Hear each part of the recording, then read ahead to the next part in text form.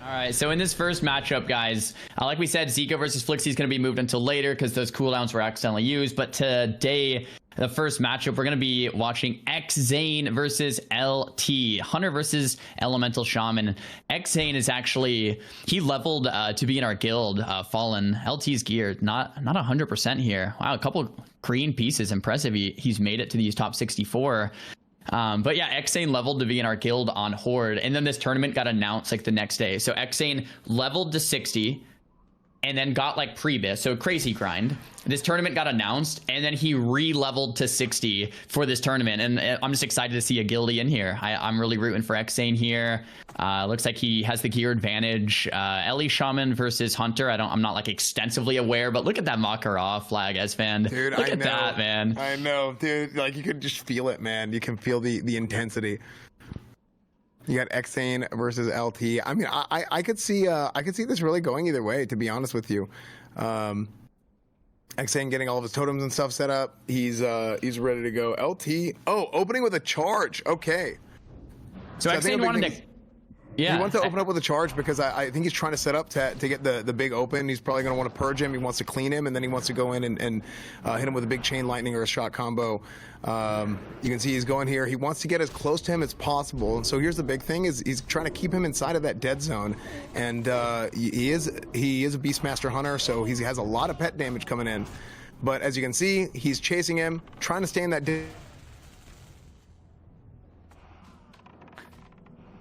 It's fun. Your mic might have cut out. So what I really like here from Xzane is the Viper Stings seem to be getting dispelled fairly fast here from Xzane. Having said that, Xzane's already doing his best job to dead zone the Hunter. And if this Chain Lightning goes off, LT could just drop. Major healing potion coming in, and the Hunter has a lot of mana to work with. That was the Nature Swiftness and the T from Xzane. The T, guys, is a 3-use item that gives you a ton of health and mana. A separate cooldown from Potion. I believe it shares cooldown with that Health Stone instead. Lightning Bolt's connecting. LT going to the max range here. Viper Sting's not going to cut it. LT, 15% mana, 40% life. This is dangerously close for both players. Looks like the Goblin Rocket Helmet. Looks like LT charges Xzane right there. Going for a little reset. Well played. He gets to eat and drink food and water back up to about half. Of Xzane getting the early break, goes for a tick of food and water himself. How funny. Frost Shot coming in, and looks like LT is in that dead zone, but the Arcane Bomb coming out. It's a 5-second silence onto Xzane. It's not what you want to see if you're Xzane. LT's getting all the distance in the world right now. What is Xzane gonna do? Yeah, one Lightning Bolt, but that's not gonna finish the job. LT should never let Xzane get in the range, but a quick backpedal comes out. Xzane closes the gap. The Wing Clip lands. LT might be able to get a little bit of distance that he needs here. Both players both players low on HP. It might be down to one last engineering item. LT back into that melee range once again. Who's gonna finish it off first? This is dangerously close. Xzane 10% life. It looks like Xzane's gonna fall here. LT finishing it off with the Hunter melee. That might be all he needs. The grenade coming in. Viper Sting. Xzane can't do anything. 1 or 2 more attacks and Xzane is gonna fall. But the major healing potion comes off of cooldown. He saves himself for the time being, but it might be the same exact result just a few seconds later. I don't know what Xzane can do. That's the Gnomish Harm Prevention belt there from LT. A big absorption that Xzane's gonna have to work through, and it doesn't look like he's gonna be able to. Xzane falls, and he is dead on the ground. There you go. Hey, that's the first death of the tournament. Can you guys hear me now? Yeah, you're okay. We're good. You can hear me now. All right. It wasn't off on my end. I was looking at it. I was like, it never turned off. So. But yeah, I mean, that's, I was fixing my mic, or trying to fix my mic, figure out what was wrong. But there it is, guys. The first death of the tournament. 07s in chat. Hats off, Xzane. 07s. Thank you for your service, brother. The first of 63 deaths that will occur today. Another Shaman in this next matchup, a Shaman that some of you guys may know. We have Stadman. This is Cdew. And we have Korean SFMG on the Rogue. This is Savix. Cdew versus Savix in such an early first round matchup today is an exciting game to see. I know players in all chats were mentioning that Cdew is a little upset with this specific matchup. But you know, that's the way the dice rolls. We got that title charm on the Savix. Who do you give this one to, man? Dude, Savix is stacked, man. I mean, if you look at his gear, like you said, the title charm, is that a Goblin Mortar on Cdew? Let's see that. Yeah, the Goblin Mortar. Okay, we got to get our cameraman to watch out for that Goblin Mortar. We don't want to have that happen again. Or the Freezing Band. Okay, so the Freezing Band tech. Cdew, knowing that he's going up against a Rogue, going with the dual Freezing Bands. Can you scroll over that real quick for us, please? That Freezing Band has a 1% chance to freeze the target, the person attacking them. They freeze the attacker for 5 seconds. So if you have 2 of them, it's 2%, right? It stacks. And with a Rogue, you're getting a lot of small attacks in, a lot of quick attacks. So it's a very high likelihood that you get a big stun off the Freezing Band. So I really like the Freezing Band tech. And oh, here we go. We're getting started. Savix gets the open. Opens with a cheap shot on him. Goes, he Thistle Tees and exposes armor, trying to break his armor down a little bit, taking out the totems in the meantime. Burned his combo points. Gets and you know, here we go. Here's the clean. Yeah, the rocket helm into the purge spam, trying to clean all his buffs off. That's going to be like a pretty typical strat. I think that we're going to see for a lot of the shamans today, is trying to clean them as much as possible. Once again, I love that Goblin Rocket Helm opener. It slows things down, and not the opener that Savix was looking for, but another Vanish cheap shot coming out. Here's the Cold Blood. A lot of damage about to connect here. Stadman has that kidney shot to go. Arcane Bomb, it looks like it lands. Cdew's out of mana already. Oh, there's a Freezing Band, the Freezing Band proc. Yeah, that's really great. That's the RNG Cdew is looking for. He's down to 30% mana though post-T. I think Savix still has a lot of big cooldowns. There's the preparation, second Cold Blood here. So much damage connecting. What is Cdew gonna do? There's a big blind coming really soon here from Savix. You notice he did an Oil of Immolation as well. So he's Oil of Immolation and the Flame Shock. He's trying to keep him from resetting. He's trying to keep him from re-stealthing. But Savix is going to come in here and he's going to the blind. He's going to re-stealth. Oh, is he going to make it? Yeah. Nice. Big sprint to get in there and make sure he doesn't have time to retaliate between the blind and the... Oh, no! The totems. He's going to go for him. Oh my gosh, so he's just gonna go for it. He gets caught out from that totem. He's probably kicking himself for not killing the totem a little sooner. But the Goblin Rocket Helm used, and that's gonna be the reset Savix needs. This is very close. Savix gonna sit in stealth for a second and eat back up some HP, going for the half diminishing return sap here, opening up with a cheap shot just to build combo points. Gonna go for another re-stealth. Savix praying that there's no heartbeat break here. Cdew low on mana, but I think this duel's kind of going Cdew's way. Another Immolation Aura used, that might knock him out. Lesser Healing Wave being casted. Does it knock him out? Does Savix... Did he disconnect? What? Oh no! What's he doing? Oh no, it was the totem. The totem. But did he not? Yeah, he just wasn't moving. Savix, he wasn't moving. He's so low, that might be it. That's another tuber. Oh no! I think at this point, like the duel, I mean, it's almost over. That was too short of a time for a DC. I mean, he logged in really quick if it was. I'm not 100% sure. We'll have to get that's the Korean confirmation from admins. It looks like Cdew and Savix have a gentleman's agreement to restart the duel.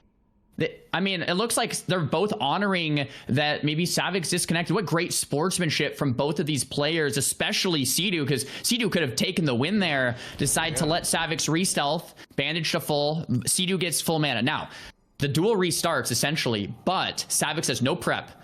No vanishes. I might have one blind. Actually, maybe no blind either. No Goblin Rocket Helm. So Cdew, despite not taking the win, is probably maybe more in the driver's seat than he normally would be. Yeah, big shout out to Cdew on that too, man. That's there is $100,000 in prize money on the line. $50,000 to the winner. So I mean, these guys, they know their honor and their respect for each other is worth a lot more than a big prize pool. Oh, that's great. Arcane Bomb, once again, that's the second one that lands. I love to see that coming out from the Rogues once they lock someone down. Kidney shot misses. That's not the RNG Savix wants here today. He's down to 20%, but gets a nice big major healing potion back up to half. Kind of energy starved, and it looks like he goes down. Cdew. Savix goes down. Cdew with the victory, man. Wow. Well, man, Cdew, I know was very nervous about today, and it looked like things went in his favor. I have to say, I'm sorry about circumstances. I just think of the bingo board. Dude, yeah, that's unfortunate, man. Or they might just be starting. We might not have time, but yeah, he's got the Banthox sash. Yeah, you can see Ziqo is just armed to the teeth.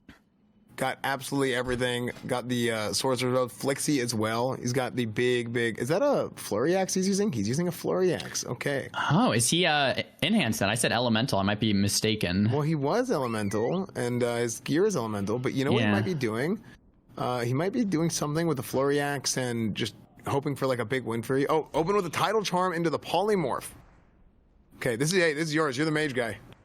I love this opener. You know, like you can play a couple of ways. You can use Tidal Charm as like something in your back pocket, or you can guarantee an opener with just Tidal Charm Poly, kill all the totems, and you get the opener you want. And at the same time, Ziqo dropped combat, so we got to swap trinkets there to another valuable trinket. So you get the Tidal Charm on cooldown, you swap to another trinket, and you get the opener you want. So it's a very safe play from Ziqo, and I love it. I think it's a great opener. Once again, Zico's playing max distance and taking it slow. He's using Frostbolt, very mana efficient spell here, trying to slowly DPS the Shaman down.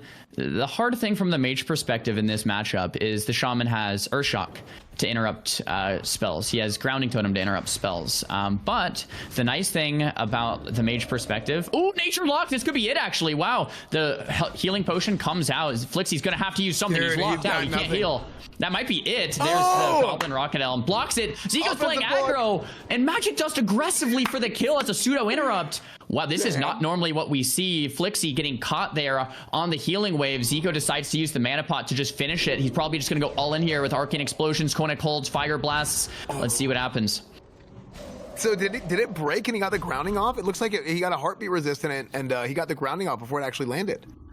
Yeah, that might have been the case. And the issue here is Ziqo playing very close is kind of like the kill shot, right? But if he doesn't kill, Flixxy, this is what Flixxy wants. Flixxy wants to fight close so Flixxy can get value out of shocks. Ziqo wants to kite far. So Zico's kind of going in for the kill here, but there's the Ice Reflector. Ziqo sees it, cancels his cast. Ziqo playing very aggressive, and if he can't kill, he's gonna have to reset with another counter spell. That's it, man.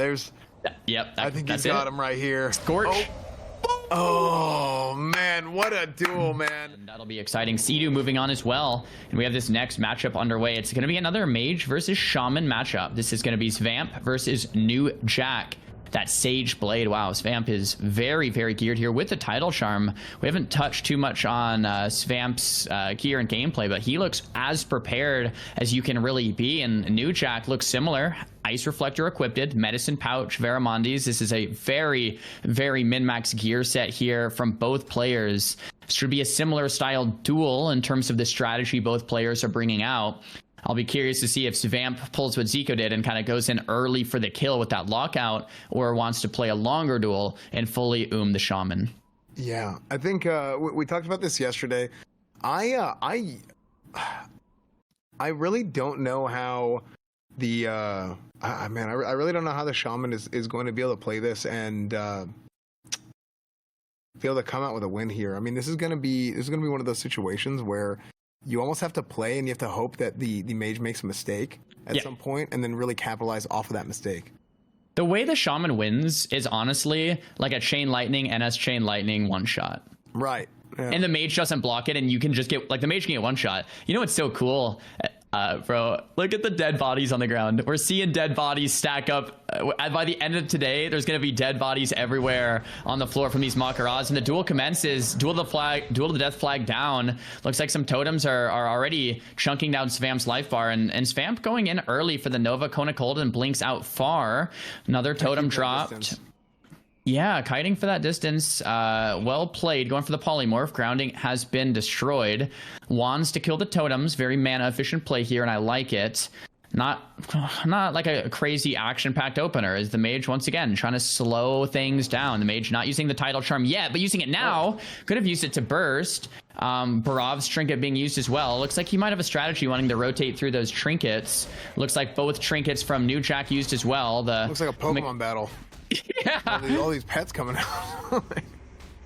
Yeah, you love to see it. And Svamp rebuffing with a bunch of scrolls, it looks like there. Newjack, though, closing the gap with the Goblin Rocket Helmet and Ice Block immediately coming out from Svamp to break that CC and to gain distance once again. Man is looking equal here. I think from the Mage perspective, you want to go for that Sheep soon, and then, well, you can like the Shaman a little bit more, then Sheep, then Evo back up. I really like the strategy that he's using to spam scrolls. He's been spamming scrolls, and I don't know if it's rank 1 scrolls or not, but he's basically putting up a bunch of trash buffs so that he's essentially burning the Shaman's mana with the purges. Dude, yeah, that's brilliant. A lot of the times, but ooh, here's the Ellie Mastery Chain Lightning. Be careful. Ice Barrier put up just in the nick of time. Svamp negates a lot of that damage coming in. Celestial Orb, level 30 Mage Quest offhand being used to regenerate some mana there. He's going to swap off of it after that cooldown has been used. Mage blinks out of range. Polymorph being casted, and now this is not what Newjack wants to see. Svamp now able to Frost Nova the Mechanical Yeti, bandage back to full, and then get ready to set up an Evocate after this. And now Newjack's going to be in the situation where the Mage is fully reset, and he is not. There's the Evocate on Svamp. He's going back to full mana now, and Jack is kicking himself because this is exactly the Mage's game plan that he wants to see. Now Jack going for a drink himself with the Grounding Totem. It's going to force Svamp back in to cancel this. Frost Nova misses, unfortunately. Kona Cold with the nice Frostbite RNG lands. This is going pretty decent for Jack here. Counterspell misses. Grounding Totem has been killed. Newjack going for some more purges, and Svamp forced to kite out once again. I think Svamp has a big opportunity here Newjack has a big opportunity here. If he doesn't get polyed, good. He stopped the poly. He can get a big burst here. It's another full duration polymorph sitting, and that's really a great awareness from Svamp. Those polymorphs need to reset off the diminishing returns, about 20 seconds for the poly to go back. It seemed like he was at max range whenever he polyed. It would have been nice to see him be able to range that poly and to come back in, but I think he was just going for the full send, trying to go for the lightning bolt combo and finish him off, just hoping for the best. Kind of like what you said earlier, like he knows that's his win condition, is just get him low and then go for the big burst. Yeah, and Svamp's getting so close. I'm really worried for him because this is the range where Earthshocks can come out, where you can... that's the second ice block from Svamp, and he's half HP. It's going really well for Newjack, really. He's kind of low on mana. The Mage is playing so defensive, trying to just get these resets, and I don't want to count Svamp out yet, but he's getting dangerously low. There's no ice blocks, no big defensive cooldowns. That's the T. The back pedals are coming out. We can knock that off our bingo card. Polymorph's being casted. Looks like Newjack is out of mana completely. He's going in for the pokes with that Varamondi's Dagger. Polymorph lands, and once again, it's going to be 20 seconds. Svamp here is going to have to kill the totems, going to have to regenerate HP. And really, though, this is kind of what the Mage wants to do. Look at this. Newjack. I was just going to say, Newjack's completely out of mana here, but when he's getting polyed, I mean, he is regenning just a little bit. He comes out with a sleep. This is going to give him a big chance to drink. If he gets a drink here, if it doesn't heartbeat resist. Oh, heartbeat. Oh, but see, he reacted so slow, man. He reacted so slow. He had an opportunity to stop another tick. Oh, this is it. Here's the big combo.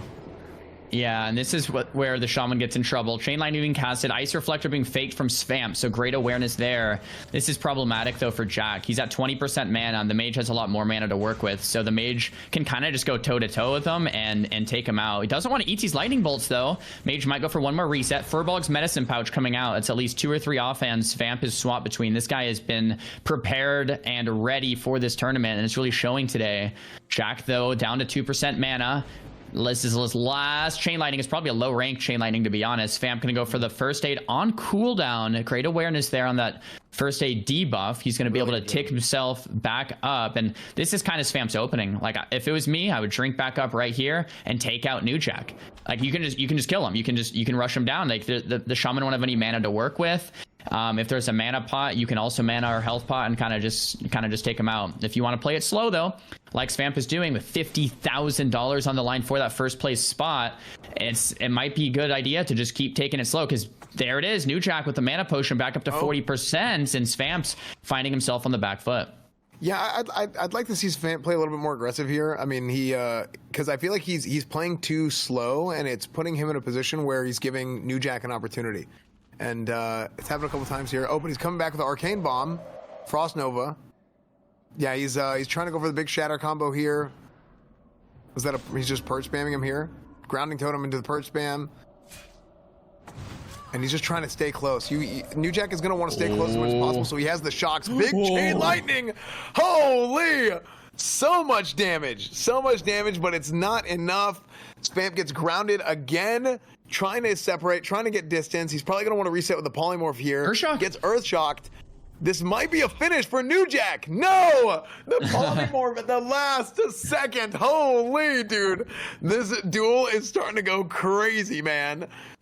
So that's what LE Shamans are known for, right? LE Mastery, Chain Lightning, boom, one shot. And we saw Svamp go from 60% down to 20 or 15 right there in a second. And Newjack, maybe with one more crit, would have just killed him. There was no ice blocks left. So that could have close, been, man.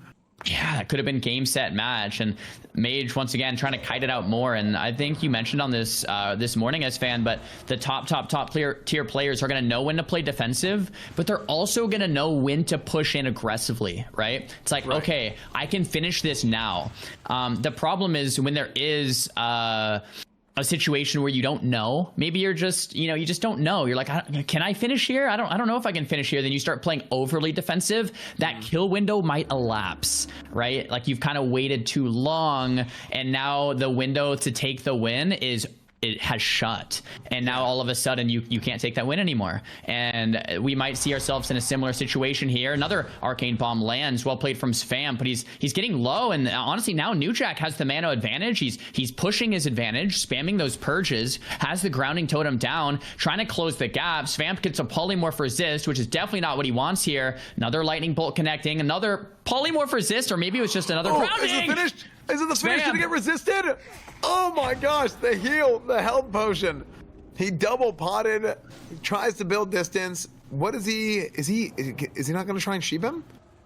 He's been trying, but it's grounding totem, resist, sheer, not wind shear, earthshock, another grounding, another resist, sheer. Like it's just constant stops, and that is the difficulty for Mage in the matchup. It's like threading the needle, man. You gotta bait all of the Shaman's interrupts, right? And then you have to kind of find your way into that polymorph, into the full burst window. And then Newjack going for the grounding totem into a quick drink. I really like that play. And another reset here from Svamp with the Goblin Rocket Helmet. I don't know if I love this play. Yeah, I don't know if I would have gone with the Rocket Helm there, because really it's just, I think it's almost like he's running out of tools here. Svamp has a lot of opportunities to reset and to get mana back, and he's not really doing it. I think Newjack is playing the the meta of the matchup. Newjack is just kind of playing it better, and he's just waiting it out, trying to take the opportunities whenever he gets them. Ooh. And, this might be it. This might be it right here on this big lightning bolt right here. Oh no, he's blocked his back. He cancels and dies. Oh, he canceled it. He's dead. I've got to say. And then to be able to survive, and I mean that's got to be. Imagine getting a guy down to 1%, and then a mage resets on you, and it's like full health. It's like, oh god, not again. I know it can happen too. But yeah, man, that was phenomenal, man. That was a great job by the Shaman there, and he goes on to the next round. Man, I've got to say, I really have to just say, I am so happy to be here. Thank you guys for having me and putting this on. I'm so happy to be here. We're watching PS Hero versus Mez in a Mak'Gora on a Tuesday. Like this is the best day ever. Like this is the best. We saw the PS Hero gear set. There's some frost resist, and that's really smart. The frost resist is to resist the trap from Mez. If PS Hero gets 1 or 2 trap resists, it could be the difference, the deciding factor in this matchup. This matchup historically is maybe slightly Hunter favored. The Hunter does a great job at scatter, feign death trapping, and kiting the rogue out, and then the rogue can't really ever catch back up after you're out of sprints, blinds, and vanishes. And PS Hero knows that, so he's like, if I can just resist a trap or 2, I could turn the tides here in this duel. And Mez, if he gets 2 resists on traps in a row, Mez will probably just die. Even 1 though could turn the tides. Yeah, no, absolutely. I mean, I really like the call out about the frost resist. A little bit of frost resist can actually go a long way against Hunters. So I really like that call out. I like that play by Pshero, and it looks like they're starting. He's in stealth. Mez is just sitting there. Oh, okay. There you go. Rip battle chicken. Yeah. It almost looked like you like threw the flare and it killed the chicken. Oh, that's a really smart opener. So instead of pushing into the flare, he goes for the Magic Dust, Frost Reflector, and runs over the trap into a restealth. PS Hero playing on another level, inventing an incredible opener against Hunters. This flare will expire. PS Hero will be able to get a proper opener versus a Hunter for once. The flare doesn't expire quite yet, but still not a bad opener. There's a scatter concussive shot, and Mez getting the distance he wants. We haven't mentioned today quite yet, but the Mak'Gora dual distance is a lot further range than normal duel, so Mez can kite forever here. There's a net insta vanish from PS Hero, reconnects, cheap shot lands, trinket to reply. Mez and PS Hero going at it. Mez, where's Mez's pet? Maybe the pet's still in stealth because he doesn't want it to die. I'm not sure. There's a second vanish from PS Hero, prep being expended. There's Fred. The pet. Maybe forgot to summon it. There it is. There's the blind. It breaks instantly. This is not what PS Hero wants. Not at all. There's the helm, the rocket helm from Mez. CCing PS Hero. Looks like it breaks. Kitty misses so much RNG against both of these guys right here that it's almost even. Mez popping the fat. Goblin rocket helm from PS Hero. Damage connects once again. Mez getting low. Hellstone used from Mez. 45% life now. PS Hero's not liking this. Thorium nade might land here. Mez looking for blood. PS Hero looking for this next big stun here. There's the scatter. Mez getting distance. There's concussive shot. Nice RNG. PS Hero's gonna fall. It looks like it, and he does. Mez taking out the behemoth of PS Hero.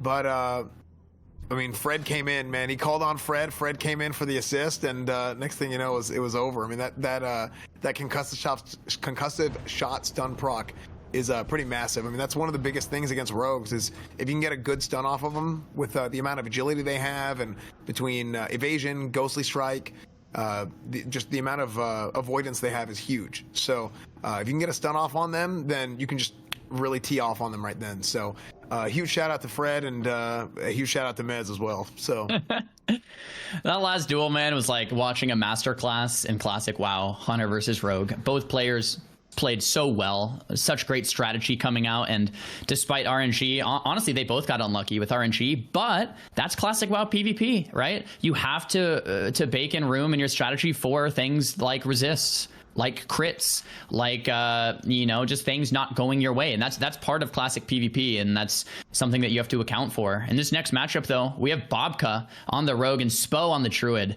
Oh man, I wish Soda was here to cast this one. I know he loves those Druid matchups. Spoh very experienced. I would love to see the gear choices from Bobkaz and Spoh going into that. That Alarmabot, I'm not actually sure what it does, but it looks like a little Alarmabot from Nomergon or something, and the duel to the death flag drops.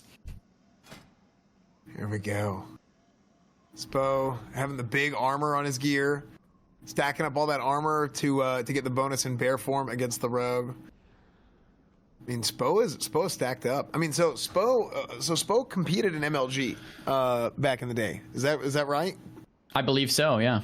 So that was that was during the time where I wasn't really playing WoW, so I wasn't really familiar. But Chance was talking about yesterday how he used to watch all this guy's videos, like growing up. He used to do a bunch of videos and like a lot of the content that he made. So it's kind of cool. Like this is like an OG vanilla, like OG classic player coming back. So here's a big open from Bobkaz. Bobkaz opens up with the cheap shot into a gouge, taking his combo points, stacking it up, expose armor into a gnomish death ray. Doesn't really do a whole lot of damage. Reloads on him. He's got a couple combo points saved up right now and goes with a blind.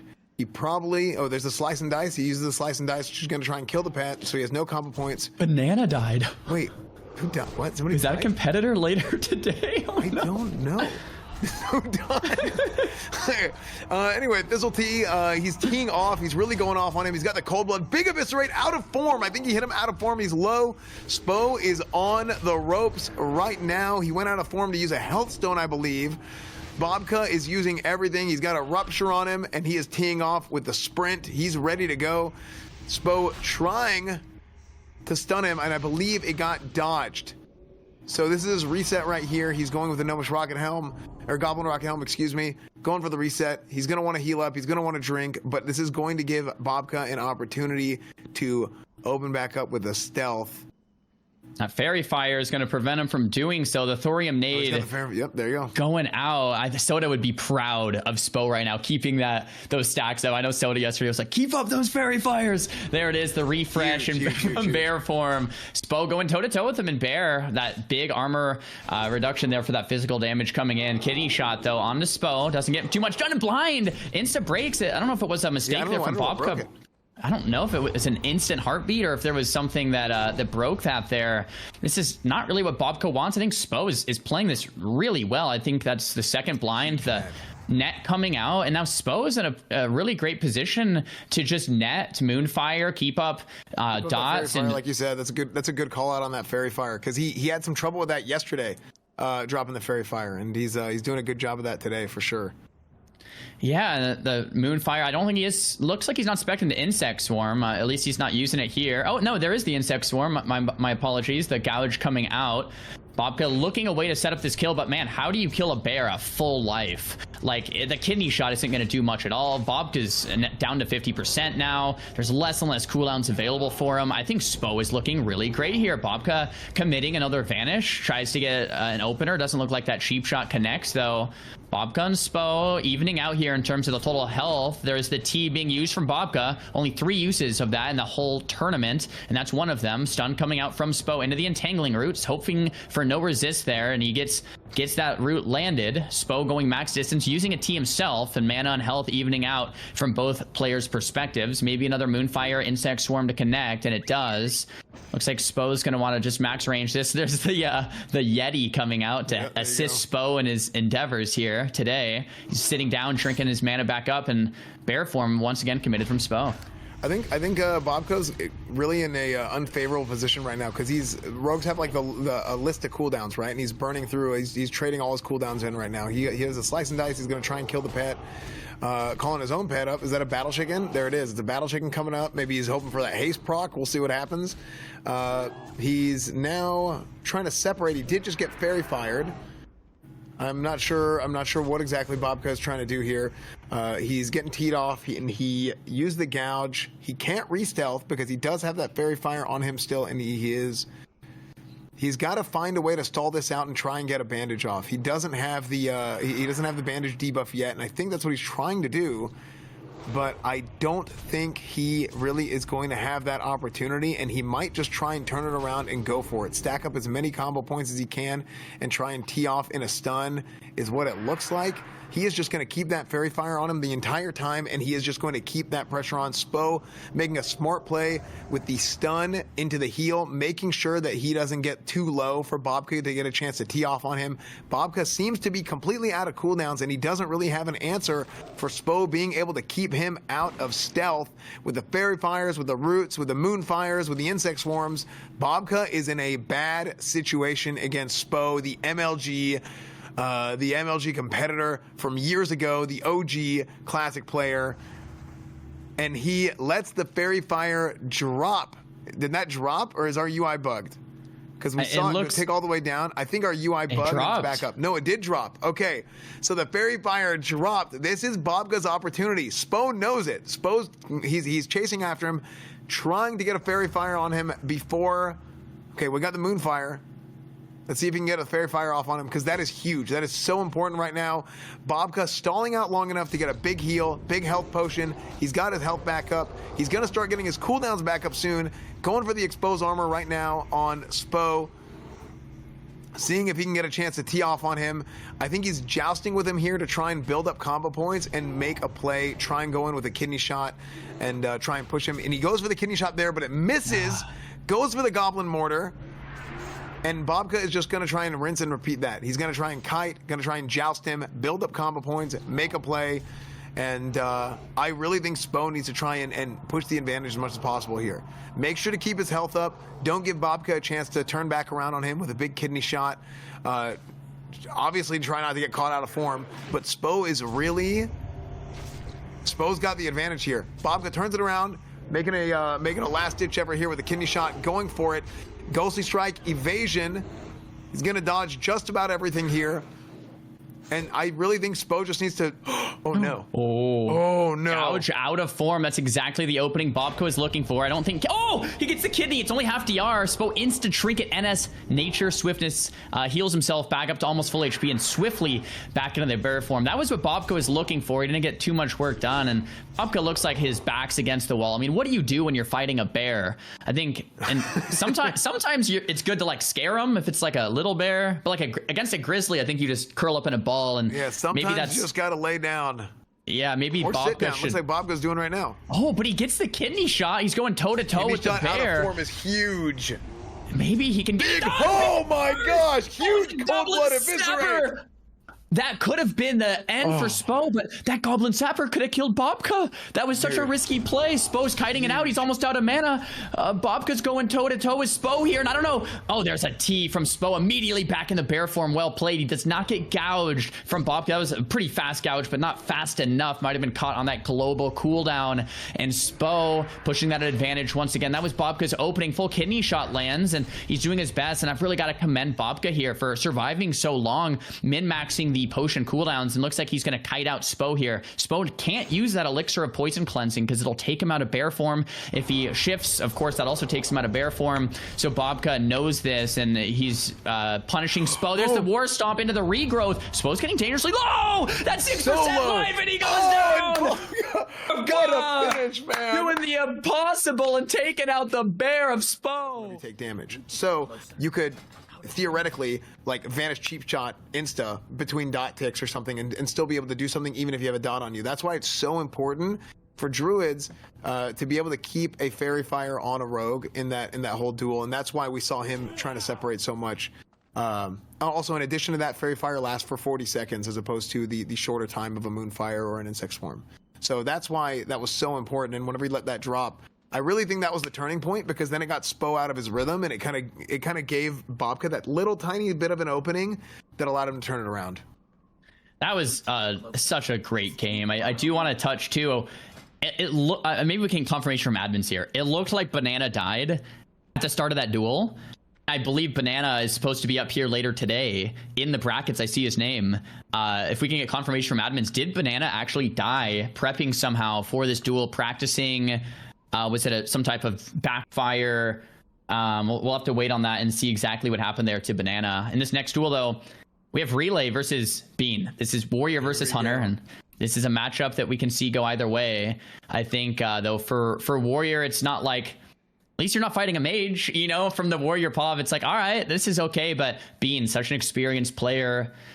He came second place in BlizzCon with Cdew, and he is multi rank 1 through many expansions. Relay getting the charge off and starting things off right. There's the last stand immediately getting on a cooldown for that health optimization. I love it. The Thorium nade unfortunately misses though for Relay. Big Bean kiting it out, and I don't know where Bean's pet is. Maybe it's starting in stealth once again to prevent the pet from being killed. Scatter Feign Death trap coming out, and Bean looks like he's going to go for a couple ticks of water, food, make sure he's fully healthy before kiting it out. But the mount comes out and the Harpy breaks the trap, and that's not what Bean was looking for at all. This is really bad for Bean. Relay's teeing off, and there's no scatter quite yet. Having said that, Bean seems like he has a decent positive exchange there. Relay at 50% using the health stone from the Warlock, which is allowed here. Anything pretty much allowed in a Mak'Gora.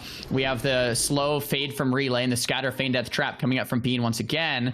That was quite the blunder, but it looks like the trap resists, and that is two unfortunate events here for Bean back to back. Oh no, yeah, Bean's he's definitely on the back ropes here. He tried to get on his mount to separate and gain more distance, but whenever it resisted, whenever Heartbeat resisted, a big problem, something to keep in mind in vanilla versus the later expansions, vanilla mounts are 3 seconds. So he didn't move for 3 seconds. He was standing in place for 3 seconds, where he could have just kept running, but he got a little greedy with it, and he was trying to get as much distance as possible. But it might not matter, because he's got all the distance he needs right now. Relay, Flask of Titans, Sapper doing anything he can to kill the pet and try and get away, but Bean is pressing him right now. Oh, it snipes him from across the field. There it is. Bean. No, man. Normally, you have your set of things that you're expecting to happen, and if one thing goes wrong, you know, you might be able to make it up. If two things goes wrong, that might be it for the duel. But Bean kind of playing from behind, expecting the unexpected, so to speak, and ended up coming out on top despite the duel flipping on its head from the get-go. In the next matchup, we have Spciy versus Proxy. We have a Rogue versus Hunter. Looks like he accidentally fapped there. Unfortunate timing. I don't know if they're going to be able to wait out 2 minutes for that cooldown or not. And we have almost full Shadowcraft set here from Spciy. Spciy did fairly well here in the standings, and Proxy crafted boonstick. I like that. Yeah, very nice. And a lot of these players opting for that Goblin Rocket Helmet. And I mean, as they should. It's such a great CC, but not only that, it's such a great gap closer for something like a Warrior. Yes. Something like even like a Mage that wants to dead zone and push a Hunter. But having that CC in your back pocket on a separate cooldown than a lot of other items is a really great cooldown to have. And looks like the dual flag drops and Spciy goes stealth and Proxy's posting up on the flare with the freezing trap. Mm-hmm. I like how you mentioned how the Goblin Rocket Helm could also be used as a gap closer as opposed to just a reset. Because I think a lot of people look at the Rocket Helm as a reset, but there's so much you can do with that. With sometimes you just want to use it to close the gap. Oh, here we go. The duel's starting up. Immediately gets frozen trapped. He gets knocked out of it. I don't think that was a trinket. I didn't see a trinket there. But he's getting scattered here. His trap is still on cooldown, so he's not going to be able to trap again. Goes ahead and does the Rocket Helm on Spciy, but the Rocket Helm is DR'd, so he's not going to be able to get the full distance and the full benefit out of that. I believe Rocket Helm and Trap is on the same DR, if I'm right. But Spici's going to open up on him. Proxy is in a really, really bad spot here. He goes ahead and faps, so he's able to get away from the Crippling Poison procs, but you have Spciy using the blind to go ahead and... I don't know why he tried to... Maybe he was just trying to get a tick off while the pet was hitting him. I'm not sure why he bandaged there. It might have been a mistake. But, yeah, Spciy is using that as a gap closer. I don't know if he's not using his combo... If he's not hitting the pet because he doesn't want to use his combo points. Because I feel like the strat here should be go ahead and just burn a slice and dice or something and kill the pet whenever you're sitting there. Because I think if you can't re-stealth and you can't do anything else...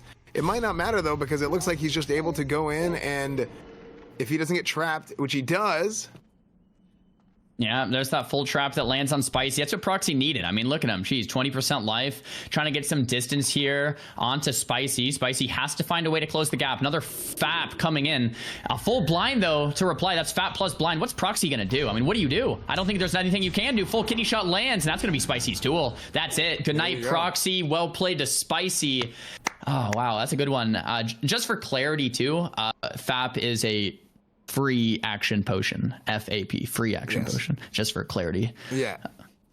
So and yeah, like you mentioned, maybe it was a combo point thing. Like, I have 5 combos. If I can get there a kidney, I can just end it. I don't want to like even mess with my pet. I just want to keep up the pressure and kind of maybe just back turn the pet with an evasion and just kind of ignore it, you know. And it looks like that strategy really paid off. Now for this next duel, Sots. Sots is a player we haven't covered too much of, but he was one of the, I believe, 4 players that went 5-0 yesterday. It was Sonii, Snuts, Ziqo, and Sots, if I'm not mistaken. And that's really impressive to go 5-0 in a Swiss bracket, because the matchups get harder and harder as you go on, because it forces you into harder and harder opponents. So Sots 5-0 on the Priest. I can't stress it enough. Must have some brilliant, gameplay in mind to be able to do that. We have this matchup here. I'm not super well versed in Hunter v Priest, but I'm excited to see how this one unfolds and unpacks. We have probably a strategy from Lilbach of Viper Stings. Song is sweet. And there it is, the Viper Sting right off the bat. Sots trying to close the gap. We have Cat back with the BM connecting on the Sots in the opener. Another Viper Sting being pressed, and Sots doing a great job of not only closing the gap and landing the fear, but also removing the Viper Sting swiftly so it doesn't drain his mana. Lilbach's going to come out on the negative side of the mana drain exchange if Sots keeps up with the incredible reaction time to those elixir cleanses on those Viper Stings. We have some decent RNG there on the concussive shot. Another Viper Sting coming out, but Lilbach mana burning himself because Sots doing so well at the dispel. Dispel. Sot's miles ahead in this duel so far. Stun's coming out. Thorium Nade is being chucked into the air. Sots does have the Viper Sting, realizes it, takes it off there once again. Sots has the mana advantage, the health advantage, the pressure advantage, the cooldown advantage. The sleep.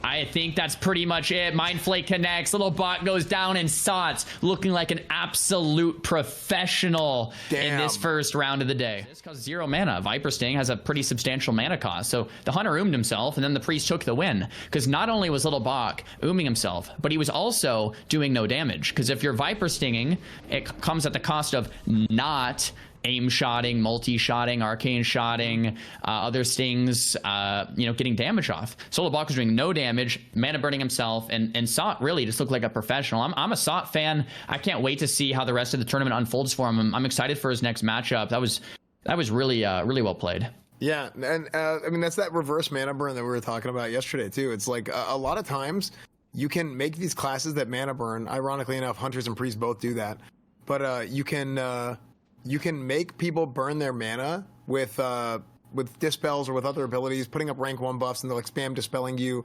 stuff like that. Like for Hunter, he's shooting that Viper Sting and he's forcing it. So that's great assessment on that. I think the trying too hard to do nothing basically because it's just immediately getting removed and doing no damage. It's just you're not going to get anywhere with that. And that's going to separate like a good player from a great player. Like a good player will have a strategy in mind. A great player will have a strategy in mind, and when it's not working, change that strategy in real time. And here we have this next duel underway. It's Shadow Priest versus Warlock. Generally, we've seen Warlocks have a slight advantage here. Shadow Priest looks like he's going for early dispels, using max range to dispel the Priest and to avoid, or to dispel the Warlock and to avoid a lot of the incoming pressure, incoming assault here from Madnox. And Foocher's doing that to quite a successful degree here, using Shadow Word Pain, building up stacks, but the Death Coil comes in. Looks like Foocher is actually killing the Fell Hunter here, going for the pet kill. When that second pet comes out, he might go for a second pet kill. Let's go for a long game. Shadow Reflector used, not too much value coming in, and yeah, this might be a little bit longer of a matchup here. Yeah, I could see this going back and forth for a while now. I mean, this is it's a pretty classic thing that we see with Shadow Priest Warlock. They're constantly going to try and separate. Obviously, Warlocks have a ridiculous amount of sustain, not only for themselves, but for their pets with that health funnel. So if you're trying to kill the pet, they're going to be able to heal it. The life taps, the drain lives, using health as a resource, just large part of their kit. And then the Priest as well, you know, being able to pop out of Shadow form, being able to heal themselves. So I really think this is going to go back and forth for a little while. Fooch, actually, by the way, Fooch is actually somebody who was in my guild, was in Crusade, and I actually met him a week ago. So just saw him at TwitchCon randomly. But yeah, he's been grinding real hard, so it's cool to see a guildie of mine get in this.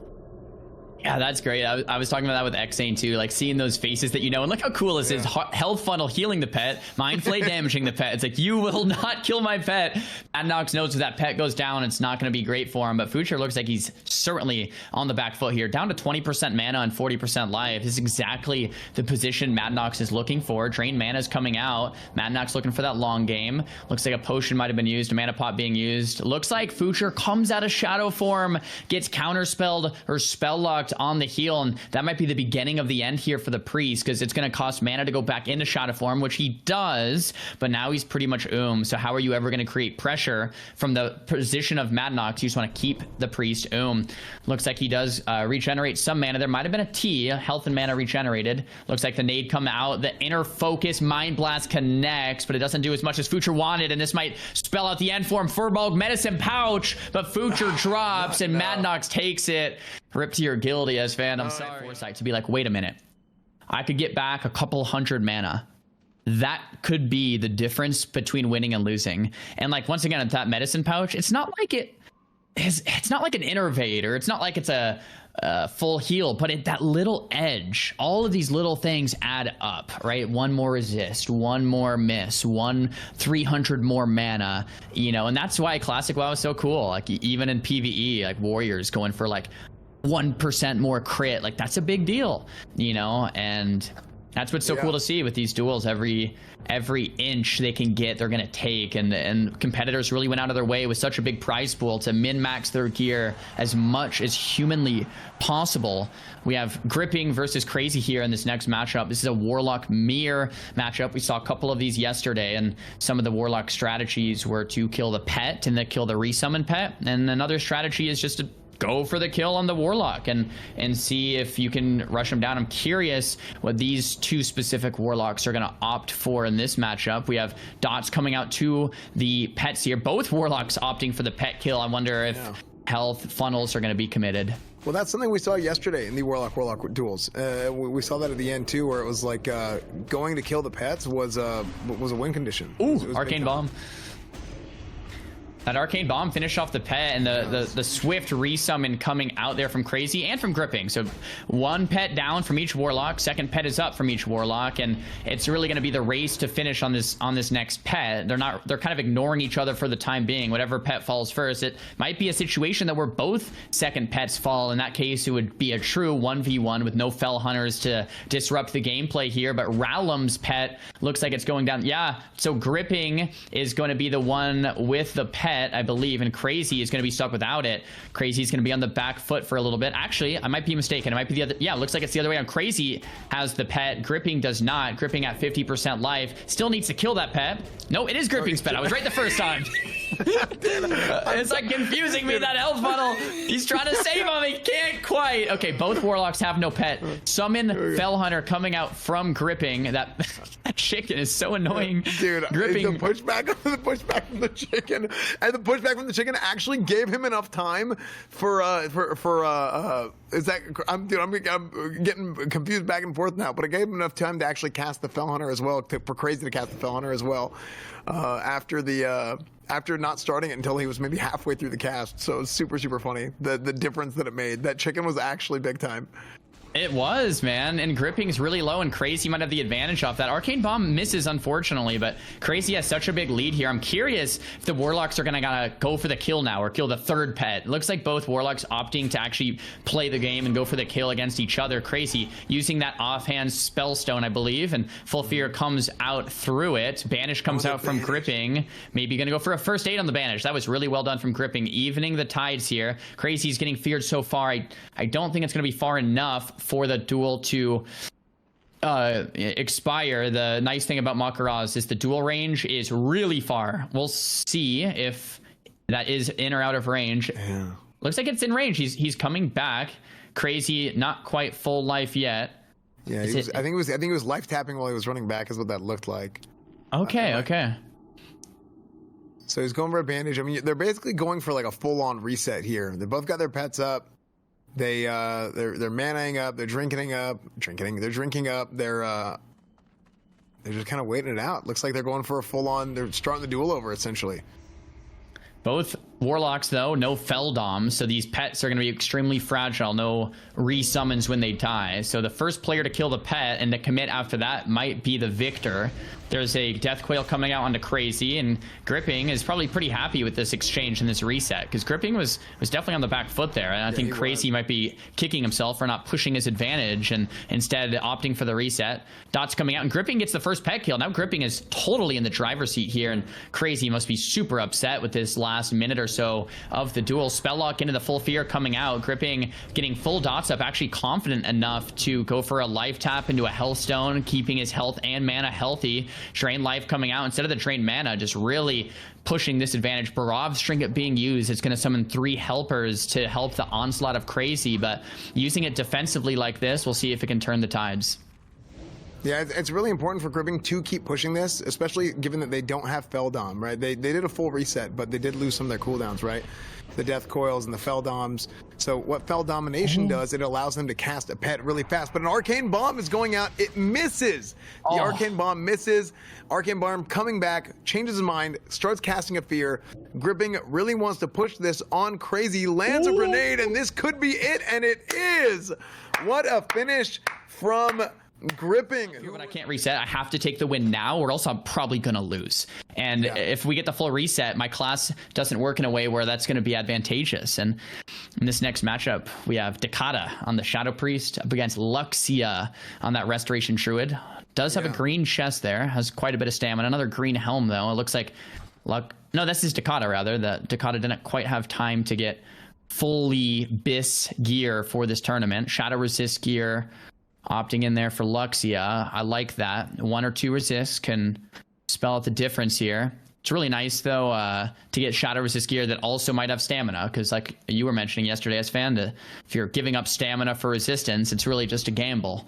Yeah, like you're going for that RNG really. You're going to you're gambling to, hey, I'm gonna have less total health, right? I'm gonna have less total health, but I'm gonna go for some resistance and hope that I just avoid the damage altogether instead of taking a lower percentage of my health and damage. So that's right. And we have the dual flag down. Every time this goes down, it's just like you can feel the intensity. And I'm so happy Blizzard opted for a unique flag design here. Instead of just a normal dual flag, it's like, no, let's make this one epic so everyone knows what's actually occurring when one of these flags drops. I know when you're outside Orgrimmar or Stormwind and you see one of these flags, it's like, okay, you know, even if someone declines, just seeing it drop is pretty cool. Looks like the duel started here, and Luuxia getting the opener on Dakata. Looks like some bleeds are coming out. The full fear connects. Instant trinket from Luuxia. Luuxia popping that Barov's trinket and connecting a lot of damage here on the Dakata. Cat form, he comes out of cat form to get the Moonfire and Insect Storm. A lot of bleed damage onto Dakata. I'm curious on the strategy here from Dakata. Looks like Purge spam to start with is pretty standard, because there's so many buffs these players prepared, and just purging all of those buffs off is going to drastically reduce the power level here of Luuxia. Shifts out of form, gets the full fear. Well played there from Dakata. Mana pop back to full HP. It looks like our spectator UI is not updating the mana quite yet onto Dakata. There it is, 60% mana and 50% for Luuxia. Luuxia opting for Wrath spam into the Rocket Helm to close the gap. It's a pretty nice opener for Luuxia. And Luuxia using that early Innervate and spamming those scrolls, the low rank scrolls, the Noggenfogger Elixir to protect the Innervate from being dispelled. I really like this play. Luuxia knows if he can get value from the Innervate, regenerate mana, that he can win in the long game. But if that gets purged, not so much. That will be the beginning of the end if the Innervate gets purged. Dakata's not so happy with that exchange. Just to run it out and play an equally long game. I run with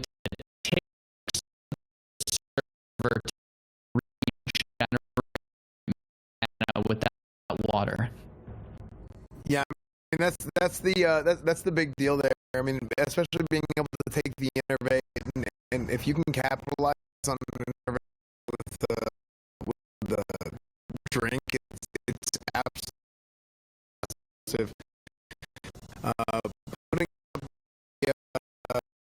putting up the scrolls was also big, like you said. And right now, I'm kind of surprised Luuxia is. There we go. He goes. He opens up on Dakata. He goes in with a Feral Charge Bash combo. He's going with an Arcane Bomb. He's going with an Arcane Bomb to.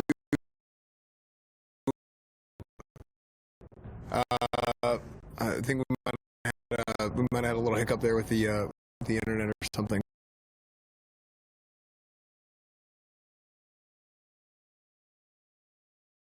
The thing about a wand is that it doesn't count towards this 5-second rule, and the second is generation works not only in classic WoW. Another Arcane Bomb coming out. Luuxia trying to even out that mana advantage, but what's nice about wands is the 5-second rule doesn't get activated. So if you guys are unaware, after 5 seconds of not casting an ability, you will start to regenerate mana. And Dakata knows this, and he knows it, and he's playing into that 5-second rule by using the wand to push the damage primarily. Another nice play from Dakata, drinking with the server ticks, using that 5-second rule to his advantage, optimizing wand usage to conserve as much mana as possible so that when he needs that mana to finish it off, he'll have exactly exactly what he needs in his back pocket here. Luuxia on the back foot, 10% mana, kiting it out. We've seen Luuxia come back from worse, but Innervate has been expended. Dakata's in hot pursuit here. Insect Swarm from Luuxia. Mana pot used, and I like that. Nice and early. We want to make sure to get the pots on cooldown so we can wait until the next pot comes back up, and this could be a longer duel on our hands. Yeah, I mean, it looks like this one's just going to go back and forth. Sorry about the lag issue. Apparently, I had an issue with the lag. I don't know where it came from, but it's fixed now. So yeah, sorry about that. We're all good. I really think Dakata's going and playing the slow game on this. Like you said, you mentioned the taking advantage of like a spirit regen, casting with them, or sorry, saving with that mana, the 5-second rule, getting his mana per 5 back from spirit. And using that wand a lot just to get a little bit of damage in. It's not very much, but just getting that little bit of damage in and not actually casting a spell goes a really long way. Kiting out, going back and forth with this duel.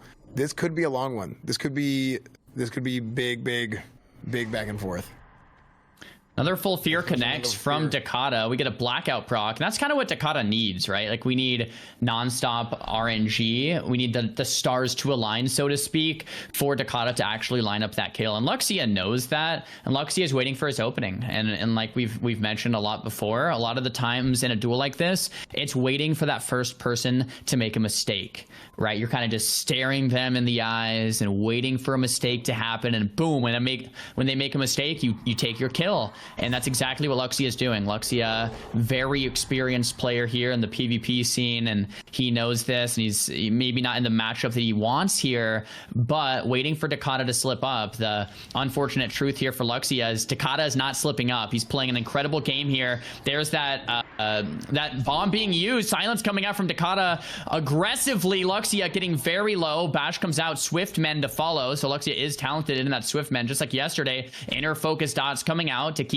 that mana conservation up from Dakata. Luuxia uses the mana pot, and I really like the early mana pot from about 2 minutes ago because it probably saved him there to have that another mana pot. Now here's the thing. If Dakata presses his advantage too hard, Dakata will and then Luuxia can win. And Dakata knows this. He's keeping that mana around 30 or 40%. You might be thinking, why doesn't he just spam Mind Flay and Mind Blast, whatever? It's like, well, if Dakata goes Luuxia doesn't die, gets the reset. Luuxia can then keep Dakata and take the win. And that's why both players are playing so passively here. It's like, well, you know, we don't want to get to that situation where we're going We want to save a little bit of mana to maintain a little bit of healthy HP here. Luuxia, though, pushing in with that Arcane Bomb, and that could turn the tides for him. Dakata dotted up that Mechanical Mithril Dragonling doing damage to Dakata, and Luuxia has just taken any little bit of help he can get. Yeah, I mean, like you said, I mean, Luuxia, this is how Druids play, right? Druids want to kite it out. This is their game, trying to run around a whole bunch. Chance mentioned it yesterday too. I mean, that's with the Mak'Goras, when you have 3 times the duel range of like a normal duel, that's a huge advantage for Druids. If this is your playstyle, if this is your game, if this is your matchup where you want to go and you want to kite out as much as possible and you want to stall it out as much as possible. I think the way Dakata is playing it, where he's just trying to conserve mana and not let Luuxia go and get that full reset and have the mana advantage over him, is really, really smart. I mean, you can even see he's drink walking towards him now at this point because he knows Luuxia has the range. Luuxia has that move speed bonus from Travel Form. He's going to be able to just straight up run away from him. And that also is one of the downsides of being a Shadow Priest, right? You have a Mind Flay which slows them, but when you slow them with a Mind Flay, you are standing in place, right? So they are gaining distance on you regardless. It's not as much distance as if they weren't slowed at all, but you're still standing in place and they're still gaining distance. Outside of that, you only have blackout procs from spamming Shadow Word Pain or something like that that you can hope for. Otherwise, movement is really, really bad. Mobility is really, really a strong counter towards Shadow Priests. Like, if you can kite them out, it's pretty tough for them. So I do think Dakata is probably playing this as well as he possibly can. Yeah, I absolutely love it. I do want to clarify on the rules for flask usage. I saw some comments on it. Flasks are allowed, but you can only have 3 flasks in your inventory, and players opted into an inventory check before check-in today. So each player will have 3 flasks. If you do use that flask at low mana, it'll give you a bit of mana, but you have to keep in mind, we have a long day of duels. If you use a flask in that first duel, you only have 3 for the full day. So that is something important for these players to remember. But it's like, hey, if you have a flask to use and you don't use it and you die, well, it's not going to do much, for you when you're dead. So you want to, it's like this very difficult balancing act of using enough consumables to push you further ahead in the tournament, but not overusing consumables when you don't need them, because you might need them later in the day in those harder and harder matchups. Well, they're saving it for the next hardcore tournament. They're saving it for the next Mak'Gora. Oh, here's a push. Here's a push from Dakata. Silence doing comes. A bunch of damage. Mind Flay spam. He's got a Mind Blast. He goes into the fear. He goes and he puts a blanket silence on him. Luuxia trying to get away, trying to burn his mana to try and keep himself up as much as possible. Throws a sleep on Dakata. Dakata has his ears pinned back and he's ready to close on Luuxia, but unfortunately for him, Luuxia sleeps him and gets away, and we are probably going to be back in a kite fest for another 5 minutes. So, I mean, here's the thing though, like, has Luuxia ever pushed Dakata to feel really scared, right? It seems like Luuxia has been on the run, really. Luuxia has gone to sub 10% life multiple times now, and Dakata is really just playing a good mana game. He's not ever really that afraid. So if Luuxia is never pushing Dakata to feel like he has to play defensively, I mean, I don't see how this goes Luuxia's way. Having said that, Luuxia might be able to turtle this out all day with mana potions and healing up, and I mean, as I say that, Dakata now is in kind of the back seat here. Luuxia uses the mana pot, and Dakata has 15% life. He's going for mana burn. It will be max range. It's well played there from Luuxia, kind of playing that max distance and playing at like 32 yards. And whenever there's something casted, you could go to 36 yards, or same thing with like 24 and 27 yards. And knowing that distance in your head as like a pseudo method of like line of sighting or like a pillar to stop that interrupt. Very well played from Luuxia. Luuxia charges in, and looks like things have evened out once again. Mind Flay being casted. Arcane bomb. Misses. He missed the Arcane Bomb because I think he was predicting that Dakata would move, and Dakata didn't. So he ends up missing that Arcane Bomb. That Arcane Bomb is terribly difficult to hit because it's a long cast time, and you can't move while you're doing it. So it definitely throws it off compared to like a thorium grenade or something like that. But Luuxia getting very, very, very low. That's the War Stomp. Dakata might be able to finish it off here, depending on what consumables. Luuxia, I don't think, has a mana pot available. Nothing left. His Mind Blast, if it crits, could spell it out for Luuxia. 5%, and Luuxia goes down. Huge finish from Dakata. I mean, some of these matchups will come down to it's like a boxing match where they come in and they're not coming in swinging, but they're trying to tap and kind of just jab each other, feel each other out, get hits on people and see what happens. And when they get the open, they go for it. And right there with Dakata, to your point, it was he got the blackout proc and he got the tee off, right? He had the chance to tee off earlier, didn't finish, right? Didn't finish because of the sleep, and Luuxia got to separate there. It happened again, I think, really after that Arcane Bomb, and I would say even before the Arcane Bomb, right before that, if you noticed, Dakata had low mana, started drinking, and got debuffed before Moonfire. I think it was an Insect Swarm. Now, if you get hit with a debuff, it doesn't stop your drinking.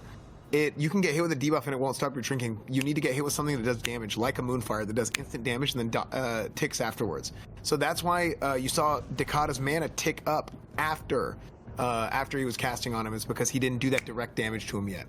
So yeah, he ended up getting a little bit of mana. After that, the Arcane Bomb missed, and then it was the tee off. So super impressive. Super impressive by Dakata, that patience and being able to finish. I love it.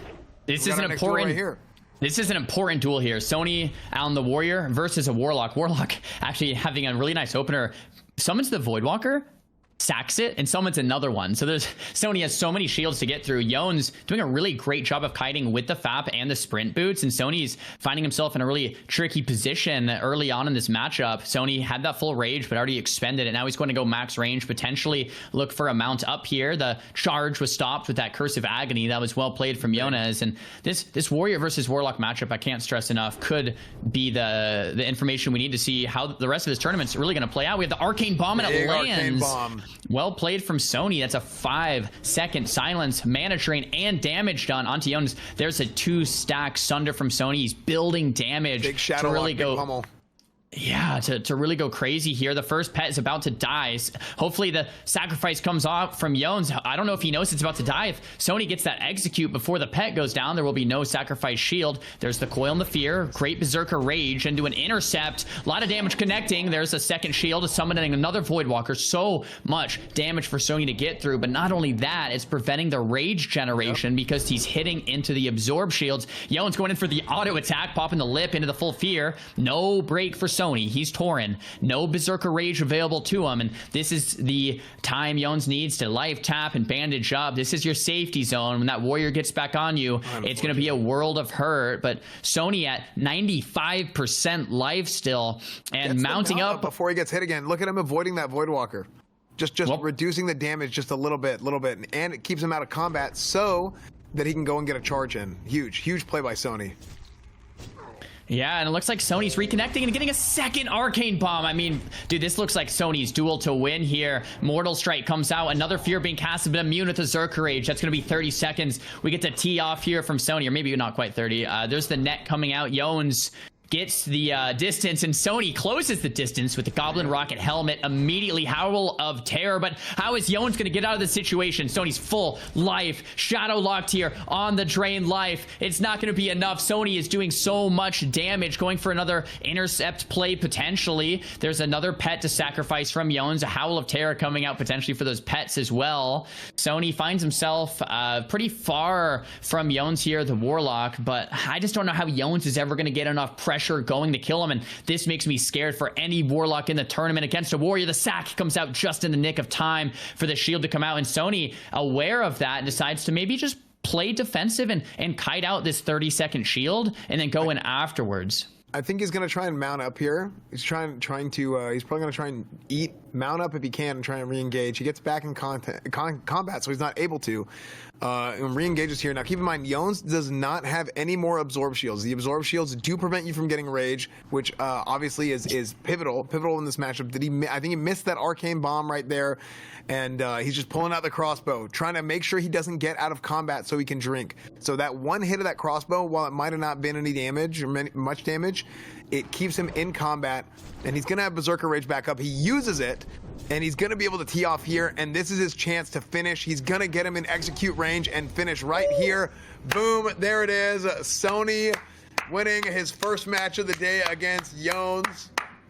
I must say it was well played from Yonez. I can't really pinpoint any like large mistakes. Yeah, no, I think Yonez played great. I think it was just Yonez played great, Sonii played great, and that's a matchup that favors them and that favors the Warriors, and it just panned out for him. So, man, I would love to see like a Sonii versus Snut later today or something like that. It would be a really fun matchup to get to watch. But speaking of fun matchups, we have Rcketman, which is Perplexity for those of you Perplexity fans out there, versus Exehn, the Shadow Priest. We've seen matchups like this go back and forth. We saw Perplexity in the qualifiers yesterday win against a Priest and lose against a Priest. And today I think he's going to try to do everything he can to build up that advantage to not take another loss against the Priest. Exehn, though, knows this. I believe has some practice versus Rogues as well. And this could go either way. It's a close matchup here. Yeah, no, for sure.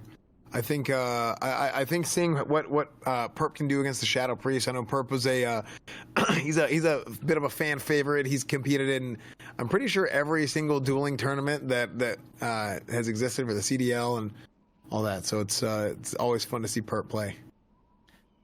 Sap coming out, and Perp's patient. He's going for a max range result. The heartbeat break does happen there in the favor of Exehns. Having said that, Perplexity gets that re-stealth off, so it's not a massive deal here. Exehns kiting it out. There's inner fire refresh and potentially another power word shield refresh. Exehns sitting down for a sip to make sure he's in the best position possible for when Rcketman decides to open here. Another full duration sap, cheap shot coming out, and another reset. Just to clarify for viewership, there is a rule that says the rogue has to open within 60 seconds, but strategic acts like this, like sapping and cheap shotting and running and re-stealthing to build combo points, is 100% legal. This is part of rogue strategy. It's similar to a mage sheeping to build that advantage, and that's part of what we're seeing here right now, is Rcketman pushing every advantage he can as the rogue player with so much money on the line. He wants to do everything he can here. Yeah, I mean, that's absolutely it. I mean, he's trying to wait to get his perfect opener, and we're gonna wait for him too. trying to get as many combo points as he can. Those classic rogues, dude. Typical rogues. Yeah, and here's the thing, like, what's the old saying? It's like, don't hate the player, hate the game. Like, I'll see some comments, and when Druid is kiting out and people are like, oh, come on, fight him. And it's like, dude, you can't be mad at the Druid playing how Druid is supposed to play, and you can't be mad at a mage for polying and running when that's how a mage is supposed to play. And similar here, you can't really get mad at a rogue for sapping, building combo points with cheap shots and getting that exposed up, because that's how rogues are supposed to play at like the highest end level. So for me, that's just how the game design ended up panning out, and the players, you know, with a lot of money on the line, are doing everything they can to ensure the victory. And for me, that's how I see it. I don't see it as a big deal besides that. Yeah, no, absolutely. Oh, that's the Arcane Bomb opener. Okay. We were talking about this from yesterday, the Sap Arcane Bomb opener to get that value, although it might have resisted. I didn't see the silence come through, and that's not the opener Perplexity was looking for after 2 to 3 minutes of preparation. There's the Goblin Rocket Helm from the Priest to build distance and dispels, but it breaks. Yeah, you got the big heartbeat resist there. He was trying to clean him after the rocket helm, but Exehn, really, he is on the ropes here. I mean, if he gets, there it is. If he gets blinded, I was gonna say, this is gonna give Perp the opportunity to go in and reopen on him again, if he can last out the Shadow Word Pain, which he realized he couldn't. So, but he went and he did Vanish Cheap Shot, and here we are. Full Fear comes out, Trinket to reply, Goblin Rocket Helm to close the gap. Exehn in a world of hurt, or about to be 26% life. I mean, what do you really do? Perplexity's at full life here, building the combo points with the cheap shot. Priest uses the Gnomish Invisibility Trinket and some sprint movement speed. It looks like the Skull of Impending Doom. Oh, nice combo there. Tidal Charm, though, from Perplexity to close the gap.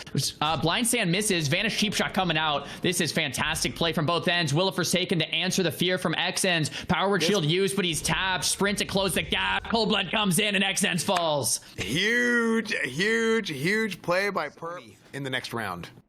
That'll be a fun one to watch, man. I can't wait to see how these brackets shape up as we get closer and closer to these finals. In the next matchup, though, we get to watch Pshero. And Pshero, if you guys haven't seen him, he's a great streamer. He's always fun and entertaining to watch, and he's just an absolute character. He's a ball to watch if you guys want to watch it from his perspective. I do believe he's live right now. Check him out.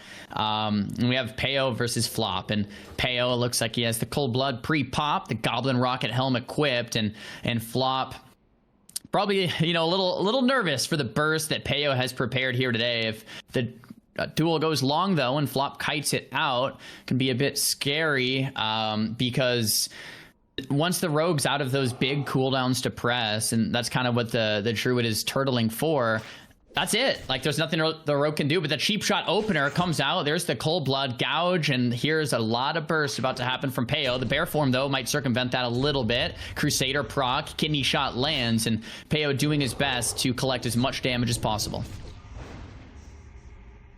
Yeah, Pshero, the Pokemon trainer, coming back in. He's pulling out all his pets as always.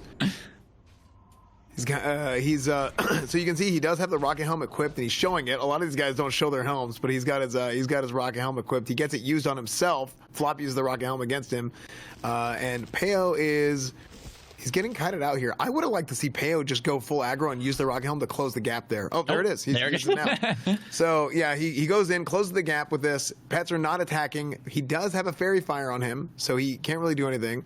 He uses a T, or he uses a, is that a Resto Bot, I think he used, to try and get rid of it, but it didn't come off. He can't re-stealth. He goes... oh, it was a Moist Towelette. There we go. I was just told it was a Moist Towelette. So, yeah, so he goes in and... yeah, he's closing in on him now with a blind. He doesn't have anything on him, so he does have a chance to re-stealth on him. As long as we don't get a heartbeat resist here, he does have a chance to re-stealth and reopen on him, and he can press him, and he is out of form. Keep that in mind. He is out of form, stunned. He's going to go probably take this into... He goes into bear form, didn't get a kidney shot off of it, might have been on cooldown. Flop is trying to separate. He's in cat form, he's dashing, he's back into travel form, trying to get away, but it is unable to do that, and Peo takes the win against Flop. Fantastic job by Peo. After that one, we have Hunter versus Warrior up next, and man, just another shout out to the team behind us. Like, the fact that we're just getting duel into duel into duel, it's just nonstop action for hours is great.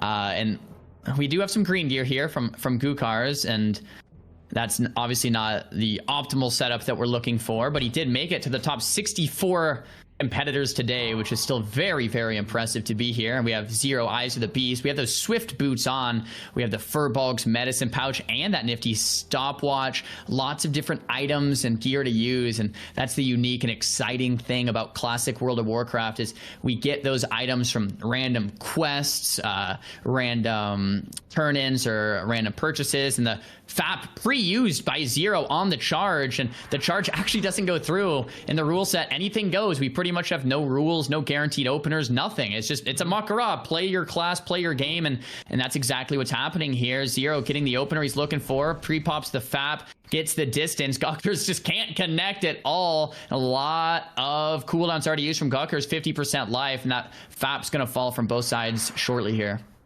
Yeah, he goes in. I mean, he loses a lot of health. I think I saw him Diamond Flask, but apparently not, because his health doesn't seem to be going up at all. Maybe Diamond Flask without changing his gear, but he is really just on the ropes here.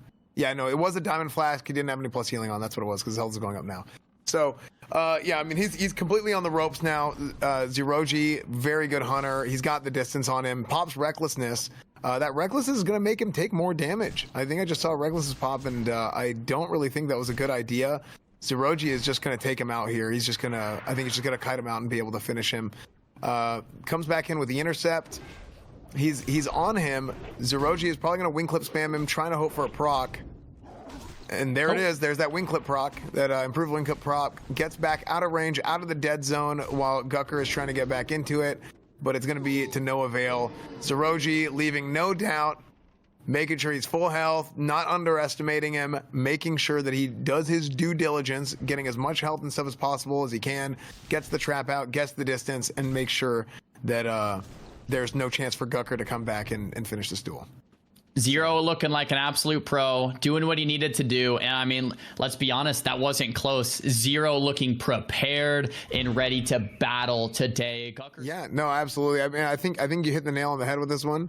And oh, it looks like they went ahead and started. We are going to take a break, a short break after this duel, because I suspect that we are going to need it.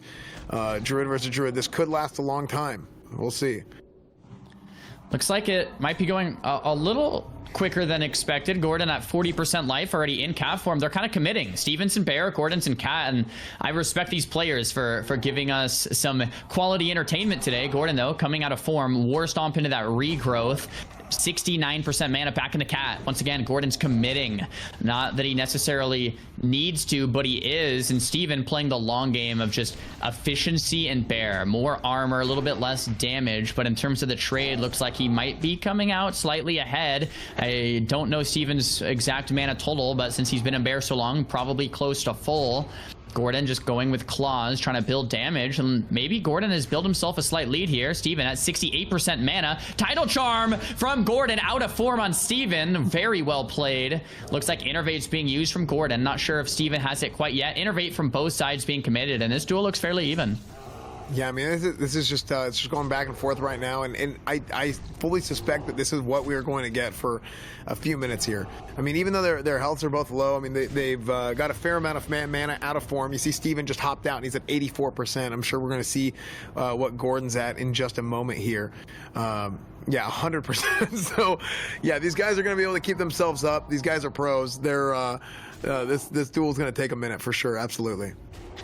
I can't remember the exact item name at this moment. It's escaping me, but there is an item that makes the Druid flee if they're Flash Bomb, if they're in cat form or bear form, and that Flash Bomb coming in so like pro there, and it's like one of those things that the competitors have to keep in mind of like, okay, if I'm in form, Flash Bomb can happen, you know, and then that can build your advantage here. Looks like Arena Grandmaster being used here from Steven, coming out of form, getting dots up, then back in the bear form. And this is super interesting, right? Because we have Steven who's opting for a slow bear form strategy, and we have Gordon who's spent the majority of this duel in cat form. Arcane Bomb coming out in human form. Such a good play from Gordon. He's burning the mana from Steven with the bash. He went bear. Oh, and there's that tweet. That's that tea with sugar that he just used. He just used that tea with sugar, that mana and health potion.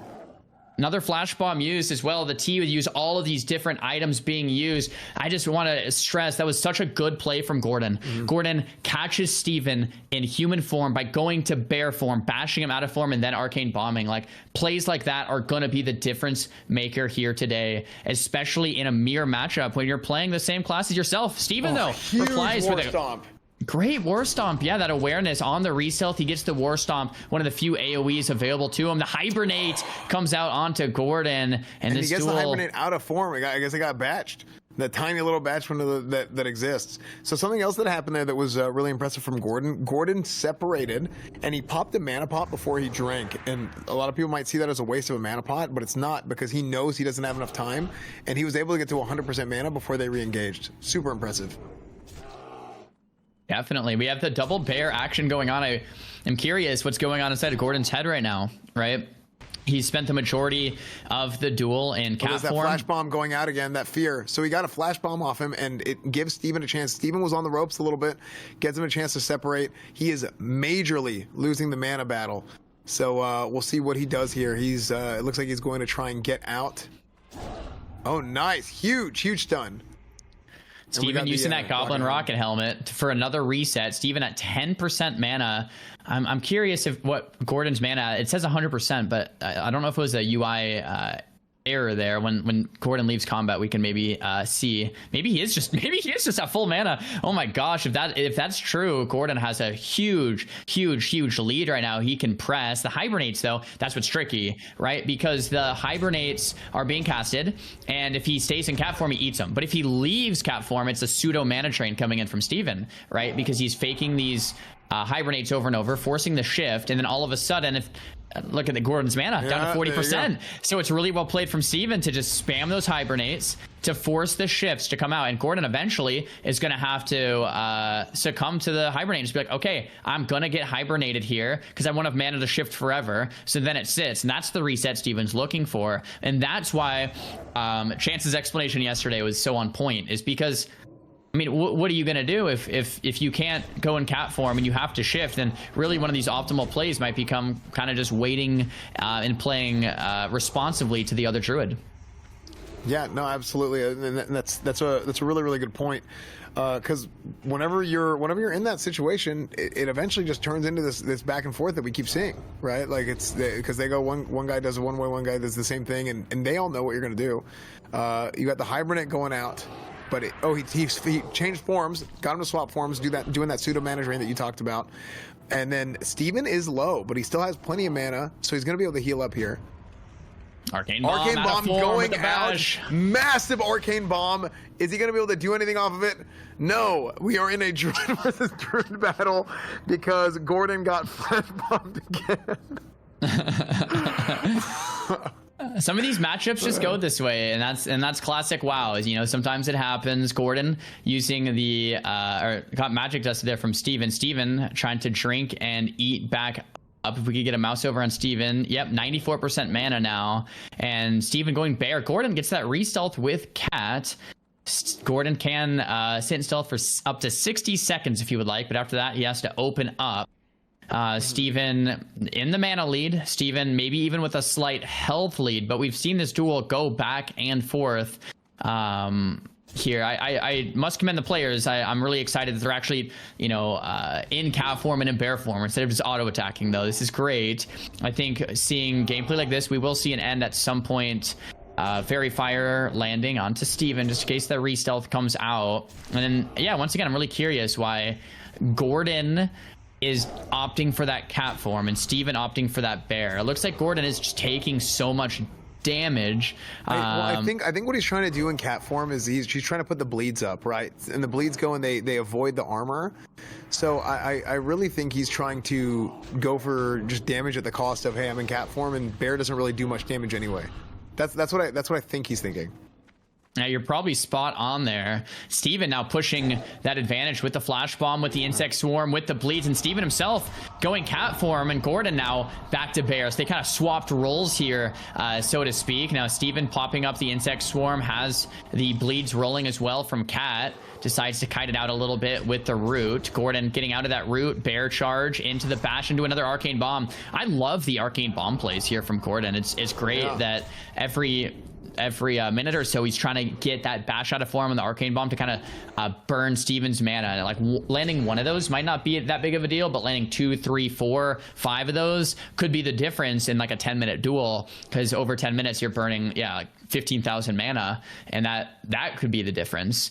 Gordon gets stunned here. Steven kites it out, gets nature locked though on the feral charge. Gordon reconnects. Damage coming in from Steven, and that's another T committed from Steven. So all that hard work from the arcane bomb from Gordon's kind of been erased with that big T coming out. Once again, that's a 3-use item. You can use 3 times from a quest. It'll give you a substantial amount of health and mana. And Gordon committing that second Innervate of the duel. Steven has that Innervate back up, because last Innervate they used him at the same exact time. Yeah, I mean, you can see both their health is getting low here, but I don't actually think it's nearly as close to finish as people might think. They're both like neck and neck on health. I mean, you get that stun out flash bomb. Oh, maybe I'm wrong. Maybe the flash bomb can finish it. Hold your horses. Steven! Hold your horses. Gordon finishes it.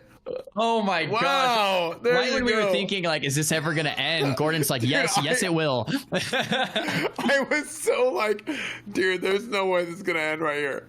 That's great, man. Fantastic with the flash bomb. So these players kind of figure that out, or maybe they have it figured out and they have a lot of preparation planned for today in this duel, or maybe we're gonna see them just rush each other down. Skull of Impending Doom equipped from Flames, and that's one of the key items here from the Mage. So when a Mage is trying to turtle out on you, what are they going to do? They're going to sheep you, right? And when they go for that sheep, you have a few breaks. You can ice block it aggressive and go for that kill, but then they just re-sheep you. It's like, okay, well, you can ice block again. You have 2 ice blocks, but then they're going to re-sheep you again. And to really push the advantage when you feel like, okay, I have enough mana to kill this guy, let me actually push this. You need things like Skull of Impending Doom to break the sheep. You need things like those ice blocks off of cooldown so you can push the advantage. Without them, what you're going to do is spend all your mana. You're not going to get the kill. The Mage is going to successfully reset, and now you're in a bad spot. So it's like having the knowledge of, okay, I have the Skull of Impending Doom, I have the double ice block, I have enough mana, let me all in this guy. Duel has begun, and Star instantly going for an ice block on the reset. I mean, early ice block there with no mana advantage yet. I would say Stars is a little behind there. Flames knows this, goes for the polymorph, and that's the opener Flames is looking for. And the polymorph will sit. Flames might be swapping around his trinkets. Stars might be looking to do that same exact thing, but Flames must be pretty happy with this one. The first Frostbolt comes in, and then another sheep comes in right after. That's just to hurt the shield. And the Arcane Bomb plays from Flames land, and then the Goblin Rocket Helm into the ice blocks. So both Mage 1 ice block down, I believe, and they're using a lot of Fire Blast and Kona Colds and kind of just fighting this out. So they're kind of going for more of a rush down strategy here. So we might not see as long of a duel as I might have expected. There's a Skull of Impending Doom from Flames. It will break the sheep. Well played, but at the cost of breaking that sheep, it's going to cost mana. Some wands coming out during the counter spell. You can wand during counter spell, which is really nice. The Frostbite RNG. Flames must be pretty happy with this duel in its totality so far. The Nova comes out, Stars blinks it, tease, the blink does break that Nova, and Flames misses the Cone of Cold because of it. Flames going for the Evocate. This is good value from Flames. Now, in the Mage v Mage mirror, the Evocation is very important. It's kind of like the Innervate for Druids. You want to stop the Evo by blocking and counterspelling it, and that is what you want to save that block for. Skull of Impending Doom and stopping that Evo. That Evo sticks, that's going to be big. So that's really big for Flames. Having said that, Stars and Flames are pretty much even mana, and Stars is the one with the Evocate now. Stars, no ice blocks available. That's the second one. Stars has that Evocate advantage. If we can mouse over Stars to see his mana, actually it looks like it is updating. It's 64%. So Stars might have a slight mana lead with that Evocate in his back pocket. This is going back and forth. We have that Arcane Bomb. It does land. That's the second landed one from Flames, and that might mean he's a little bit of ahead here. Dude, I just love listening to me. You're the Mage guy. I love listening to you. This is like your Super Bowl, dude. Just watching, just listening to you cast 2 mages. This is great. I'm just gonna let you do your thing here, man. Yeah, I apologize for being long-winded. There's just a lot of things happening back and forth. We have Frostbite procs and Frost Novas, Cone of Colds being exchanged from both ends. Both mages 50% life, and I think while we were chatting there, the Evocate from Stars might have happened as well, meaning Flames is the clear advantage here. Looks like Stars is kiting it out. They're both mana shrinking, or doing the server tick shrinking method. Polymorph coming out. Detect magic, so both mages can see what buffs and debuffs the enemy mage has, and looks like the full sheep on the Stars, and Flames going to shrink back up. And this is what we were talking about. Dark Rune might have been used there as well. Flames up to 67% mana. No evocates from either side. I believe Flame has 1 ice block. Stars 0 for 2. 5 minutes left on that cooldown. Frostbolt being casted. Decides to repoly. A lot of the time we are going to see an opener where it's going to be a Frostbolt into that ice barrier, into a repoly, just to kind of whittle down the ice barrier. Fireball being casted for some efficiency there. Nova looks like it resists. Cone of Cold does land. Fire Blast being used from Stars. It's not a super mana efficient way of going about the duel, though. Might be trying to push for some advantage, but it looks like Stars is in the back seat here. First aid being casted here from Flames, topping himself back off. I love the min-max. I think Flames is in a position, if he still has that Skull of Impending Doom, to maybe push down Stars. Stars is at 26% life with no ice blocks, and the Arcane Bomb lands. He's at 10% mana now. Tidal Trem to reply. You can use that while silenced. That was nicely done. Major mana pot used and a blink expended. Flame must be smiling right now. I know I would be. If you're Flames, there's no mana pot from Stars, no Evo, and no ice block. You've pretty much worked through absolutely everything here. Stars is gonna have to sheep. He's gonna have to try to go for some reset, but he doesn't have many cooldowns to work with. Yep. I'm gonna let you do your thing for this one. It's been, I mean, this is a great one to watch, man. I mean, just knowing mage duels go back and forth just like that. Yeah, go ahead. Another polymorph from Flames connects. Flames is going to just take his time here. Stars sitting that full polymorph. The thing is, if Flames doesn't close, like we were talking about as fan, like if he doesn't close when it's his time to close, he could blow his advantage. Stars will rotate more cooldowns back up, right? Second evocate, second ice block, third ice block, mana potions come off cooldown, and then all of a sudden you kind of blow your chance. But this is it right here. Frost Nova counterspell, big shatter combo coming, but Stars trinkets the Nova, another Arcane Bomb, and that's the big difference between these two mages. Flames really pushing those Arcane Bombs on cooldown. It's the third Arcane Bomb to land. Remember, 1500 mana purge after every single Arcane Bomb. That's 3 of them. It's 4,500 mana drain from Stars, and that looks to be the big difference maker. Flames also only using Frostbolt. Does go for the Fire Blast here, pushing the advantage. Let's see if he blocks aggressively here. Might be the time to do it. He does pre-Barov's Trinket to keep Stars in combat. We get a lucky heartbeat from Flames. What's Stars gonna do? Cone of Cold lands, not much to use. There's the Tuber, the Lip, the counterspell comes in. Flames finishing with Scorches, and that's gonna spell the end for Stars. One more ability lands. Fire Reflector, it's not gonna be enough. Flames. Oh, dude. Looking incredible in the Mage mirror. Or something like that.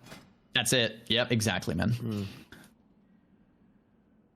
So next one we got coming up, we've got Rubius and MFBTV. We got Druid Shaman coming up here. So is this we got ourselves an enhanced shaman? The gear is can we go over the gear one more time for the shaman? Need to get closer. Yeah, we got some nature resistance. We blood mail set. Yeah, not a whole lot of stamina using a slave driver's cane. Now that's a 3.9 second speed weapon. So the big thing with Wind Fury is it's not the damage isn't reduced. It's not normalized with by instant attacks because it counts as like a full swing. So using a really slow weapon is going to give you really, really big hits, and that's probably what he's going to be going for here. So closes the gap there. He's probably going to go for the purge spam. We think Rubius is going to go purge spam him. It's something we've seen from the shamans a lot so far in this tournament. Open up with the Goblin Rock Helm, clean him up. There's so many buffs that getting the opportunity to go and purge off 2 buffs per global with that purge is absolutely huge. Druid shifts out of form, and Rubius is going to go, and he's probably going to engage on him right after this. Oh, he's got an Arcane Bomb. He cancels it because he starts getting away with the travel form. It's going to be very difficult for him to be able to hit him with an Arcane Bomb because he's moving so quickly in travel form, and it is such a slow cast. Druid doing Druid things. He's going to kite him out. Keep in mind that in the Mak'Gora, there's a 3 times bigger radius than in a normal duel, so he's going to be kiting him out the whole time. Rubius is going to want to keep those frost shocks up. He's going to want to be able to close in, get Earthbinds up, and MFBT using that medicine pouch, trying to get some healing in, trying to get some hots ticking on himself while he's moving and kiting away. Moonfire spam build. He's got a net on him, but he just shifts right out of the net. He's got a lot of mana, so it's not that big of a deal. Rubius using that tea with sugar right there, spamming that frost shock, and just keep chasing him. MFBT's health is just going down slowly while he's getting he uses a health pot right there while Rubius keeps ticking him down. Rubius is probably going to lose the mana battle here playing an enhanced shaman. He's not going to have a whole lot of opportunities to heal. He's probably going to get some spell pushback as he's getting right there. He is going to try and heal, but I think MFBT is just going to be able to kite him out here. I think I just saw an Innervate go out, and he's healing himself a little bit. Yeah, Innervate's ticking on him. He's healing himself a little bit. He's not going to get out of combat. He has the pet hitting him. Rubius going into Ghost Wolf, and he wants to close the gap, but I just don't think he's going to be able to. And MFBT is going to close with some Moonfire spam here, and the Insect Swarm ticking, and down goes Rubius, the Enhanced Shaman. Ran away. Innervated, played a nice long game, and the Shaman zoom. The Shaman doesn't have an Innervate or an Evocate or a Life Tap. Right? They're one of those classes that like they're really strong when you have that mana and you have a lot of big cooldowns, especially in group play, like a Battleground, like Alterac Valley, really even World PvP. Yeah, really, really great class in classic World of Warcraft. But when you're in a 1v1 and you just go and a class is going to know that, kite you out, and only play once you have no more mana left to play with. And MFBTV did a really great job of showing us exactly how that was done. And Shaman, unfortunately fell there. In the next matchup, we have Dendario, who's really impressed me yesterday. I thought he did a great job on the Mage. I'm excited to see him play again, but I must say, you do not want to fight a Druid as a Mage. And we were talking about Zico's bracket, like Ziqo getting that bracket that he wanted today, fighting Hunters, Rogues, Warrior, whatever. And Dendario fighting the Druid. And Dendario, I know as a Mage, it's like, oh man, that's going to be tough. Now, it's possible to beat a Druid. It's possible. It's just really hard. The way Dendario will win this is by bursting him down with like a Goblin Sapper charge, with a 6 Demon Bag, Shatter combo, everything crits, and you kind of just kill the Druid in one hit. That can happen. It's not like it's impossible. Like the Mage is still a Mage. But if EK's really aware to not let all of these things happen, play max distance, stay cheetah form, and just kill with Moonfire and Insect Swarm, depending on what spec EK is, then it's going to be a hard uphill battle for this Mage. Yeah, absolutely. And I think him coming in here, you can see Dendario wants to be aggro, and he's playing him close, going in with the Rocket Helm, Arcane Bomb right off the bat, trying to make sure that EK doesn't have enough mana to be able to constantly shift forms. Ooh. That's what I'm seeing here.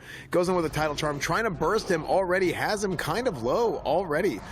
He's doing the Frenzied Regen right there in bear form, trying to stick in bear form while he generates Rage to be able to heal. and be able to shift out as soon as he has a root or something else, so he doesn't get shattered right there. EK getting nature locked, huge nature lock. This could be a big opportunity. He doesn't avoid the war stomp, but he blocks it. Offensive block. That spell lock is probably going to end soon. That counter spell is probably going to end soon. Comes in, feral charge for his own kick. Ends up blinking out of it, and he is keeping EK at bay pretty much perfectly. Not keeping too much distance to where EK's at an advantage, but man, if his counterspell's about to come up soon. That was close, dude. I think his counterspell's up any second now. I don't know if EK's playing the right spec here. EK might be more of like a feral spec. I don't know if he's Insect Swarm. I don't know if he's Nature Swiftness. I don't know if he's any resto points. But if EK's more of like a full feral build, maybe Dendario can do this. There's another counterspell in the regrowth. What is EK gonna do? Dendario looking phenomenal. There's the sleep dust. He can Will of Forsaken though, and he still has another block. EK's on the run now. It's not gonna be enough. Dendario taking him out. What a finish from Dendario, man. Been a build that wasn't quite as good in the Mage, right? Because normally the Druid would just kind of Moonfire and run away and cheetah form, right? That's normally what you'd see, but it looked like EK wanted to fight it out. Yeah, he was playing pretty aggro at the end there. He was getting in range of him, which I thought he was going to be in. That's Dendario's advantage, but no, I think you're absolutely right. Ooh, Fell Striker. Okay, Dalren Fell Striker combo here for Vanis.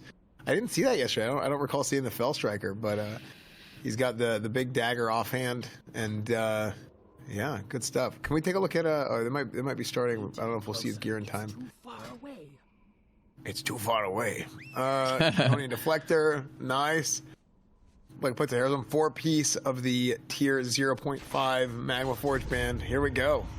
Big open from the Rogue here. He's going Blade Flurry. Blade Flurry. He is getting kited here, but Jimmy switches back to a two-hander. Oh, huge crit off the intercept.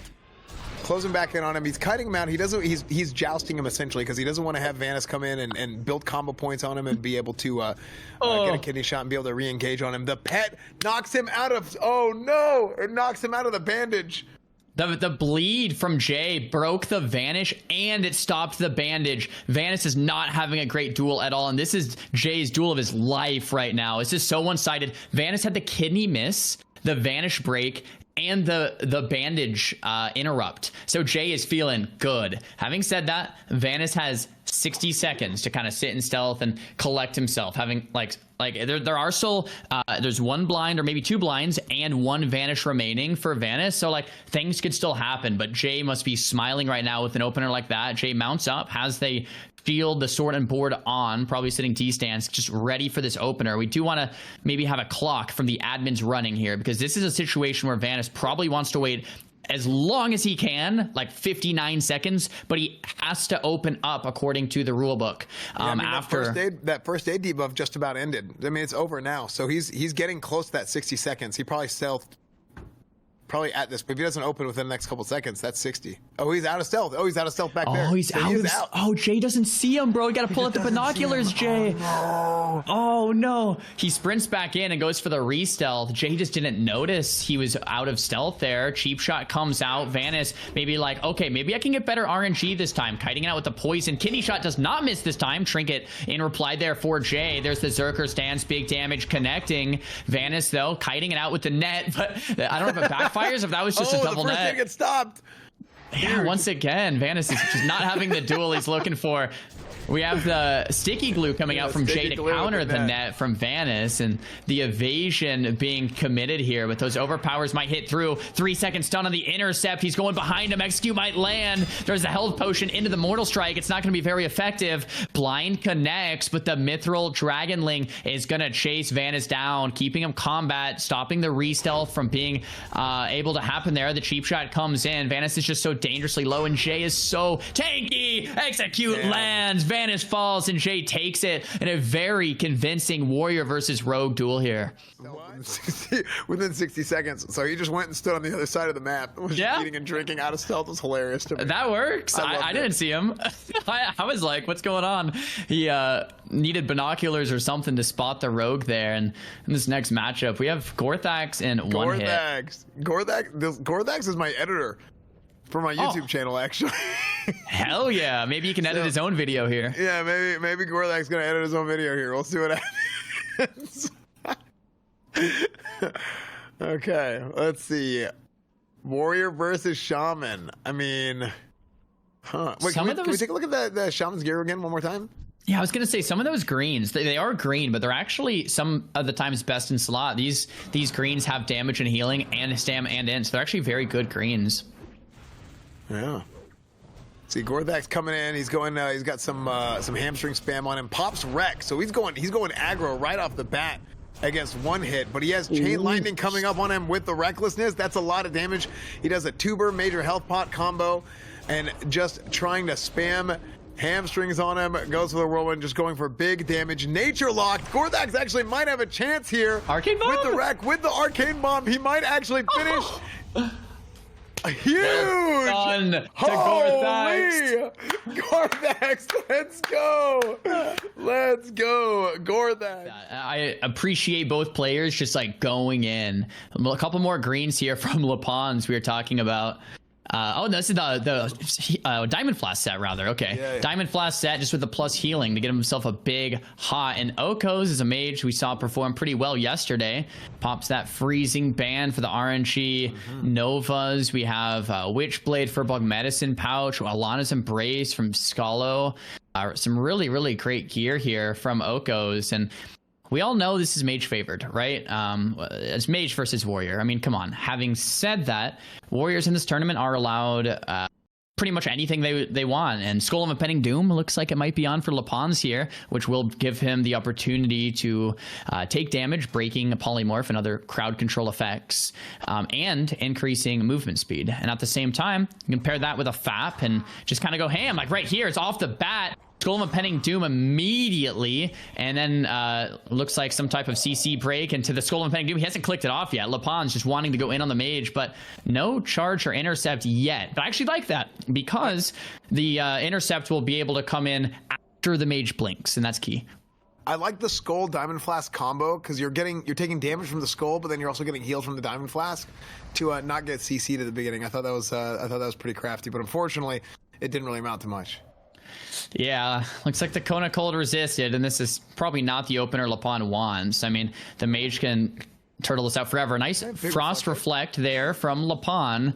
The mage wants to obviously kite this out. What Ltwagz going for here is really ooming the mage, not dying and letting the mage go oom. And look at this. The mage is 40%, and Ltwagz is still full life from all of the magic resistance potions he has on, and all of the maybe Frost Reflector and Frost Resist, and the heartbeat breaks. Charge comes out into an intercept. No more blink, and that's an ice block. Frost Nova Resist. This is like perfect RNG for Ltwagz to win this. This is exactly what he's looking for. And now the Goblin Rocket Helm, instant breaks from the Zerker Rage. This is what Ltwagz has been waiting for. Arcane Bomb. Sleeping Dust, though, comes out. Will Forsaken! If the poly gets interrupted, it misses. Arcane Bomb once again. Does it land? It would be huge if it does, and it does! Oko is popping the mana pot. He has the second block available. He's down to 30% mana. We might see a warrior take out a mage. In our bingo game from earlier today, we have the Frost Nova. Might break so many of these sheeps are resisting. Okos is probably feeling terrible right about now. Gnomish Cloaking Device. Invisibility device.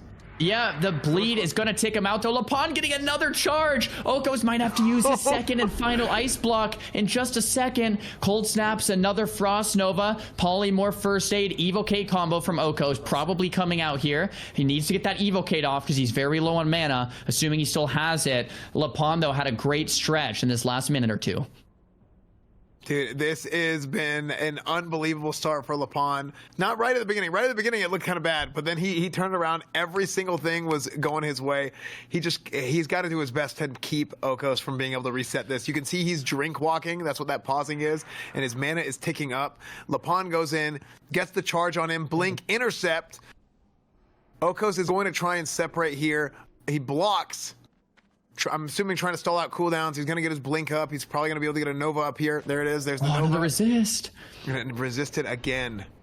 Ltwagz is getting the RNG of a lifetime, and Okos is tapped. I think he has Evocate, unless I'm mistaken. He used the Mana Gem. Warrior already used Wreck. He won't be able to connect with that either. But this is really Ltwagz's duel here. Like, Ltwagz is 100% life. He's going to get the mount up. He's getting charges. He's getting value from intercepts. Okos is back to 60% mana, but 0 ice blocks. He needs that Sonii. He needs that Sonii Digital Epic mount. That's what he needs. Yeah. Lapon is going to have another free action potion coming off cooldown. Some of these things, though, are like 30-minute cooldowns, and they'll pretty much never rotate back up. Okos is still in this. He has 45% mana, but these heartbeats, the resists, the RNG is not going Okos away. Lapon must be smiling with that. Rank 1 Blizzard to keep the combat, and it actually was maybe just out of range. Lapon mounting up despite the Blizzard. Charge comes in once again. Nice nade into the poly. Great combo there. Okos building some distance, popping some fireworks. Zerker stands charge on that Frostbolt, and Lapon is just so tanky. He's using those potions probably on cooldown to keep up as much resistances and damage protection as possible, and the Mage is trying to burst through it. Lapon, though, as I say that, dipping to about 60% life, Hellstone to top him back off, and this is going to be the Mage's mana versus the Warrior health bar here. There's the Will of Forsaken on the Fear. Mage good bandage too. Going for another reset. Oh, there's the Evo. So something that's interesting for me to watch here is with the mages. A lot of times, mages, you guys have the ability to reset the duel, and you go until it's like an advantageous situation for you to really be able to go. What happens in these duels with the Warriors now, because this is an anything goes tournament essentially, you're using a Greater Frost Protection potion every 2 minutes. So if you stall too long, then they're going to get a massive absorb shield on your next go. So you don't really have that same opportunity that you normally have as a mage versus a warrior to be able to just stall it out as long as possible. And it's made it really, really, really exciting to watch. I love watching these warrior mage duels. That's a great point. Like, Lapon is getting those cooldowns back. He's getting another free action potion or another magic resist pot. So Okos can turtle all he wants, but now, like, let's be honest, Okos has no ice blocks. Okos has no Evo. Okos has, and there's another Nova resist, and he's just waiting until he gets the right RNG. Like, Lapon is walking in, just like, okay, let me get a resist here, another resist or two, and I can finish him off. And Okos he's kind of in a bad spot right now. I mean, to be completely honest, he's low on mana. Now, it doesn't mean he can't win. I mean, it's a mage. Okos can kite forever. Having said that, the sticky glue comes out after the blink. The arcane bomb connects. You cannot counterspell that. It's going to land. Okos has no outs and no mana. I don't know what the mage is going to do here. The polymorph casts and does land. Unfortunate for Lapon. That's going to maybe be another successful reset. It was well played from Lapon there and that last advantage. It really was. It really was. I liked seeing the counterspell. The arcane bomb was funny. But yeah, man, this is going great. Okos has to get mana here, man. He has to get mana. You can see him drink walking. Even though he's so far away, he knows every single sip is important. Every single sip matters. And Lapon has just a little bit of frost resistance equipped, I believe, whenever we saw his gear earlier. And that little bit of frost resistance is going a massive, massive distance in this duel. And it is really looking bad for Okos, man. It really is. Getting that grenade, that was a good grenade. Trying to open a little bit here, trying to do as much damage as he can, trying to separate. Was that a resist on that first one? Did like no damage.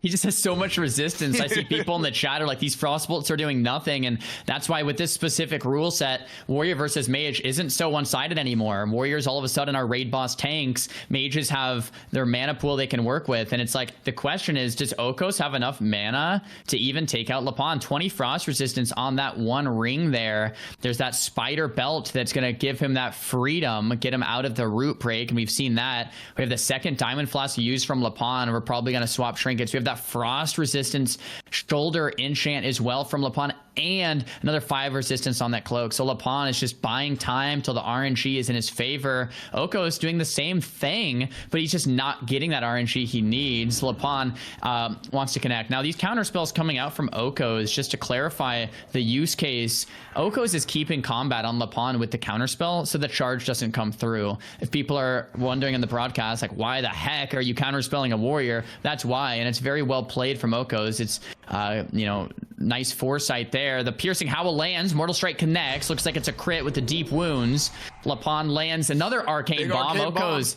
It's once again, but Lapon's getting low too. But if the mage decides to fight this head to head, he's gonna lose. Lapon. He might have a chance here with a big shatter. Lapon might be done for. There's a Zerker stance charge. Mage has just enough mana to blink. Here's a tough decision for Okos. You can sheep the warrior back to full and reset because you're But Lapon is already so low that it's like, should I just finish and kill him? Now, Oko's has the decision to make here really soon, right? Do I reset or do I fight? Lapon at 60% life. It looks like Okos is 40% mana, 50% nearly with the Drink Walk. And it's like, okay, I think I have to fight him out here. I think Okos might actually go for it here. There's the counter spell to maintain combat to stop the charge and battle stance. Another Frostbolt resists, it looks like. No damage nearly coming through. A frost resistant pot committed from Lapon into an intercept, into a Goblin Rocket Helm, answered with the Ice Block quickly from Okos. Thorium Grenade lands. Frostbolt being used, decides to cancel the Frostbolt, go for the Polymorph reset. We got a resist on Polymorph, another resist on Frostove, another resist on Kona Cold. That's 3 in a row, my friends, and that is not what Okos wants. He's trying to fake out the Polymorph cast, and 2 more resists. What is this? This is unbelievable. Okos had like 5 resists in a row there. He's not happy with that. He finally lands the Polymorph and runs away for his dear life. But man, with the RNG like that, it's going to be really, really tough for Okos to ever secure a kill onto Lapon. You know what's crazy is I actually think this duel might have already been over if Lapon had an epic mount. Because Okos has been able to get so much more mana, like 2 to 3 ticks per one of these resets, because he doesn't have the epic mount. Oh. I don't know what happened. Question mark. Okos has defeated Lapon. Was that not a Mak'Gora? It timed out because it was a normal duel. They forgot to Mak'Gora. Guys, yes, this indeed is a Mak'Gora tournament. Duels should not time out here. This is a duel to the death. Not a normal duel tournament. I love how nobody noticed. A GM would like to chat with you. I didn't see anybody in chat say it. We didn't notice. They didn't notice. Literally nobody noticed. That's hilarious, dude.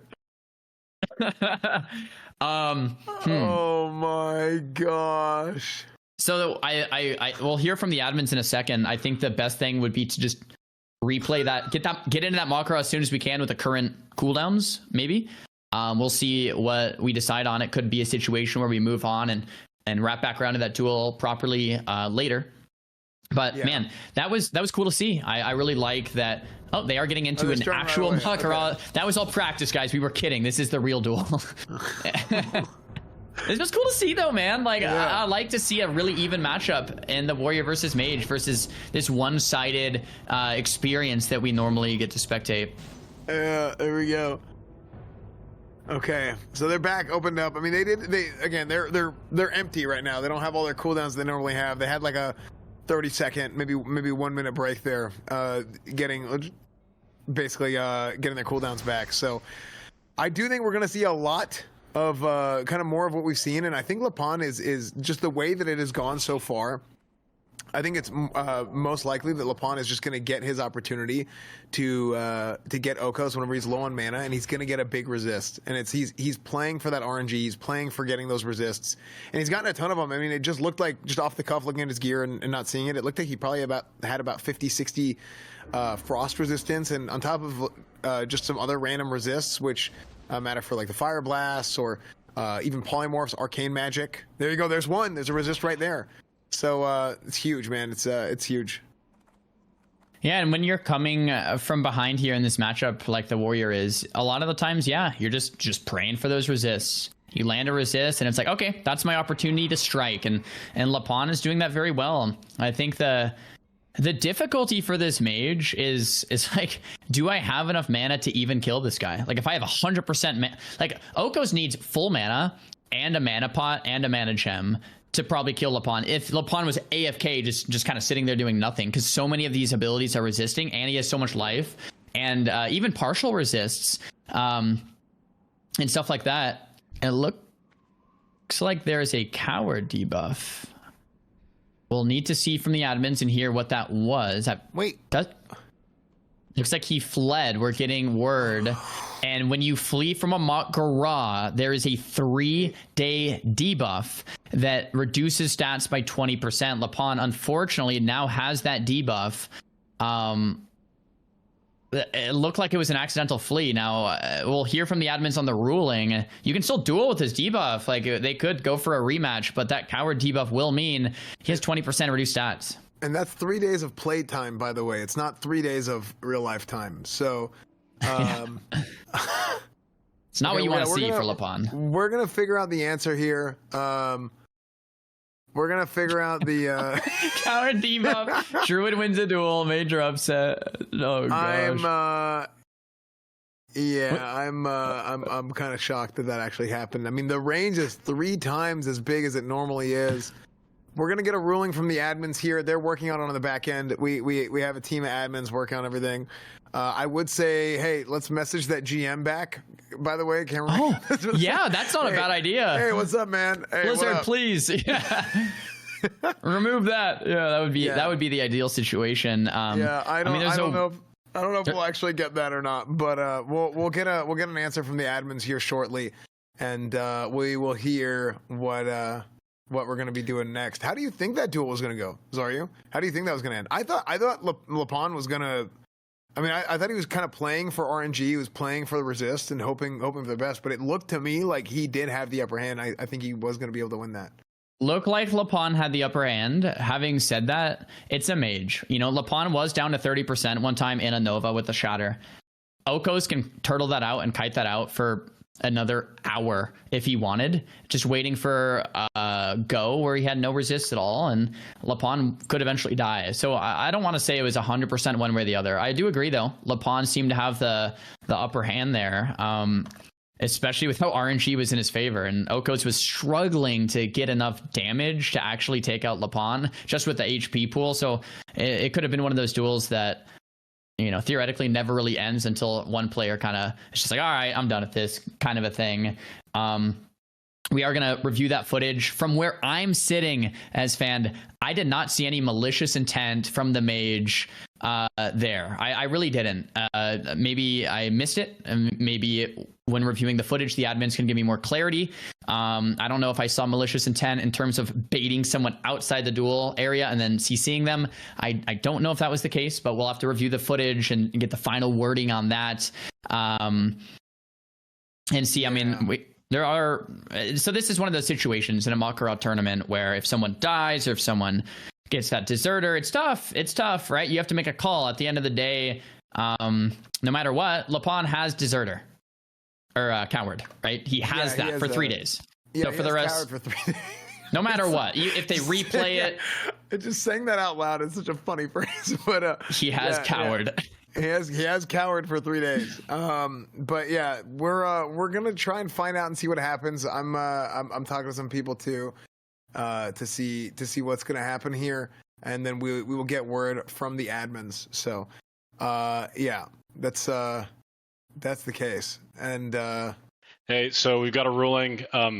The ruling is as follows: the Mage Oko was eating outside of the dueling range, and Lep charged him. He frost novaed him outside of the dueling range. Competitors are supposed to be mindful of the dueling range, so that's on Oko. He has forfeited this duel, and he's okay with it. Lep has the coward debuff. He will be moving on.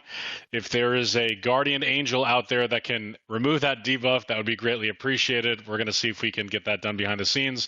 But for now, Lep moves on. Oko loses that duel, and we're going to the next duel. Okay. So perfect. Thank you. That's the ruling, and I'm praying a lot. I'm praying a lot on the keyboard right now to see if we can find a guardian angel. So yeah, that would be the ideal situation, you know, or the enemy player ends up building the advantage. But wow, Saga's gear, I didn't realize, man, look how stacked he is. He has that shadow reflector robe, the ogre Magi from Dark Moon Tribute there, the shell necklace. I mean, Saga is stacked. Hydra though, same thing. Also best in slot gear here, pretty much all around. Hydra has the zoo trinkets on, the Barovs and the chicken, necropile robe, tons of stamina, tons of resistance, and of course both players with the goblin rocket helm. Should be a fun one to watch unfold here. Yeah, no, absolutely. I mean, you can see I like seeing these guys gear out for like for the long haul, right? Like getting the spirit and chance on the weapons, and knowing that a lot of these duels against other really good players, they're going to be long. Naturally, they are going to be long duels, and they are prepared to play it long. and it's just having that having the presence of mind to be able to flip to like aggressive mode whenever you need to. Yeah, that's right. And Saga, I'm curious if he's mindful of Shaman mana and that being a weakness, if he has a strategy to play against that. Like maybe there's Dark Runes, maybe there's an early mana pot. Ghost Wolf being casted, and the charge helmet to interrupt it. Hydra saving the mana and using his auto attacks in between the global cooldowns, kind of swinging, purging, and auto attacking down the totems. I just love to see it. Full Fear coming out from Hydra after the full purge. Inner Focus used early to get it on cooldown. Both trinkets used. Hydra playing aggressive right off the bat. Grounding Totem instantly slain there from Hydra. Mind Flay's being casted, and Saga actually the one trying to slow the duel down with the magic dust onto Hydra. Will of Forsaken, I believe, comes out to interrupt that. Major mana pot used early from Hydra to keep the mana nice and healthy for the long duel, and Saga seems to be on the back foot from the start on this one. Yeah, absolutely. I mean, seeing Hydra go in and play aggressive, and he's staying in range of Saga for the whole time, which is kind of odd, because you would think it'd be kind of odd because Saga gets the advantage of his shocks and stuff. But what this does for Hydra is it keeps Saga from being able to separate from him. That rocket helm is huge. Yeah. He was absolutely massive, by the way. Trying to get a reset here, healing himself up first, as opposed to going for the purge spam, which we've seen a lot from a lot of the other shamans the whole time. Absolutely huge, because he doesn't want to. Hydra wants to keep close to him so that if Saga gets away, he doesn't reset or whatever we talked about earlier with Shadow Priests having trouble with mobility. Shamans do have a fair bit of mobility between Frost Shock and between Ghost Wolf being able to separate like that. Hydra's doing a phenomenal job, man, sticking to him. Really, really good, and being able to keep that pressure up the whole time. Going for a big chain lightning combo. That was it. That was the one opportunity for Saga to win. It didn't connect as hard as it wanted to, and Saga falls. Hydra made that look easy, man. Dude, Hydra was on fire, dude. So we'll see if Big Sad has anything different in store for us. Yeah. No, that was a beautiful, beautiful last round. So Big Sad's going into this. He has a Shadow Reflector on. He's running the Axe of the Deep Woods. We've seen that a little bit this tournament, haven't we? A few times this tournament. And I think he's got. Can we scroll over a little bit slower? How much was he wearing much resistance gear on Big Sad? It didn't seem that he had much resistance outside of that Shadow Reflector. So we'll see how this goes for Nick and Big Sad. Let's see if we have a similar outcome. Man, both these guys just put so much time to leveling these characters 1 to 60. I know we've mentioned it, but just to repeat ourselves, to gear, to hit 60, to get these items all without dying, it was a prerequisite today to play in the tournament, right? You had to level 1 to 60 without dying, which is a feat in itself. You had to go for that 0.5 gear without dying, which is another feat in itself. So every competitor today has played the last 30 days on hardcore mode without dying. And without further ado, the duel's underway. We have Nick using the same opener Hydra just did. Use the Goblin Rocket Helm, CCs the Shaman, and slays the totems with the Spam Purge. This is an exact opener Hydra did. I don't know if these guys practice together, if there's some strats being shared here, but Nick might have a Hydra repeat here with the strategy. Purge is coming out from the Shaman as well to return fire. Shadowward Pain being reflected with the Shadow Reflector from Big Sad. Great tech there. Fear looks like it resists, and this is not the same duel we saw from last time. Nick already at 50% life. Big Sad putting on the pressure, putting on the heat. Two-hander comes out from Big Sad. Maybe it's an in-hand Shaman. That's my mistake for not pointing it out sooner. It looks like the Shadowward Pain reflected, though, broke the Goblin Rocket Helm. But Nick is one shot, bro. It could be over. Nick is 10% life. Big Sad made it look easy the other way around. Big my gosh. Sad. What a play by Big Sad. Of the tournament unravels, right? If hunters are making it through, or if warriors are making it through, that's because that's going to dictate what the warlocks and the priests are then going to be facing in these next rounds. Looks like JMD fully raged up, ready to go. Dual flag drops, and that's not a dual flag. That's a duel to the death flag, actually, which is exciting to see. And yeah, we have this hunter versus warrior, both players with pets here. JMD pre-popping the chicken and Dragonling, and that's probably to get them on cooldown to swap to new trinkets. So when the duel starts, you have the pets, you swap to new trinkets, and you can use more trinkets. Yeah, I think that's with hunters in general. I remember whenever we were raiding and leveling up with hunters, these guys just always wanted every single trinket. I mean, it's always, that's the whole meme with hunters. Everything's a hunter item, but that's the thing. They just constantly want to swap trinkets all the time, so they want everything. Duel's underway. Fap's been used from JMD. Zerker stance, he's swapping to it. Intercept pre-fapped from Big Traps. Pre-sprint as well. It's well played to maintain that distance. JMD is doing the best he can to close the gap, but it's not looking like he's going to be able to do that. Damage slowly ticking in from Big Traps, but really he's just looking to maintain that gap. JMD changing the strategy, and this is what top tier players do. When one thing's not going your way, you change it up. Decides to kill the pet, back to Brill, sending him home. Decides to relieve pressure by having the pet being retracted here. Big Traps is going to have his pet die, and that's going to be a huge win there for JMD early on. Yeah, I think JMD really needs to go ahead and push this advantage here before. I mean, he's running away here, but if he can get healed up a little bit, I think he needs to be able to go before Big Traps gets too much mana back or be able to get his pet back. Yeah, the revived pet, I'm surprised it's not being casted. Maybe he thinks he doesn't need it to win. If he gets caught like mid revive pet, maybe he's nervous. Aim shots coming through. Big Traps just wants to maintain that distance. The trap does land. Maybe he's waiting. He might be waiting to do the revive now. We'll see. Yeah, good call. He's popping the aspect of the cheetah. Decides to go for the aim shot. He's like, you know what? I don't need a pet here. Screw my pet. Boar died. You can stay dead. I don't know. Thorium nades land. That's a long range grenade. If that lands, that would be insane. Oh, that would have been sick. Yeah, that would have been sick. we have Big Traps just keeping his distance. JMD removing the poison sting so he can get a couple ticks of first aid. Well played there. I'm really min-maxing that first aid bandage tick. But I mean, it's hard. It's hard for the warrior to close that gap, especially with the hunter long range abilities, concussive shots. You can go Zerker stance and get that charge, but in Zerker stance, of course, you're taking more damage. So if you're sitting in Zerker too long, it's going to be hard to close that gap without just dying yourself. Another elixir of poison cleansing, removing the sting there from the hunter, and a diamond flask has been used from JMD. Maybe that'll be able to top him back off. Yeah, I think the way JMD's playing, it seems like he's worried about taking too much damage, trying to engage on Big Traps, and then getting stuck in a frost trap, which he might get right here. Yeah. There it is. Yeah, yeah, he'll get right here, and then Big Traps is going to open on him again. That diamond flask is now gone. Keep that in mind. So he did lose some of his healing, and it does look like he has a Skull of Impending Doom used. So he's using that Skull of Impending Doom. He's going to want to use that Skull of Impending Doom to prevent getting trapped later. He popped a FAP earlier, and now he basically has a full go to be able to stick to him. There's no wing clips, no nothing. Nothing's going to be able to help Big Trap separate from JMD. So JMD really needs to take the opportunity now to push. He switched back to his two-hander. There's no more there's no more Skull of Impending Doom, so he is going to sit that trap unless it heartbeat resists, which looks unlikely at this point. He's going to open back up. Big Traps, was he bandaging? I think we got out of range of him, so we didn't see the update, but yeah, it did. He did bandage right there, and huge grenade. That's going to help him be able to close, get back into range for the intercept.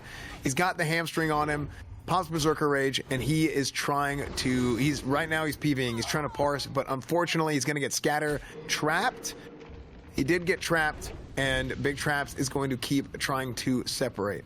Now, Big Traps, he already used his bandage. He's not able to bandage right now. He also has the pet on him, so he can't drink. So JMD really just has to keep pushing this. Thankfully, he does have the pet following him along. He is hopping on the mount. So the pet is chasing him. He's out of combat. The pet comes back. He's on his mount, and he's going to be able to try and close like this. I would assume he's going to shoot him here, probably with a concussive, trying to open again, or he's going to try and get mana. He does not, because he did not shoot him. He was able to get a charge in battle stance, be able to get more rage.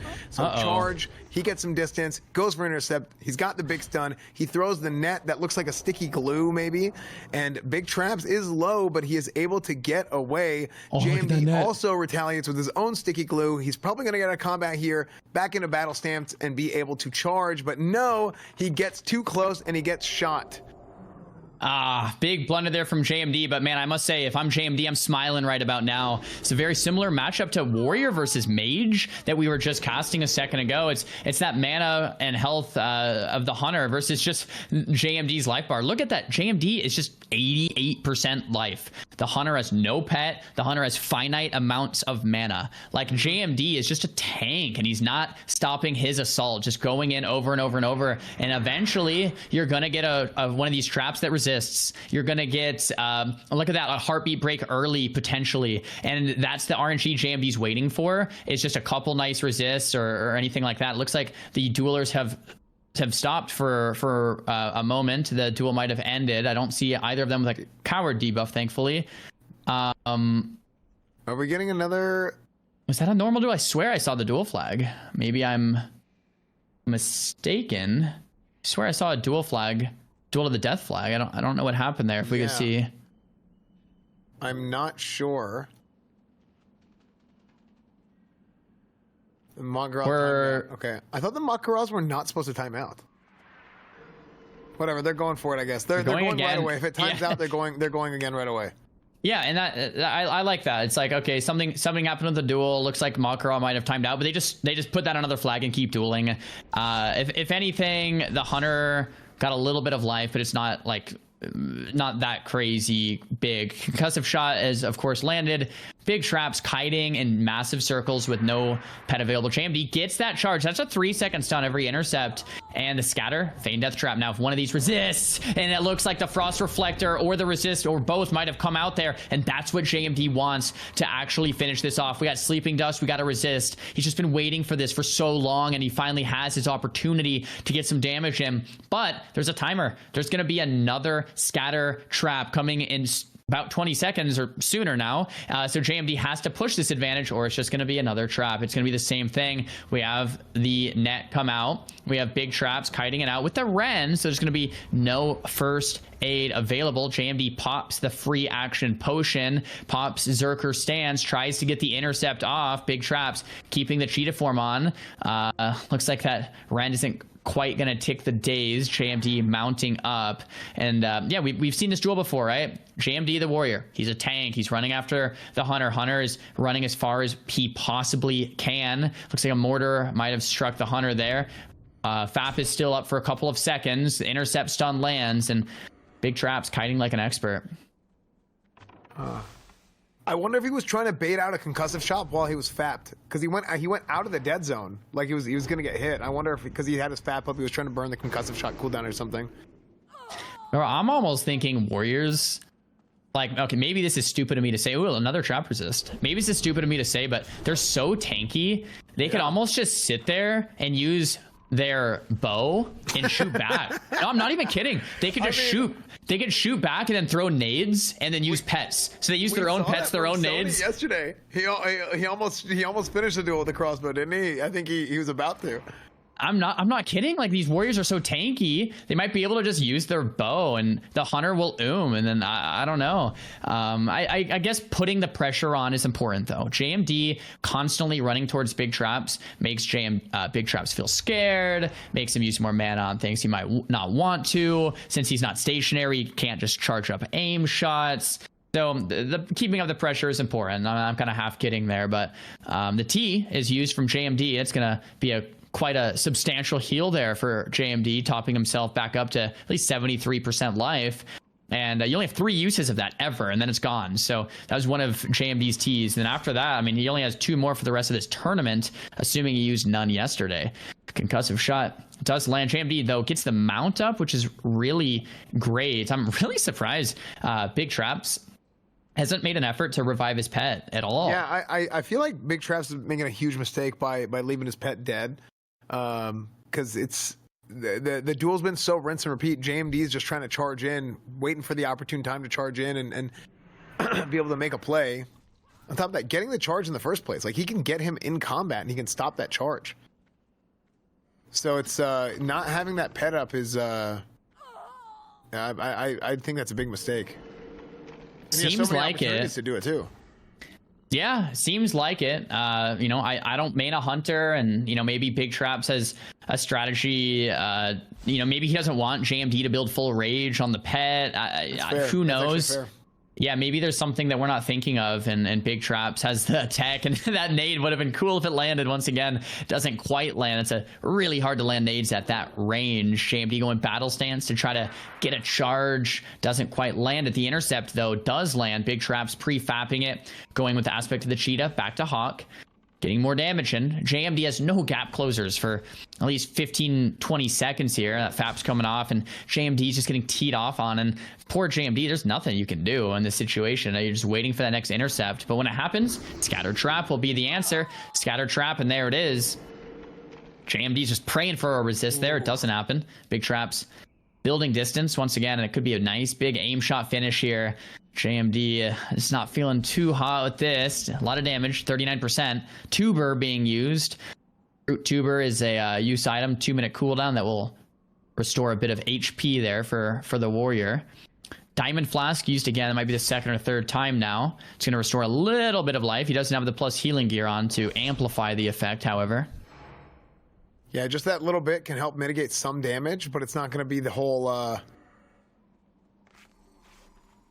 It's not going to be your whole thing there. What did you use to get away? Was that an invis pot? Gnomish cloaking device. Oh, I didn't see it. There you go. One for a drink reset off the cloak, which is nice, but JMD's back to full life. Do you think Big Traps made a good exchange there? Like, JMD got to get full, and Big Traps barely got any mana. Now JMD's on top of him. I think Big Traps might have set himself behind with that cloak. Yeah, I think he did too. I mean, so there's a couple things with the pet. The pet will allow JMD to get more rage back, but the ability to keep him in combat, and Big Traps can just separate from him so well. I feel like being able to keep JMD in combat and not letting him mount up and charge at you constantly is it's worth. Oh, but that was a improved hamstring now. This is bad. That was a charge fab, so he actually dropped combat there. I believe it was a heartbeat break. Free action potion. JMD is not going to be stopped for at least 15 more seconds. I believe the intercept's available. Hamstrings being spammed. Deep Wounds ticking down. Big Traps has a fap of his own, trying to get out of range. Mortal Strike connects. Another crit. Deep Wounds. There's the intercept. 3-second stun. Will an execute connect? We have a scatter coming up soon. JMD's doing his absolute best to avoid it. JMD does not want to get scatter trapped. Of course, it's inevitably going to come. He's praying for the resist. It doesn't happen. Big Traps, though, 20% life, 20% mana. This is the opening JMD's looking for, man.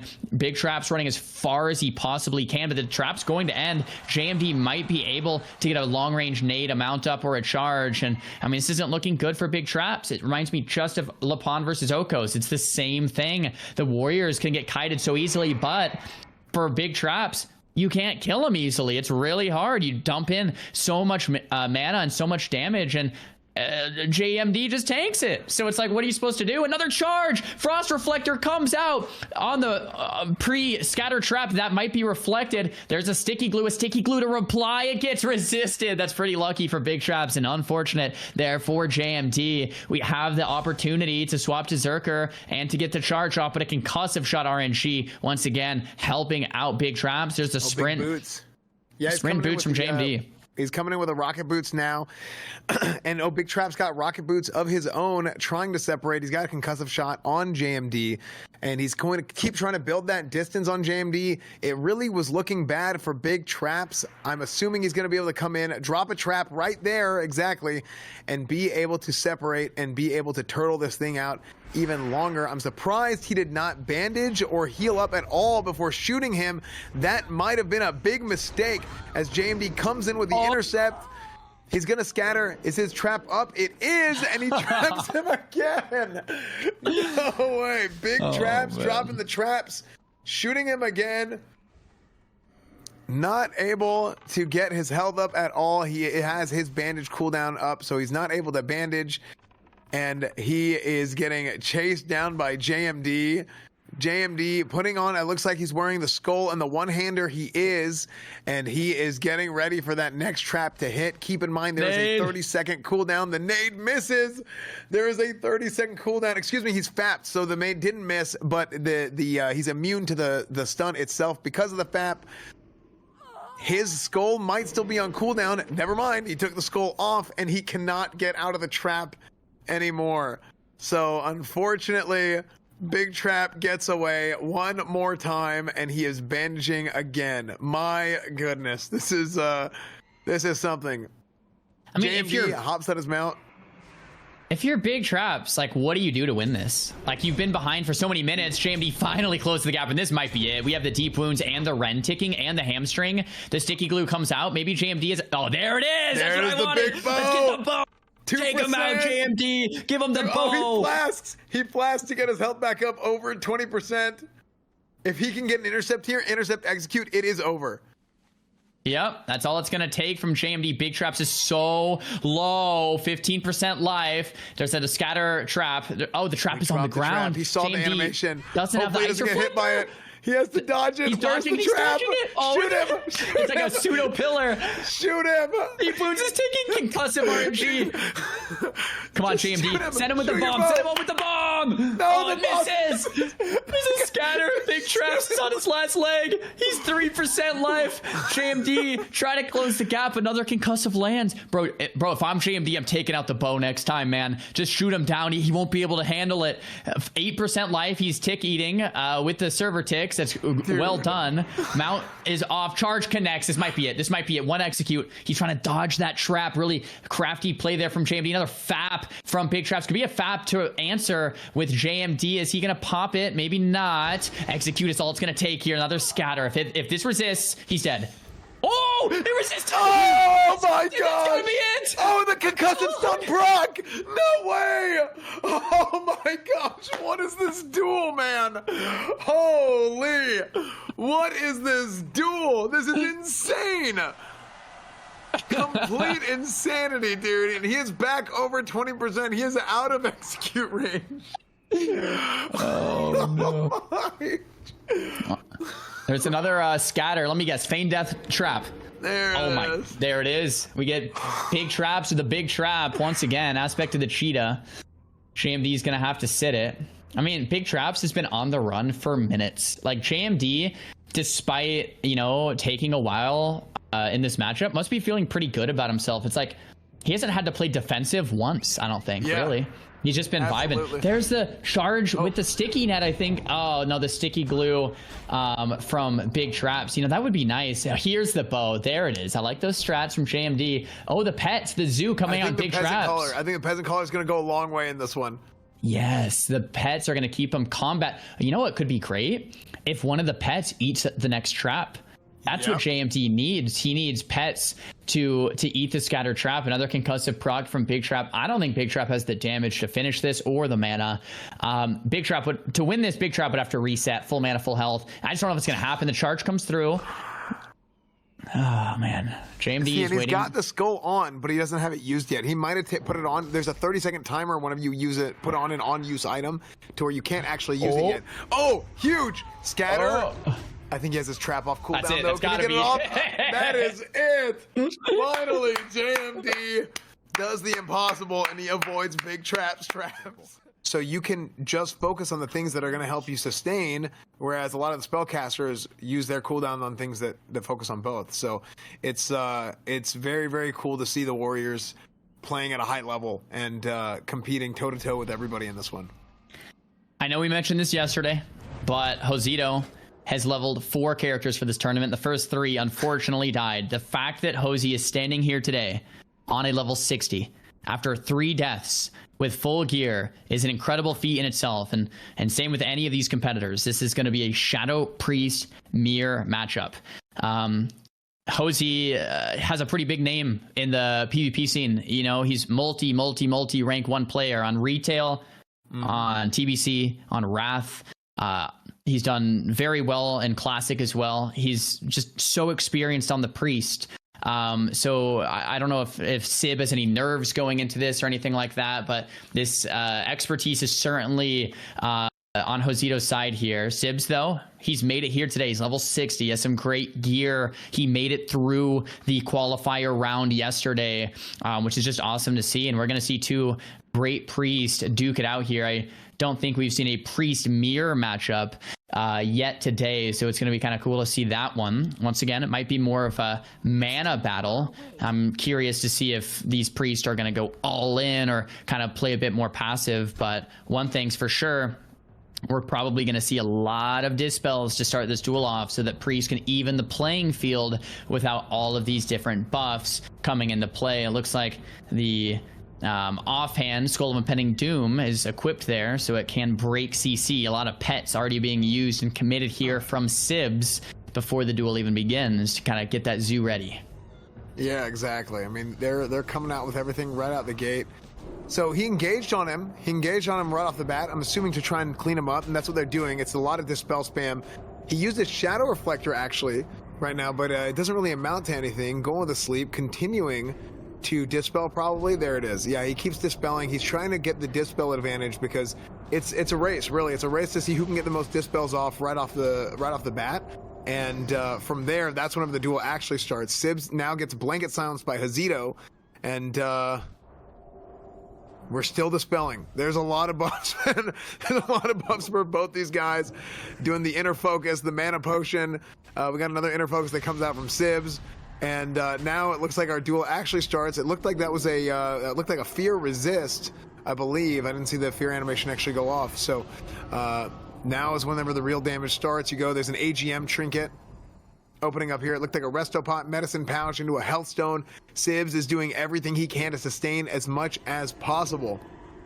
I must say, it looked like Sibs was in the driver's seat. Hosey using that T to kind of even himself back up in this duel, but Sibs is doing a really, really great job. If Sibs has a T, though, now is the time to use it. I don't know if he does. Arcane Bomb. Look, I don't know if that resisted or missed. Mind Blast coming off, and they're both very close. Duel neck and neck. What a great duel to spectate here between these two Shadow Priests. Xzane around 26%, Sibs 41%. So Sibs is actually in the driver's seat despite the T. This is incredible to see. I was not expecting this. Sibs is coming out with a very impressive performance. Shadow Word Pain is ticking down, and the Vampiric Embrace is up, so Sibs is receiving healing, and Shadow Priest is just one of the coolest classes in Classic, in my opinion. I've leveled 1 to 60. These are just so fun. You get to do the damage and the healing as a support class, and Xzane, though, getting a tick or two of food and the Blackout proc back to back. That might be the turn he needed there to take his lead, but Sibs playing max range on the silence.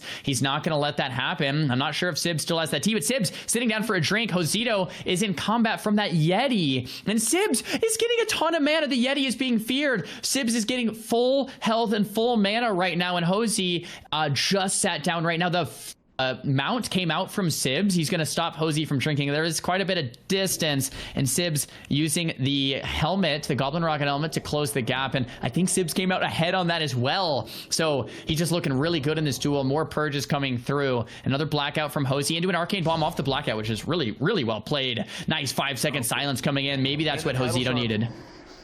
You had the Title Charm too coming out from Sibs, but I think Sibs is really on the back foot here. I think Xzane has every opportunity here to be able to finish this out. Sibs does have a blanket silence on him. There's a Shadow Reflector. Oh my gosh, the renew. Hosey's got this, the Blackout proc. Hosey's got this, though. Another T for Hosey just to finish off 2 Ts in 1 duel. Sibs has 8% life. He's out of Shadow form. Hosey has the pet advantage as well. The fear resist on the pet. Mind Flay's going to finish it off. Sibs falls. I've got to say, that was a great duel from both Shadow Priests. What a great showing from Sibs. Being positive towards them and being welcome to them is a pretty important thing, I think. So. Yeah, dude, it's hilarious. Like, a lot of these words, this jargon being used, we get that Korean stuff there. I don't even realize we're saying it, right? As veteran WoW players. I remember my dad would be in my room when I was a kid playing WoW, and I'm like, full poly healer. And he's like, what language are you speaking? Like, what does any of this mean? And I'm like, it's a full, as in not half or not quarter or not fully DR'd, polymorph on the healer, Dad, obviously. But we have the Warlock versus the Druid on this next matchup. There might be some connection issues with the other competitors, so we're just moving on. And this is a great matchup here. The Druid's going to be opening up with that thorium grenade. It looks like it misses, and we have the death coil landing, the insect swarm and moonfire kind of ticking them down. Arcane bomb, will it connect? Yes, it does. That's impressive. Nice aim there from 4, and he's pretty happy with that opener. Yeah, absolutely. I think what we're going to be able to see here, what we're going to want to see here is I think the Warlock is going to want to be close and stay close to the Druid, so the Druid can't separate and really take advantage of the distance between the him and the Warlock being able to kill the pet or anything like that. I don't know if the Druid is going to want to kill the pet here. I really wish Chance was here to be able to kind of speak to that a little bit better, but I do expect to see the Warlock try and play it a little bit closer. Outside of trying to go for a reset and trying to keep his health and mana up, which he's doing right now, actually. Yeah, that was well played. The Moonfire had like 1 second left, so it did interrupt that bandage stick, unfortunately. But I mean, look at 4's HP and mana. This doesn't even look close. Arzon does get a Nature Swiftness crit, back to full life with the healing touch, but he's down to 35% mana. I mean, if you're 4, you're feeling pretty good here. You get the full fear, trinket immediately from Arzon to reply, but the corruption, the agony, the immolates are ticking down. The arcane bomb again off a cooldown. I love this play from 4, just using those bombs on cooldown to mana drain Arzon. I mean, what do you do if you're Arzon? You're gonna need consumables. There's an Innervate, great. Maybe the pet can purge it. Does it get purged? I think it might have got purged from the pet on the Devour. It might have gotten devoured, yeah. It looked like it. Because his mana didn't pick up. Yeah, wow, that's huge. That's massive. That's massive. Yeah, so another fear being casted from 4. Arzon really on the back foot. I mean, he already was, but the Innervate looks like it got devoured from the Fell Hunter, and Arzon is just fully feared. 4 is just chasing him down, looking for blood here. Another Devour coming out on cooldown. I don't see a world where Arzon turns this around. I really don't. He's too low. There's a T. That's good. That's a consumable that we were talking about earlier that gives health and mana off of a separate cooldown than Potion. Arzon trying to get more debuffs and buffs up with the Noggenfogger Elixir, just spamming those low rank things. Arzon does have 63% mana now, a little bit of mana to work with, but there's like 0 pressure coming out from Arzon. And yeah, you have the insect swarm and the Moonfires ticking down 4, but that's not going to be anything that the Warlock can't handle with Hellstones, with Potions, with Death Coil, heals, with Drain Lives. So I feel like 4 isn't worried at all. He's just pedal to the metal onto Arzon. Yeah, and that's exactly what we were talking about earlier, is seeing him try and make sure that Arzon doesn't separate, and this might be it for him, man. If he can get this regrowth off, it might be able to delay the inevitable, but I don't see a world where Arzon comes back from the current situation. He's hanging on barely. The Arcane Bomb misses, so it's not quite enough to finish just yet. He's redotting him up, putting up the immolates. He's got the corruption ticking. He's got the Curse of Agony ticking.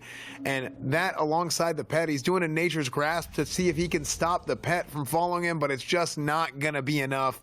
And Arzon is finished. 0-7, another death, another one gone. Intuitive to people who aren't familiar with it. I know this goes without saying too, guys, but I just kind of forgot and re-remembered, so I want to mention it again. This is indeed a Mak'Gora tournament. Every time someone loses a duel, they are dead on your screen. They are, like, all of their hundreds of hours gone down the drain, dead, every single duel, and that's just so epic to see. And yeah, thank you to all the competitors taking the time to level up and gear up and doing that. It's just... yeah, every time it's almost like we're numb to it because we've watched so many duels. Like, we've seen like 20 duels or whatever today, and it's like, yeah, okay, he lost, he won. No, they're dead. Dude, they're just dead. A cold husk of a human being, just like, oh, he's dead, who cares? Next duel. I mean, well, that's why we did this as a horde tournament. A lot of people don't know this. We did this as a horde tournament because, see, we play Alliance, me and Zaryu. So, like, you know, we're not animals, okay? These horde players, the horde are gonna kill each other for sport. We're not gonna do that. Okay, that's the thing. Oh my gosh, that opener was crazy. So Vitochi goes in with the Goblin Rocket Helm, but it gets scattered mid-helm so it got interrupted. So Vitochi never got his like gap closer he was looking for, and Peace is going to be able to maintain distance. Poison, Elixir Cleanse there from Vitochi, well done, and a FAP to combo it. Getting into the dead zone, and a big Shatter combo is coming out. Frost. Nova gets trinketed from Peace to stop the Shatter combo, and Vitochi, the mage, is looking to kind of disrupt the Frost resistance potion here from Peace, or the Frost potion, scatter Scatter, Feign Death, Trap combo coming out from Peace. If I was Vitochi, oh, it gets resisted. Great. That's really good for Vitochi. Frost Nova gets resisted as well. Polymorph coming through. And this is a pretty good opener for the Mage. We could go for an early Evocate here, and he does. The pets, though, are going to knock him back. A Mana Shield could have been okay there to stop the knockback. We have the Frostbolt being casted here. Big Kona Cold to follow. Mages, Vitochi's playing this perfect. This is exactly what you want to do. Run in on the Hunter, stay dead zoned, sticky glue, jump all over him. If you let the Hunter get away, it's over. It's over. Like, there's nothing you can do. Frost Reflector from Peace, he knows that. He's trying to stop as much damage as possible. Pets are everywhere, man. We got Barovs, we got the Yeti, we have the Hunter pet. Trap comes out, insta Ice Block from Vitochi, as he should do. Peace finally uses the Goblin Rocket Helm to disengage here. Gets max distance. Does look like the Diminish return is on from the Trap. Vitochi gets Viper Stung. Insta Dispel on the Viper Sting. Well played. And Vitochi blinks in. Yeah, no, this is great to see from Vitochi. I mean, Peace Blade, normally a Paladin player, picking up Hunter for this tournament. It's very cool to see him come in and being able to compete in the finals here. Vitochi is he's a multi-rank 1, isn't he, in retail? And he just started playing Classic not too long ago. I don't know if he's rank 1. I think he might be a Gladiator top, like high level retail player, decided to try out Classic, and he actually got world first 60 in hardcore, which is a very impressive feat. The Arcane Bomb gets blocked, but Vitoshi's still All right, well, there you go. Yeah, I think Vitochi losing the mana battle here is pretty rough. Peaceblade is doing a great job of maintaining his distance, and I mean, he gets Goblin Rocket Helm here. I don't know if he's going to get a Heartbeat. I mean, this is lasting a little bit. Oh, it does! Heartbeat resist, Scatter, Trap, and this is looking kind of bad for Vitochi. Peace is a gamer, man. Like, if he's doesn't main a Hunter, I would have never known. I would have thought Peace has been playing a Hunter for years. He's kiting well. He's using his toolkit well. I would have never known. I'm really impressed here with Peace. I think, unfortunately for Vitochi, like, that was a big shatter combo, right? Not really. It just resists. Like, one Frostbolt resists, Kona Cold doesn't crit. Vitochi's doing almost no damage in the burst windows where he should be like one-shotting the Hunter. And once again, I sound like a broken record, but that's what casters have to deal with in this tournament, with so many items not being banned. Like, there's basically no rules in this tournament. You just show up and fight. Vitochi, no ice blocks left, low on health, low on mana. At this point, Peace could maybe just finish him off with the melee. Yeah, that might be what he does. Another flask coming out from Vitochi. He doesn't want to die. The damage coming in. Another ice barrier. So Vitochi has a little bit of health to work with. Another flask. There's 3 flasks available per day, my friends. And that was 2 of them. Vitochi blinks the wrong way. He's going to surely fall. And he does. In a second here. There it goes. Vitochi falls. Peace Blade. Let's go. Paladin brother. Let's do this. This is one of those swing matches for the whole tournament. So to speak, because Jayla is one of the best warriors in terms of rankings in this tournament, and he's undead, meaning Jayla is the Warlock killer. Every Warlock is scared to fight Jayla. Cheerios fighting Jayla first round today is just not what Cheerios wanted to wake up to in terms of news here. So it's kind of unfortunate. I was watching Snuts' stream last night. Snuts was saying Jayla is kind of like the #1 person he's looking out for. So Jayla is the Warlock Slayer. We'll see. I mean, it doesn't mean he's going to win against Cheerios. Cheerios is an incredible Warlock, very prepared. This could be a very close duel one way or the other. But if Jayla makes it through this bracket and goes against Nuts, like, that's another crazy duel that we could see. I'm curious to see what Cheerios is going to bring out here. Absolutely. And Jayla gets the open here. He opens up with a charge. And he is he's trying to get seduced immediately. They're trying to seduce him, but no, he's getting those crossbow shots in, throwing the grenade to stop the pet. I wonder if he's going to go kill it, and he does. He goes to kill the succubus, and then he's going to go tee off. We get a Fell Dom for the Void Walker, getting that Void Walker ready to sacrifice for the Absorb Shield. That Absorb Shield being really, really powerful against warriors because it stops them from generating any rage whenever their attacks get absorbed. Jayla coming back in, he gets he does the Goblin Rocket Helm to close the gap, and he gets the net backfire on Cheerios, which is absolutely massive. That is an 18-second, I believe, net on Cheerios. Cheerios cannot kite because Cheerios tried to cast the net and it backfired. So they are both netted on top of each other right now. So he gets full go. He gets to fear right here, but it probably isn't going to matter because I believe he has an out. He does. He has Will of the Forsaken into an intercept from J-Law. Laying into him, that net backfire was so huge, and that might have been the turning point in this whole thing. He is shadow locked. He can't cast a Fear. He can't cast a Drain Life. The pet is back in range. I expect him to sack it anytime here. He is silenced. Are we going to see a sack? We do. There is the pet sacrifice, trying to cast a Fear without any spell pushback. The pummel is back up. The pummel is used. The Fear is blocked. He goes for the Searing Pain, tries to cast another Fear. J-Law does not get hit by it, and this is his chance to finish right here. This is textbook from J-Law. Damn, damn, damn. Unbelievable performance by J-Law. Holy cow, man. Yeah, I think that Blackout really opens up the ability to use that Arcane Bomb and let it hit. And I wanna stick on the thing with the tea with sugar. Being able to use that tea, it's more than just that, 40% total health, right? Like it's about when the healing hits that matters so much too. So to your point, it's even more valuable, I think, than what people see as like the health difference at the end of the duel. Because sometimes you're lower health in the duel, and that gives the opponent an opening to really finish you off. And being able to use the healing at the right time is what can make a huge difference in closing that window. Right, and making sure that the opportunity for you to get killed isn't there. So I think you're 100% right on the tease. It's a great point, man. Like, you can use it as a bait, like run away pretending you're low, and as soon as they overextend, you like T and then health pot, and you're full life, and you turn around on them, and they're like, oh no, I thought you were dead. So yeah, it's like using that as like hidden tech. And the T does not share cooldown with Major Health Potion.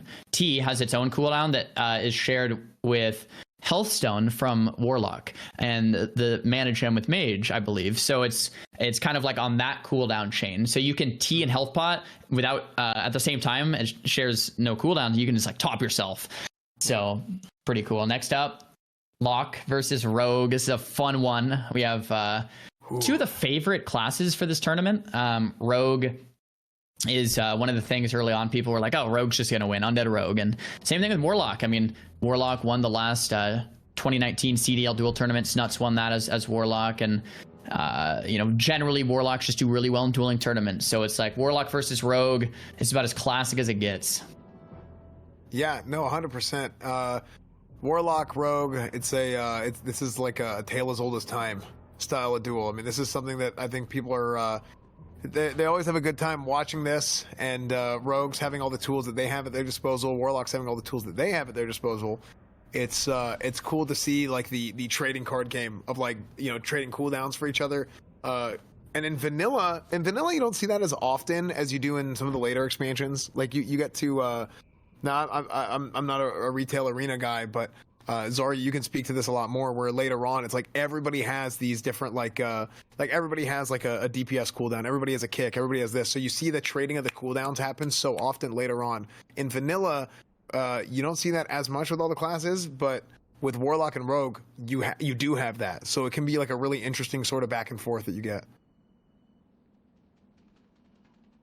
I was muted there for a second, but yeah, it's just one of those situations where Warlocks have the sacrifice pet, they have another pet and another sacrifice, and it's like the Warlock's trying not to get Zerg down, so much so that we saw Snuts yesterday actually take off spell damage gear and put on defense gear, put on stamina gear, and put on gear to just help him live a little bit longer, just be a tank against that Rogue.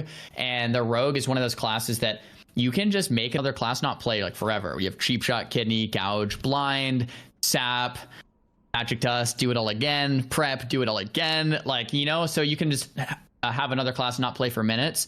The Warlock's just trying to tank all that damage, sack all the damage, wait for the Rogue's cooldowns to kind of fade, and then take them out. We have Death Coil, which is one of the biggest defensive cooldowns for the Warlock. The Death Coil not only is a hard CC, meaning it can't heartbeat break, it can't break to damage, it like a Fear or a Polymorph can.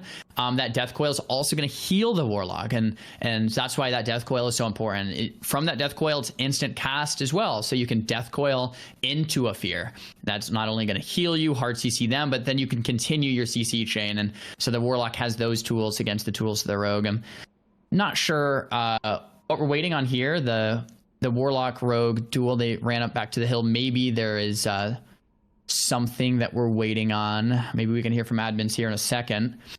And we're back to NZ versus Infestors. Rogue Lock duel from earlier. The connection issues are probably resolved about now. The magic resistance potion used increases all resistance by 50, I believe, something like that, and makes it really hard for the Warlock to actually land anything against the Rogue. It does share a cooldown with potions, meaning there's no FAPs for 2 minutes, health potions for 2 minutes, and it only lasts 3 minutes, I believe. So NC popping that at pretty good time there, but the dual flag needs to go down because that's ticking. Also, the pets from Infestors are ticking as well. So both players are probably like, go, go, go, go, you know, start the duel. Rogue goes in stealth.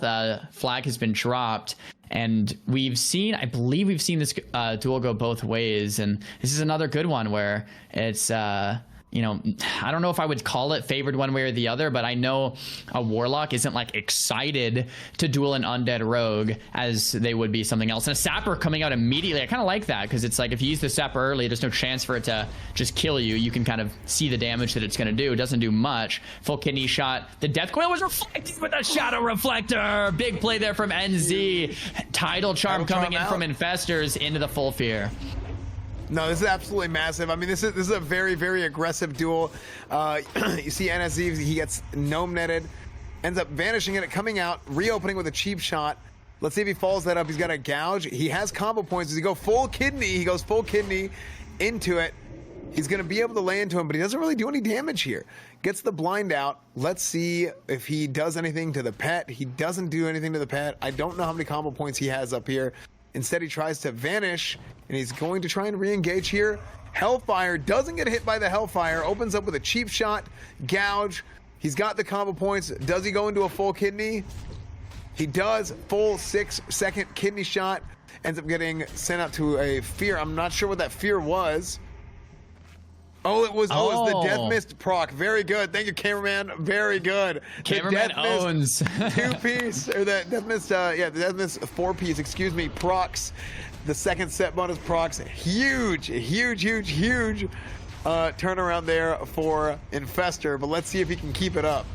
Pet's about to die. He's going to have to sacrifice soon. The Arcane Bomb comes out. He does get the pet sack, even while silenced, because that's not his ability. The Voidwalker coming out. He fakes the kick on the Voidwalker. Well played from both of these guys. I'm really impressed. Drain Life being channeled. NZ on the back foot. Infestor going into the full blind, but those dots are going to tick. NZ is going to put himself into a worse and worse position the longer this blind goes on, trying to wait out that shield. After the blind, he goes into the Goblin Rocket Helm. He's just waiting out the shield. It's 30 seconds of wait time here. Cross CC, gouge, and Goblin Rocket Helm into the bandage. Well played from NZ. He does more damage after the shield fades, and Infestors have 40% life. We're waiting for a big crit to come here. Kidney probably soon. Another health potion from both players. Death Coil, though, putting Infestors ahead. Life tap to gain the mana necessary to finish the job. Full Fear coming out. NZ must be pretty scared of Will for sake, and it's not going to be enough. There's nothing he can do at this point. The dots are going to tick. Infestors coming out ahead,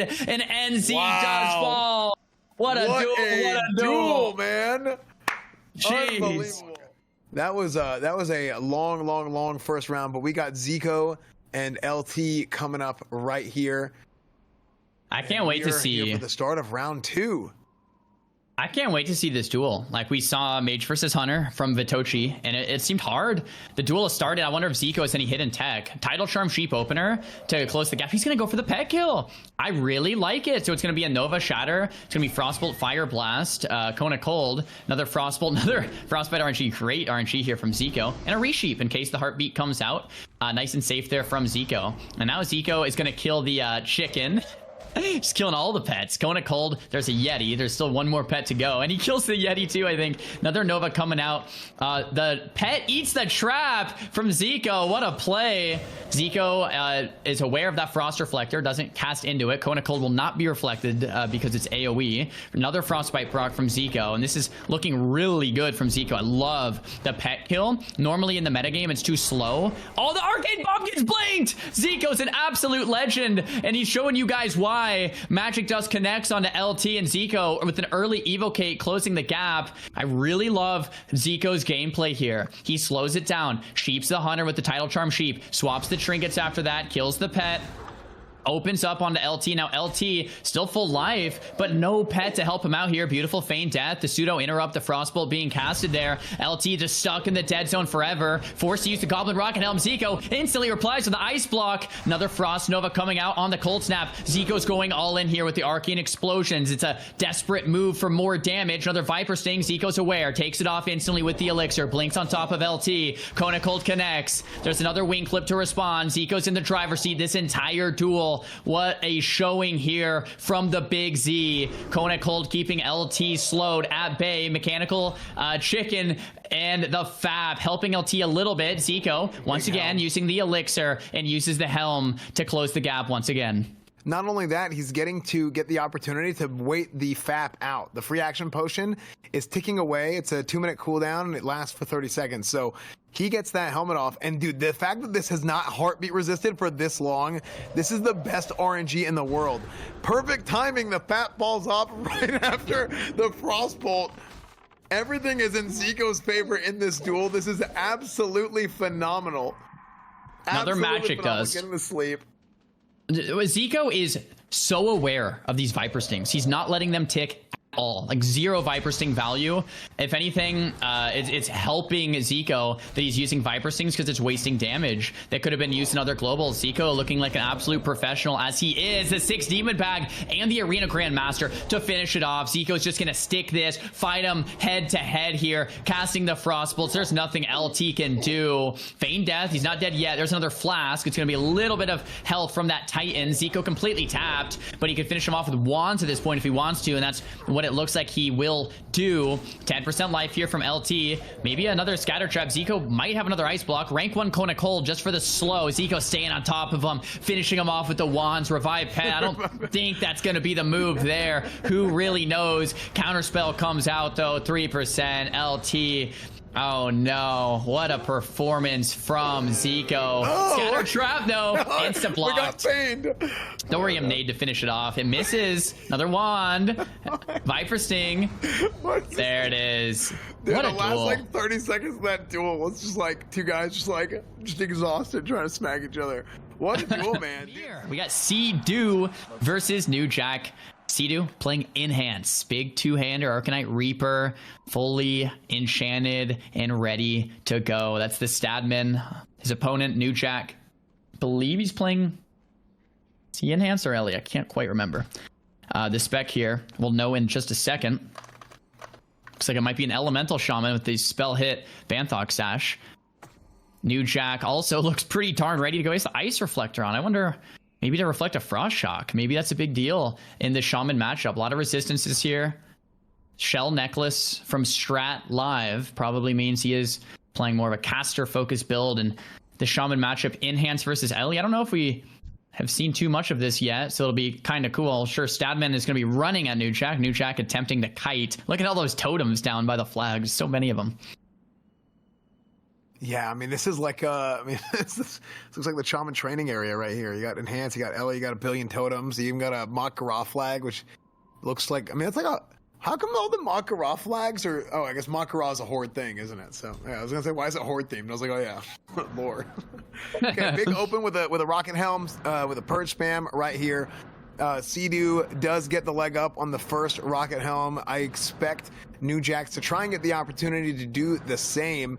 Be able to spam those purges, try and clean all the buffs off as much as possible. Comes in with a Storm Strike and gets to chase him down, Frost Shocking him, and trying to lay into him as much as possible. Newjax is going to want to try and get the opportunity. I mean, this is an Ellie Shaman, so we all know how Ellie Shamans work. They want to set up for that big, massive chain lightning. So a lot of this actually has to do with the consumables in this matchup. Shaman versus Shaman, what do you want to use your potions on? Are you going to be using a nature protection potion, or are you going to be using something for your health and mana or otherwise? So that's a lot of what we're going to get to see here. Obviously, for Cdew, that's going to make a bigger impact. Nature Protection makes a bigger impact. Huge Rocket Helm to stop the Arcane Bomb as well. Getting a first aid, getting a reset. Cdew is almost out of mana, and Newjack is sitting at 40% mana. He's going to go for some heals here. Pop a mana potion, and let's see if he tries to heal. No, he's not risking the heartbeat. Trying to go for the big dam, and Cdew comes back with the T to try and get his mana and health up. Cdew is, by nature, going to have less mana and more problems with his mana in general because he's playing an Enhanced Shaman versus an Elemental Shaman because his gear is not designed for that. He doesn't have as much intellect. So Cdew really has to take an opportunity to press here whenever he gets those opportunities, as you see he's been doing, and he takes the opportunity now to try and reset a little bit. So Newjack is low on mana. We'll see if Cdew actually presses off of this, maybe gets some mana. Each tick of mana that he drinks, each tick of water that he has, is a higher percentage of his mana than Newjack's mana, and that's because his mana pool is so much smaller. So Cdew is coming in, he's pressing. Newjack is very low. He's not going to have the opportunity to do some damage. You're probably going to see him downranking some heals and try and rely on shocks and totems to do as much damage as he possibly can. Gets the Frost Shock up on Cdew right now and going for that Chain Lightning. With it might have been a rank 1 Chain Lightning, I believe, because he had such little mana. It gets grounded, and Cdew is trying to press him, gets the Storm Strike, and here's his opportunity, and it's there. Cdew takes the win, takes down Newjack next round with Ziqo and Cdew. Man, I really wonder what's gonna happen here, man. Ziqo Cdew is gonna be a duel for the ages, that's for sure. Yeah, I must say it's a little Mage favored. Unfortunately, for Cdew's been fighting his uphill battle today, man, against Rogue and then Ellie and now Mage. Cdew's probably like, come on, man. Yeah. But it'll still be a fun one. He's a phenomenal player that he's done it for so long that I feel like we're going to get the best showing that we possibly can against a Mage.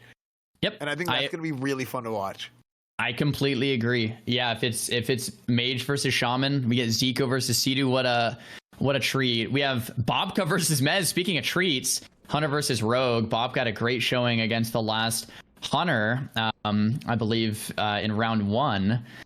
Moving on to the second round, Mez, AWC champion, multi-rank 1, one of the players with the most amount of Gladiator titles in the entire game. I don't think he needs much of an introduction. Bobkaz, classic Andy through and through. Rank 1 player, Gladiator throughout TBC and Wrath on the Classic relaunch. Plays a lot of Classic era. So experienced, so good.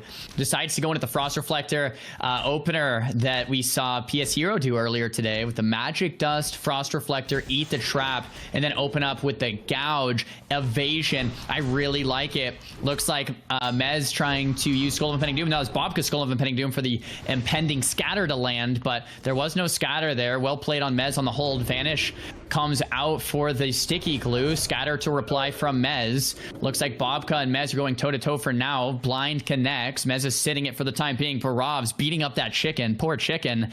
It's coming back to Bobkaz. Bandage ticks for a few seconds there. The heartbeat might have broken that a little soon. Net inside of the flare. Bobkaz in a tough spot with the Vanish because the flare will instantly break the Vanish. There is a trap. He's avoiding it quite nicely, however. Mez kiting around that trap, using it as some pseudo line of sight, like a pillar or something like that. Second blind comes through. It's a very close duel, Esfand. Yeah, I mean, this is going to be like this, I think, the entire way through. I have no idea how it's going to pan out. Let's see if he can actually avoid that trap. You got 2 flares down, like right after another, to try and keep Bobkaz from being able to vanish, keep him from reopening on him. Now, he will have that opportunity outside of the flare, but let's see if Mez is going to be able to stick it to him, keep him without an opportunity to be able to reopen, because Bobkaz does it just about as good as anybody.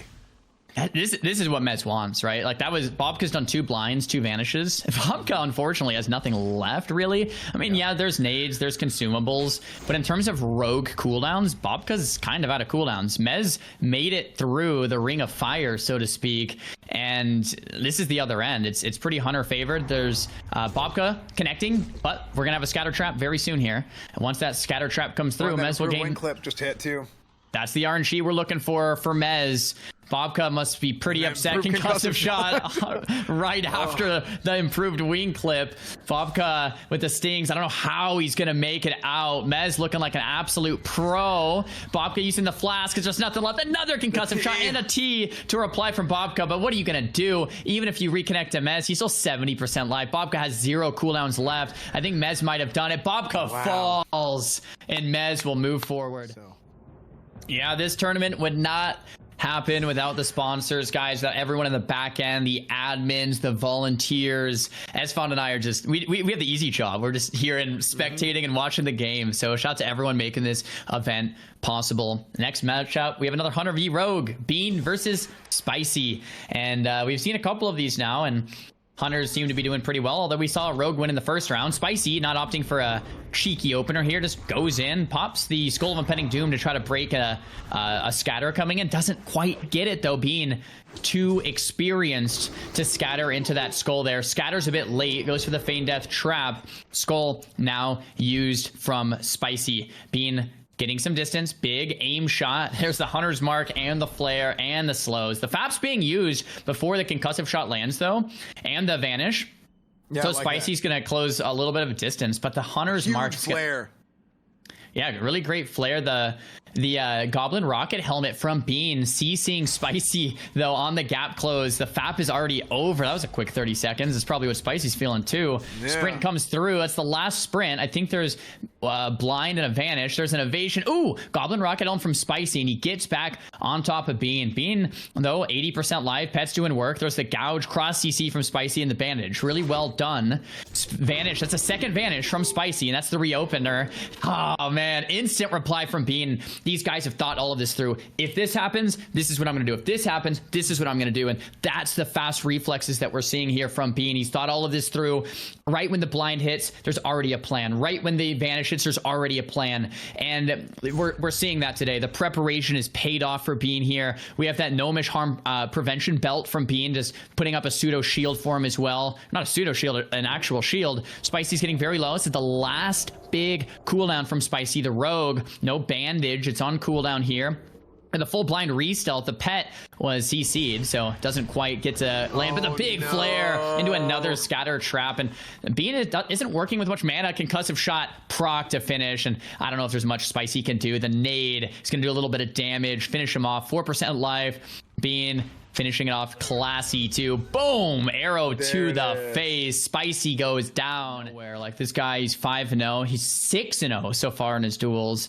You know, it's kind of cool. Whoever wins this is basically no losses, right? It's, I mean, a single elimination. It's Mak'Gora, which is pretty rad. But Sots versus the Warlock Madnox, and this is a mana battle, man. It's a mana battle.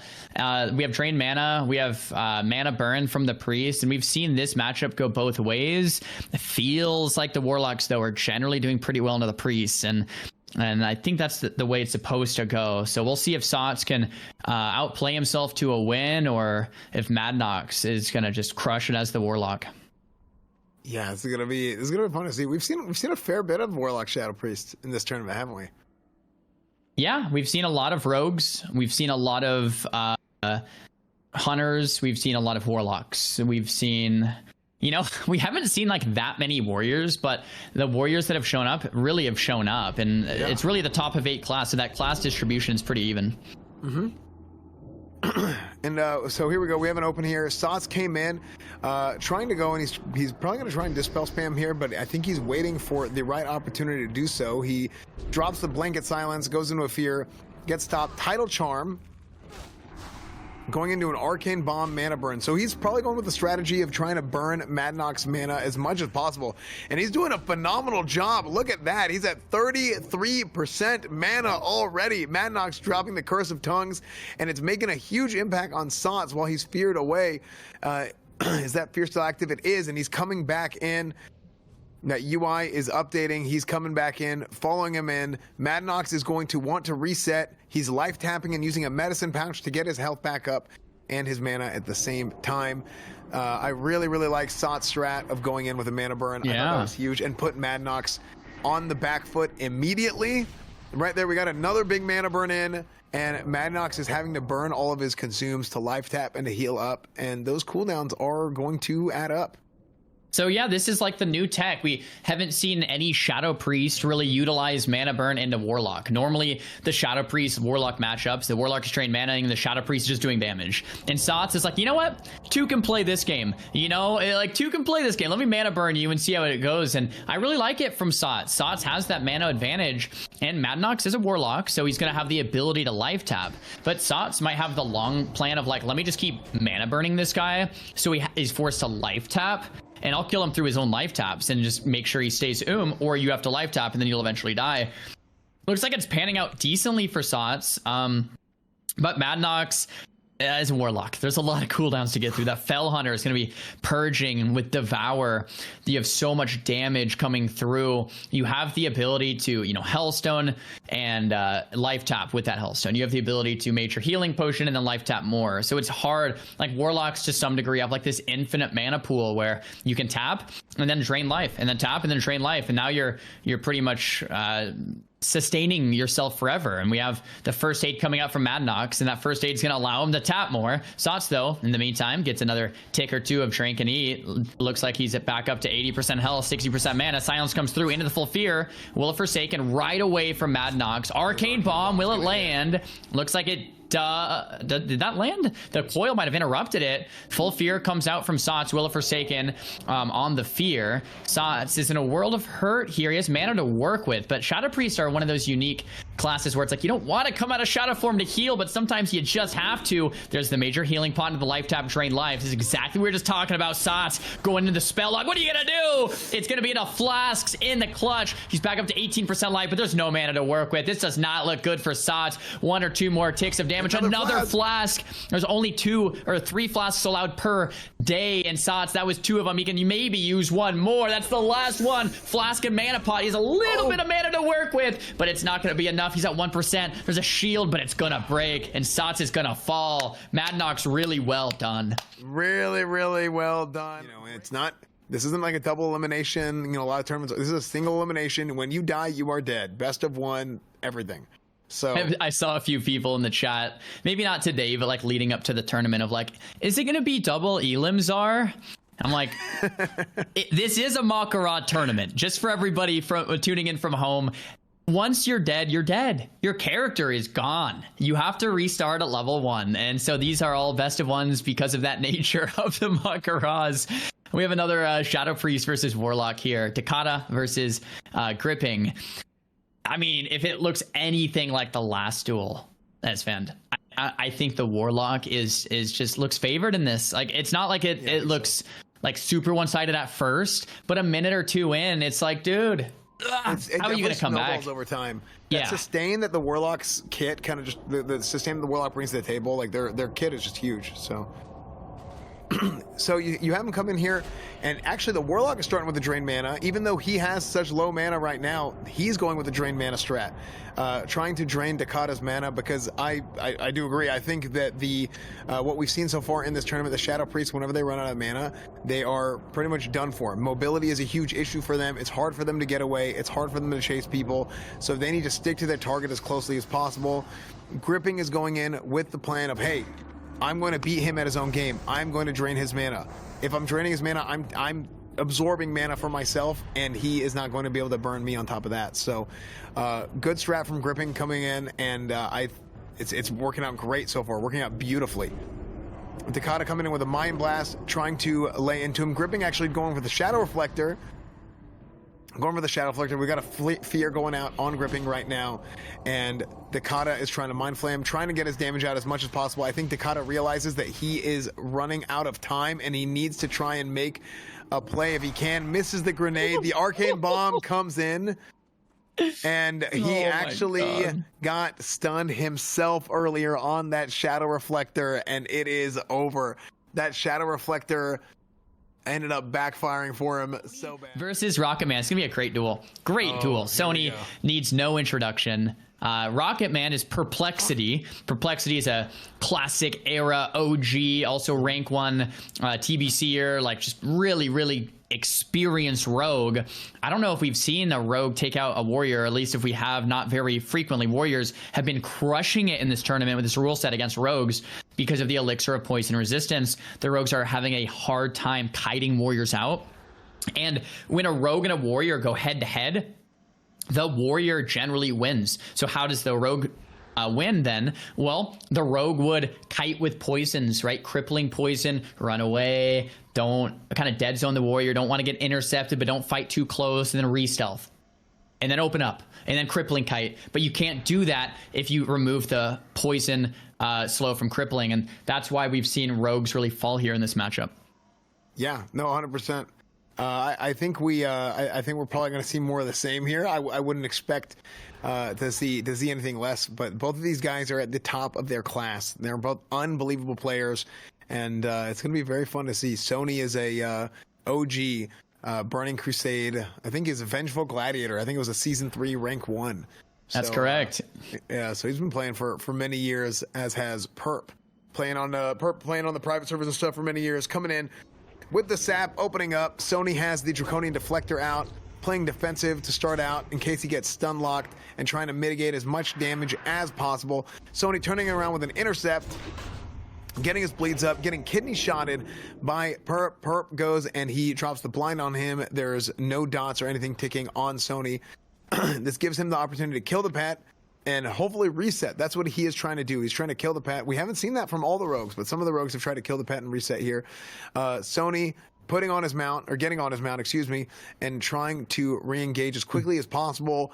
Alarmabot in hand, sword and shield in hand, and trying to make sure to keep his health up as much as possible. I mean, you mentioned this earlier, man, how tanky these warriors are. It's actually insane. It is absolutely insane how much damage these guys can really mitigate with all the consumes and everything on the table. So I don't believe I saw Sonii use a diamond flask or anything yet, so that's still on the table as well. And it's going to be big time. I don't think there's any class in the game that can go head to head with a warrior in this tournament. If you want to beat a warrior, you're going to have to kite them out. You're going to have to play the long game, and you're going to have to slowly kill them. But if the rogue just opens up and fights, the rogue will lose, right? So you have to be very clever on how you're going to engage in this matchup. Rcketman opening back up. There is a rule that states we have to keep the duels going, so 60 seconds is the longest you can stay in stealth, if anyone was wondering. Vanish comes out on the sticky glue. Cheap shot to follow. Sonii taking some damage finally. There's the Zerker stance. He's trying to dead zone, but does get intercepted. Full kidney, though. Sony's actually taking some damage here. He's down below 60%. Cold Blood lands. Might be a blind after this. Is that the second blind, I believe? I think it's a second blind. And Sony's at 60% life, man.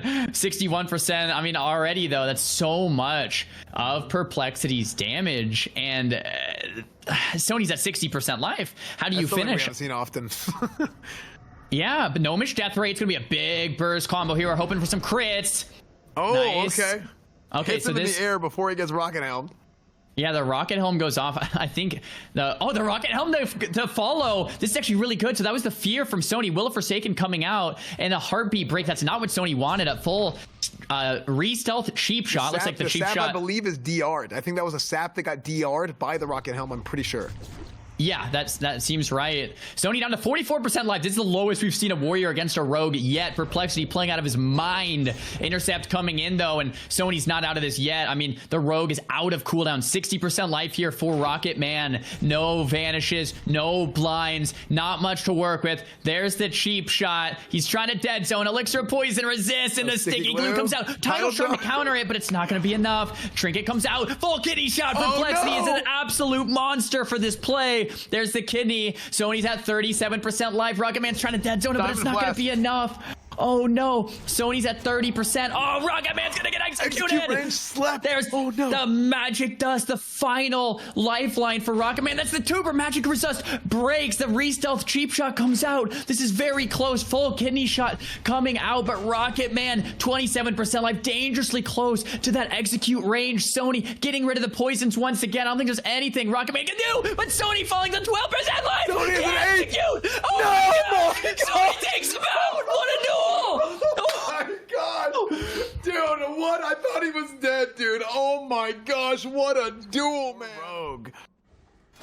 That was probably my favorite duel today, man. What a duel. I've got to say, well, first, congratulations to Sonii, because that was so close and so epic and just so many great plays from both players. But I really have to give a shout out to Perplexity as well. Like, we haven't seen rogues take out warriors. That was probably the closest duel we've seen where a rogue's gonna beat a warrior, and Perplexity just played like there was just so many plays being made there. I need to go back and rewatch the VOD of that. It was just really well played from both sides. What a close finish. I mean, one more parry, one more crit, anything could have changed that. Yeah, what a duel. Next up we get Peo versus Zero. Peo is such a joy to watch him duel. He gets really excited and passionate about each and every one, and don't think he's going to be very excited or passionate to fight a Hunter in his next matchup. Yeah, man. Peo's, it's going to be great to watch him play against Zero. Zero's been performing incredibly well all tournament. So I'm excited to see how he goes up against Peo here. And I'm excited to see how Peo opens up against Zeroji. We saw what Pshero did earlier today to try and counteract the flare. Let's see if... okay, he's doing something similar right here. For Frost Reflector to walk into the trap after the sleep, summons the entire zoo here. BFA was better comes to let Peo know that Classic was not good. BFA was better. And then we got another Rocket Helm. I think he's going to try and wait out the flare, but it doesn't work out for him. So Peo burned a lot at the beginning there to try and get the proper opener. Unfortunately, he didn't get it, but he vanishes and goes into a full kidney. So we got a full kidney shot on Zero. Zero's actually taking it right now. Peo's got the upper hand for sure. Zero trying to lay a wing clip on him, but Peo is dodging everything, seeing if he can get a wing clip on him. However, Peo has a FAP up, so it's going to be ineffective. He needs to wait this FAP out with that ice trap, scatter trap, and he's going to drink up and try and reset the duel. Hopefully, he can re-engage on him before Peo has a chance to get out. He drops the flare. Peo does not have the opportunity to re-stealth, gouges the pet, gouges BFA was better, and he is going to try and close the gap here on Zeroji, using whatever he needs to remove the poisons. And he's at about half health right now, getting concussive shotted, and things are looking rough for Peo from this distance. Yeah, Zero's playing this well. It's exactly what he wants to happen. Peo gets in distance of blind, though, and that's all you need to get that 10 yards to blind. The pet is going to be moved away because I don't think Zero wanted Peo to slay the pet there. Gets the re-stealth cheap shot, though. I don't know what's going on with the pet. Full kidney shot on a Zero. This is really good. Crusader proc. Peo doing a lot of damage into the kidney. Zero, though, I'm sure is going to have that scatter. Oh, a prep second blind from the little Peo. You love to see it. Gouge coming out on the pet once again. Don't know if he's gonna be able to get the resale. Probably not. First aid, damage coming in, scatter though from Zero into another trap. Peo's playing this really well. It's just for a rogue, it's not the matchup you really are looking for. Hunters do, yeah. Well, I was also gonna say specifically an Orc Hunter. So because he's gonna have all that stun resist. Absolutely. One stun could be the difference between a win or a loss, and a concussive shot proc as well. More RNG coming into play.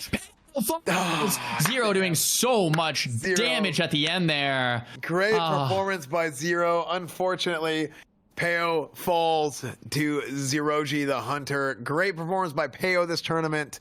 Really great performance by Peo, and a great performance by Zeroji. Rogues. Correct me if I'm wrong, admins, but more rogues than any other class in this tournament. And they're all gone. And there were so many, not only just, I shouldn't just say rogues. We had Savix. We had Bobkaz, we had PS Hero, right? We had Perplexity, we had Peo. Like, these are all big names. Spciy had a great showing as well. They're all gone. We even had, I mean, we talked about Shobek earlier. Shobek didn't make it to the final, but Shobek is another very good rogue. Vanis played really well. NZ with the plays against the Warlock Infestor. Like, they were all really good. But with this rule set, rogues are not coming out on top. And the rule set being, there are no rules. It's a Mak'Gora. Anything goes. So with this open system, maybe rogues aren't the dueler we thought they'd be. I thought maybe an undead rogue would take the whole thing, but looks like I'm wrong. We have Druid versus Mage, and it's a hard one. It's a really hard one for the Mage. Having said that, we've seen Druid versus Mage once today, and the Mage actually won. So Gordon, maybe he'll go in at the different game plan here. Gets slowed, shifts out, cap form again. Wow, Flame taking a lot of damage. That's Furbolg's Medicine Pouch, misses the Cone of Cold. Blink to follow. What charge is that? The Goblin Rocket Helm maybe resisted, but the charge worked. Oh, no, Goblin Rocket Helm now. Two different charges from Gordon. Early intervene. Love to see it. Gordon looks dominant in this matchup, and this is probably how the Druid versus Mage should look. Yeah, this has been a huge start from Gordon, getting up on Flane early. Flane is definitely on his back heels. He just gets title charmed right there after the blink, so he's not able to get out of it. And Gordon has a real opportunity to try and finish him here, but he might not be able to between the ice barrier and then getting title charmed himself. So yeah. Gordon continues on, keeps pressing Flane. Zaryu, is there any chance for Flane to survive this? Absolutely not. So here's the issue. The mages normally would sheep and reset. You can't sheep a Druid, boys. You can't do it. Flane can't reset. Okay, so you can use the Goblin Rocket Helm and CCM. You can use the Magic Dust and CCM, but you can't sheep. Mage's best spell is sheep. You can't use it against the Druid at all. How do you reset against the Druid? You can't. Once you're behind, it's over. The only way to win would be just to kill the Druid from the get-go, but once you're low, you can't come back. There's no coming back. There's no sheeps. You can't even Nova. He's just going to power shift. You can't. Look at that. Gordon in and out of cat form, running Flames down. He's doing the best he can do, but there's not much the Mage can do in this position. 10% life. Another Nova. Gordon's just finishing him off. One tick of Evo. Could be a Mana Shield or a Blink. Maybe another consumable, a flask. What are we working with, Flane? Another, okay, an ice barrier. Dude, he's just holding on for dear life, man. I don't know how long he can hold on, Esfand. I don't know how long he can hold on. I don't know either, man. This is not looking good. This might be it. We get the Kona cold out. He's slowed. He eats the Whipperroot tuber. Throws out a Frost Nova. It doesn't matter. Gordon can just shift out and shift back in, and he just keeps chasing him down. He's at 13%. Hell, at this point, I would just Moonfire spam him or something. Like, just start sending the Moonfires. It can be dangerous, though, because he doesn't want to make a mistake. You know, you can burn yourself with Moonfires. So if Gordon goes... If Gordon goes from Moonfiring, and then can't go back cat and just completely then the Mage could actually win. So it's, you know... Flane should have played like this from the start, just spamming Frostbolt and not letting the Druid get distance. Now he's so far behind. Ooh, he kites and turtles back up for the health potion. He has no Evo and he's low on mana, so I don't see him necessarily killing Gordon, but that's gonna buy him a little bit of time. I like the rank 1 Frostbolt kiting. I mean, this is, if we saw this from the get-go, it would have maybe been a very different duel. I don't know Gordon's exact spec. It looks like, though, he's not opting to just Moonfire Insect Swarm like we would normally see. So Gordon must be more, maybe he's not playing Resto at all for that Insect Swarm. But Flame's doing a good job this last minute or so, regaining his ground. Gordon's probably kicking himself, Esfand, for not Moonfiring earlier, because now he has some HP to work with. It probably is. Yeah, I just from looking at his build, it looks like Gordon is playing like a Feral Resto hybrid. I haven't seen him cast an Insect Swarm. I could be wrong. So yeah, I think he's playing some sort of a Feral Resto hybrid, and yeah, I mean he really just cannot finish. Like he just has to find a way to do it. I think there it is. Ferocious Bite will do it. just finish, dude. Yeah. We'll see. I mean, it's the same matchup as last time. I don't think they're the same specs. I think MFBTV is playing the Moonfire Spam Balance hybrid spec. So yeah, but I do think we'll get more of the same. Just like you mentioned earlier, you can't sheep a Druid because they can just shift out of it. They can shift out of Novas. It's a really tough counter for mages, and we might see more of the same here, just in a little bit of a different way. The way we normally see this duel go is the Moonfire and Insect Swarm will do the job, and the Druid will max range and Cheetah and keep running and won't even engage the Mage. And the Mage is in this position where you slowly die to the Insect Swarm Moonfire, and the Druid never does anything except Cheetahs and runs. That's normally what we see. We'll see here what spec. So it's the Moonfire. Insect Swarm looks like it resists there, and MFBTV decides to run and Cheetah. So this is a very standard Mage versus Druid duel. It's going to take a little bit longer, but generically what happens is the Mage will go out of mana. The Mage will never be able to really start much on the Druid, and the Druid will never actually go Bear or never go Cat. The Druid will kind of just go Cheetah, and whenever the Mage blinks in like this, you just kind of Cheetah form away. I don't know if the Bear form here is even necessary, because yeah, you get the bash, but who cares? You just Cheetah and keep running. And in the long game, the Mage kind of goes and the Mage doesn't really have the you can't really pack a punch as a Frost Mage unless you shatter combo, and you can't shatter a Druid who's just max range in Cheetah, and Cheetah also doesn't cost much mana. So the Mage blinks in, Arcane Bombs the Druid. It does land. Very well done from Dendario. The problem with the Mage strategy here, there's the Innervate coming out early, is Blink is actually a pretty expensive cost for the Mage. Yeah.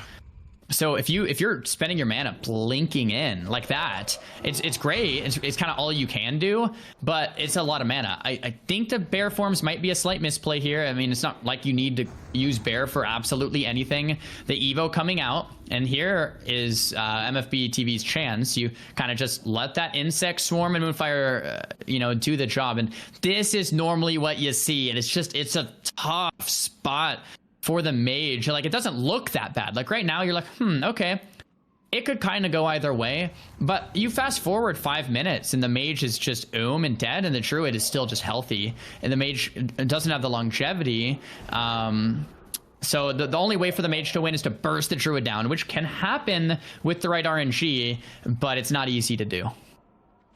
Yeah, I mean, you know this better than anybody, right? And you've talked about how difficult of a matchup this is. How impressed are you so far by how this match has gone? I feel like compared to the last match, Dendario's holding on really well. He is. He's doing exactly what he should be doing. He's blinking in on top of that Druid and getting burst when he can. The issue is every time the Mage builds momentum with like Frostbite, that Cheetah form, which is a very low mana cost, comes out, and the Druid is just going to run and run and run. And that Insect Swarm Moonfire might not seem very scary, but if Moonfire Insect Swarm is on you for 10 minutes straight, like it will kill you. It's enough damage to kill you, and that's kind of what the Druid is banking on. And it's not that it's a very quick way to get to lethal here on the Mage, but the Druid is never putting himself in danger. He's never pushing in to get Nova'd, to get Shatter combo. There's an Arcane Bomb, and boom, that's what Dendario's going to need. I love that combo. It was a Thorium Nade into an Iron Bomb, which was very well played. Those are the types of out-of-the-box thinking combos that we're going to need from Dendario to finish it off. Yeah, and he blinked that Arcane Bomb coming up right after it. Now, I did see Moonfire Beam actually did, he actually faked the counterspell on the Entangling Roots, but it didn't matter because he got blanket CS'd, and then on top of that, after getting the Arcane Bomb, it was another blanket. So that's why he wasn't able to cast, even though he faked it. Yeah, I must say, Dendario is really holding his own here in the matchup. The Druid's already used a T, already used a mana pot, and already used Evo, and Dendario is at 50% mana. So I'm pretty impressed. Like, this is going more Mage favored than I would expect, for sure. So like, hats off to Dendario. I think these clever use of items with the Nade and Arcane Bombs are evening this matchup out. And to be honest, like, yeah, Dendario is looking great.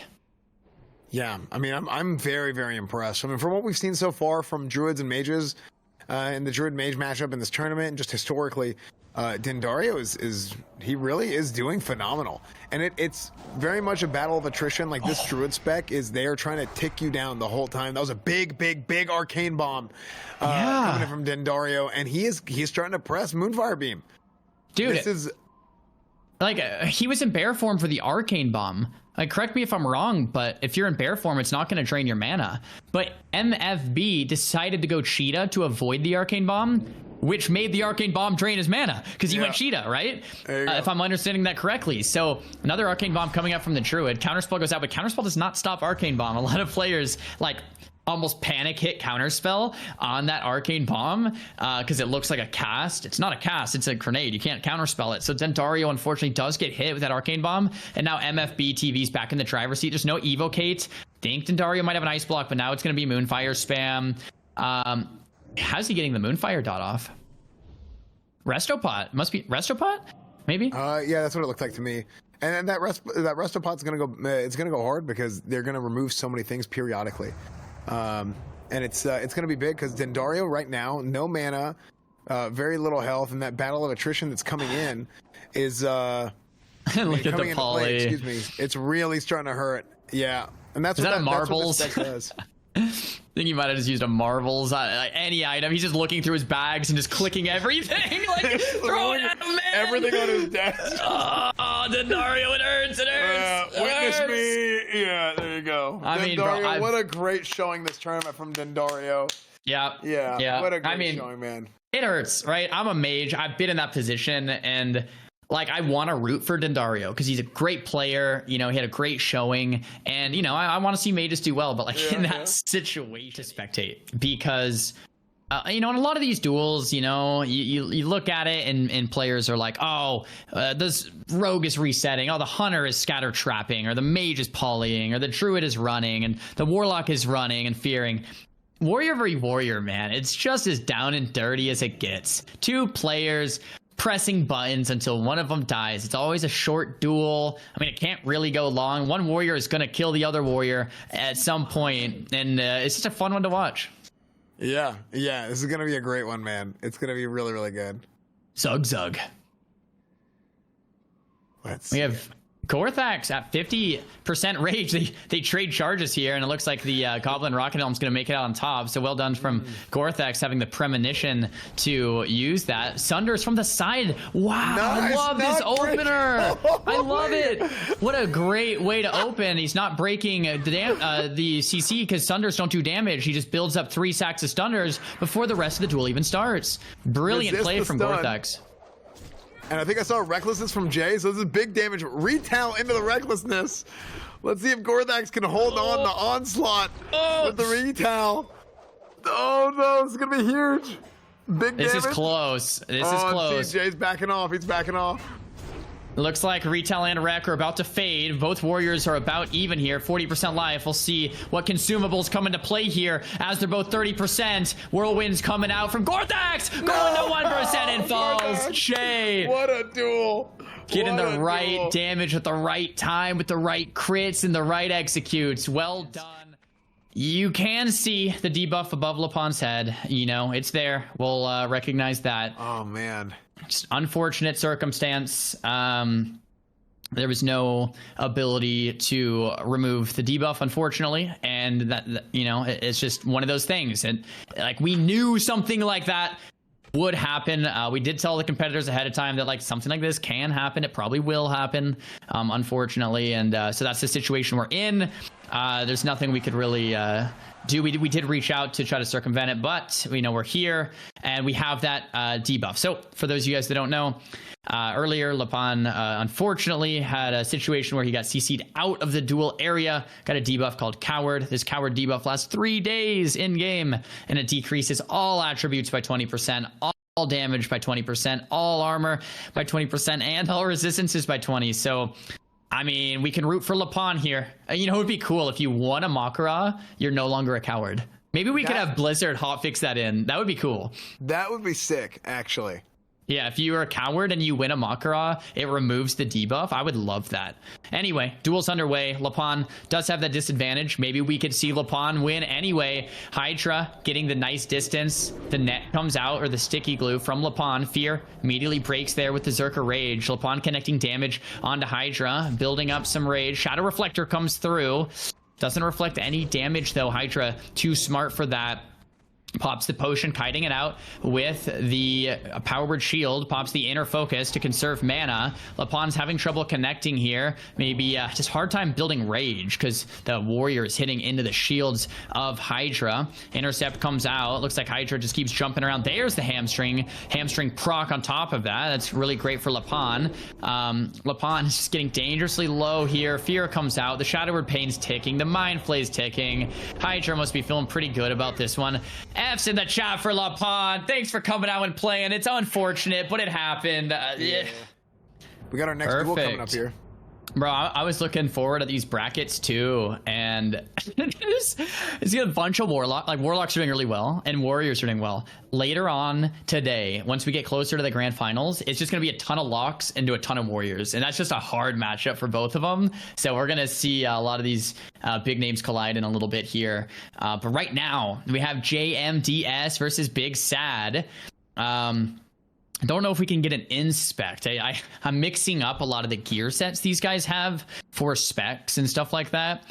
We do have a very prep JMD, and he's going in hard with the Goblin Rocket Helmet to get that gap closed right away. And he's going to build Rage by killing the Mechanical Dragonling and some totems, but the Heartbeat break early is really unfortunate for Big Sad. Hamstring coming in, Mortal Strike to follow. JMD trinkets out of that sticky glue as well. Big Sad purging down to even the playing field here, has the shield equipped to reduce incoming damage taken. But after all of that, Shaman's doing pretty well. Big damage coming into JMD. Wow, this is the best I've seen a Shaman fare. Head-to-head, big Chain Lightning coming in. Oh my gosh, 40% life from JMD. Big Arcane Bomb. It looks like he cancels because it looks like it was going to miss. Big Sad popping the T, regenerating some of that health and mana. This is a huge open for Big Sad. JMD fighting for his life right now, trying to stick to him. That Fire Nova hits, gets the mana or the health potion off, trying to survive and get out as much damage as he can, but Big Sad is able to finish him off with the Frost Shock. Oh my and gosh. JMD falls to Big Sad. Man, this is a little scary. It's one of those matchups that we've seen go in the Warlock favor nearly every time, and Josito is you know, he's a friend of mine. He's a good priest. He's a good player. I want to see him do well, and it's just like it's against the lock. It can be hard. If anyone can do it though, I know Josito can. I would love to see some tech come out. We've seen Priest maybe go for mana burns unsuccessfully. We've seen Priest try to race him down at damage unsuccessfully. Maybe Josito has something up his sleeve that will actually work here as he's logging back in. Might have been some lag or something like that. Looks like he might have disconnected again, so we'll see if there'll be another matchup or if we're gonna... Okay, Josito's having some connection issues. We're allowing a couple minutes due to the rules. Yeah, just couple minutes, and then if not, we'll move on to the next one. Jumping into the round, and we have Josito versus Infestor. Duel to the Death flag dropped. I'm very excited to see what Josito has in store for us, what he has planned, what we're gonna see coming out. It has to be something novel, has to be something different, a new strategy, a new item, or maybe some great RNG, a great Shadow Reflect on a Death Coil, you know, something like that. Because if not, we know how this one goes. The duel has commenced. Corruptions and Shadow Word Pains being traded out. Josito not opting for many dispels. He's just spamming that Shadow Word Pain. Fear comes out. Instant Will of Forsaken into a Refear, into a Will of Forsaken to follow. Looks like the pet goes down, and the second pet, Feldom, comes right back up. Fear being casted from Infestor. That's a Shadow Reflect on the Fear. Well played from Hosey. Hosey, 80% mana. Really strong start to the duel. Hosey opting for Dispels now, about a minute into the duel, instead of right away. But Infestor knows how this goes. Popping the Drain mana, keeping Josito on the back foot there. Full Fear coming out, and I don't think Josito's too mad with this opener. I really don't. I mean, he's 83% mana. Infestors use more mana than that, but the drain manas are gonna slowly tick down Josito. There's the Tidal Charm from Infestors into the Arcane Bomb. Great combo. I love that combo, being able to guarantee that mana drain. Josito pushing back in. The Fear does land. Shadow Reflector used. Josito sees it, stops cast for the time being so it doesn't reflect. Unfortunately, the Reflector does not work into AoE abilities like that Psychic Scream from the side of the Shadow Priest, so that does work through that Reflect. Silence coming out onto Infestors. Dots ticking down. Shadow Priest dots stacking up. 3 stacks of Shadow Vulnerability here. Josito in hot pursuit, but Infestor seems to be the one in the lead. Hosey realizes that, turns around in its tracks. Fell Hunters taking Devours every few seconds here, taking big chunks out of Hosey, but the Fear connects. Fear lands with no line of sight available. I don't know what Hosey's gonna do. Mana Pot being used. Maybe hopefully that was the second Mana Pot of the duel. If not, if that was the first, it might have been a bit late. Death Coil lands to interrupt Hosey's plan though. Into the full Fear once again. Might have been a resist. Corruption, Agony, Drain Mana, Fear coming out. Hosey's on the back foot. We might have a T available from Hosey. I believe he might have used 2 of them earlier today. I could be incorrect there. The Hellstone from Infestor coming out, keeping a nice healthy health total. has that arcane bomb. Number 2 misses this time. No tidal charm to pair it up. Big fear coming out on the Hosey once again, and that's the name of the game for the Warlock. Life tap into drain mana. There's a tuber from Hosey to restore a little bit of that life. 26% mana. Fellhunter still chasing him down. They're getting close to the edge of the duel arena. They need to be aware of that. That is written in the rules. Can't run away. Hosey 17%. If he leaves Shadow Form, it's going to be the beginning of the end, though. If he leaves Shadow Form to heal, he's not going to have enough mana to go back in, and that's pretty much forfeiting the duel. Infestor, completely tapped, has to life tap, and he does. The diminishing return of fear resets. Full fear lands. Infestor going to get the drain mana. Not looking to push it too aggressive. Just wants to slow roll it till it's done. Another fear being interrupted there from Hosey. Will of Forsaken to answer from Infestor. Well done. Arcane Bomb from Hosey. Kind of evening it out a little bit in terms of mana, but the problem is the Warlock can just live tap. Another Resto Pod expanded from Infestor. The dot's ticking down. Hosey has nothing left. He falls. Infestor looking like a pro. GG, well played to Hosey, and that's pretty much going to be it. There we go. We got Snuts versus 4. Snuts versus 4. Lock mirror matchup. Double Fell Hunters out. Oh, we're underway. Dots being traded. Corruptions, Agonies, back and forth. Immolate being casted, and Snuts. I just can't wait to see what he has in store for us. And 4, man, could you imagine if 4 just takes out Snuts right now? Could you imagine? Like Snuts just gets eliminated? Like, that would be insane. Dude, maybe it'll happen. So, I mean, dude, after all the expectation, yeah. If 4 ends up eliminating Snuts, that blows the thing wide open, man. Snuts Shadow Reflects, life taps early on, tries to get value out of it. 4, well played, cancels the cast. Fear gets interrupted with the Death Coil. Looks like 4 is maybe in the lead so far. Snuts, though, don't want to count him out. He pops the life tap in the Furbog Medicine Pouch. A lot of damage coming in here to 4. Another Fell Hunter being summoned. So it looks like Snuts killed the first pet, and it looks like Snuts is going to go for the second pet kill. We saw this yesterday in the Warlock mirrors for the qualifiers. The Warlocks who played the long game and killed the pet started off weak, but in a long game came back because the access to that Fell Hunter. Snuts hiding it out brilliantly, killing the first pet and the second pet.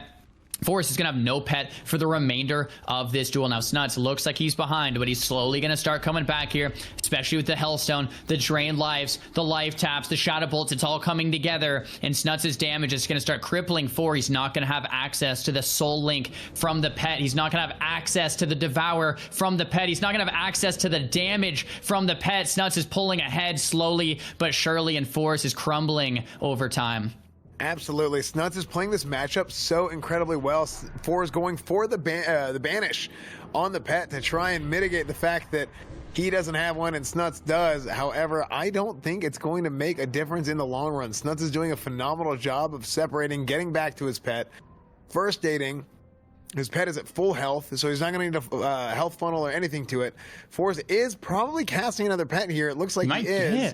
And he gets spell locked. Oh. He gets spell locked, doesn't get it off, and Forrest is on his back heels right now. It is not looking good. Getting wanded down. Snuts finishing him off right here, man. What an incredible play by Snuts. Here we have another massive matchup. I can't stress this enough. Shayla versus Peace. The winner of this is a big deal. And the duel's already started. Scatter. Don't know if he's going to have time to make it for the trap. Feign Death trap. Oh my gosh, it looks like... resisted? Yeah, I think it resisted, but he did have the Shik in there. Oh, yeah. He already had that place before. He has the improved trap, so he got the root on top of it, and it ticks again. He gets 2 of them in a row. He ends up trinking out of it. J-Law is now pressing Peace, but Peace is doing such a good job of kiting him in the ice trap, keeping him slowed as much as possible, keeping that applied to him the entire time, and he is just getting rooted over and over again.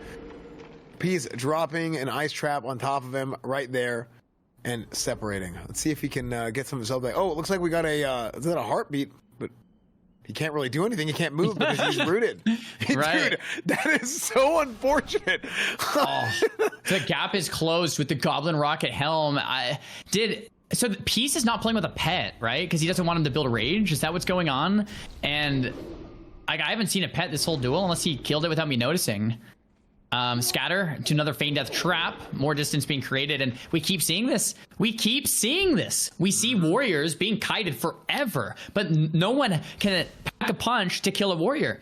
Like J-Law is like, you know what? Kite me all you want. I'll wait till you're and I'll wait till you're out of cooldowns, and then I'll kill you. And Warriors just seem so tanky that, like, yeah, they can be kited for like half an hour, but you can't kite a Warrior forever. And you know, once you're out of cooldowns, once you're out of mana, or you even can't if you even have a bad resist.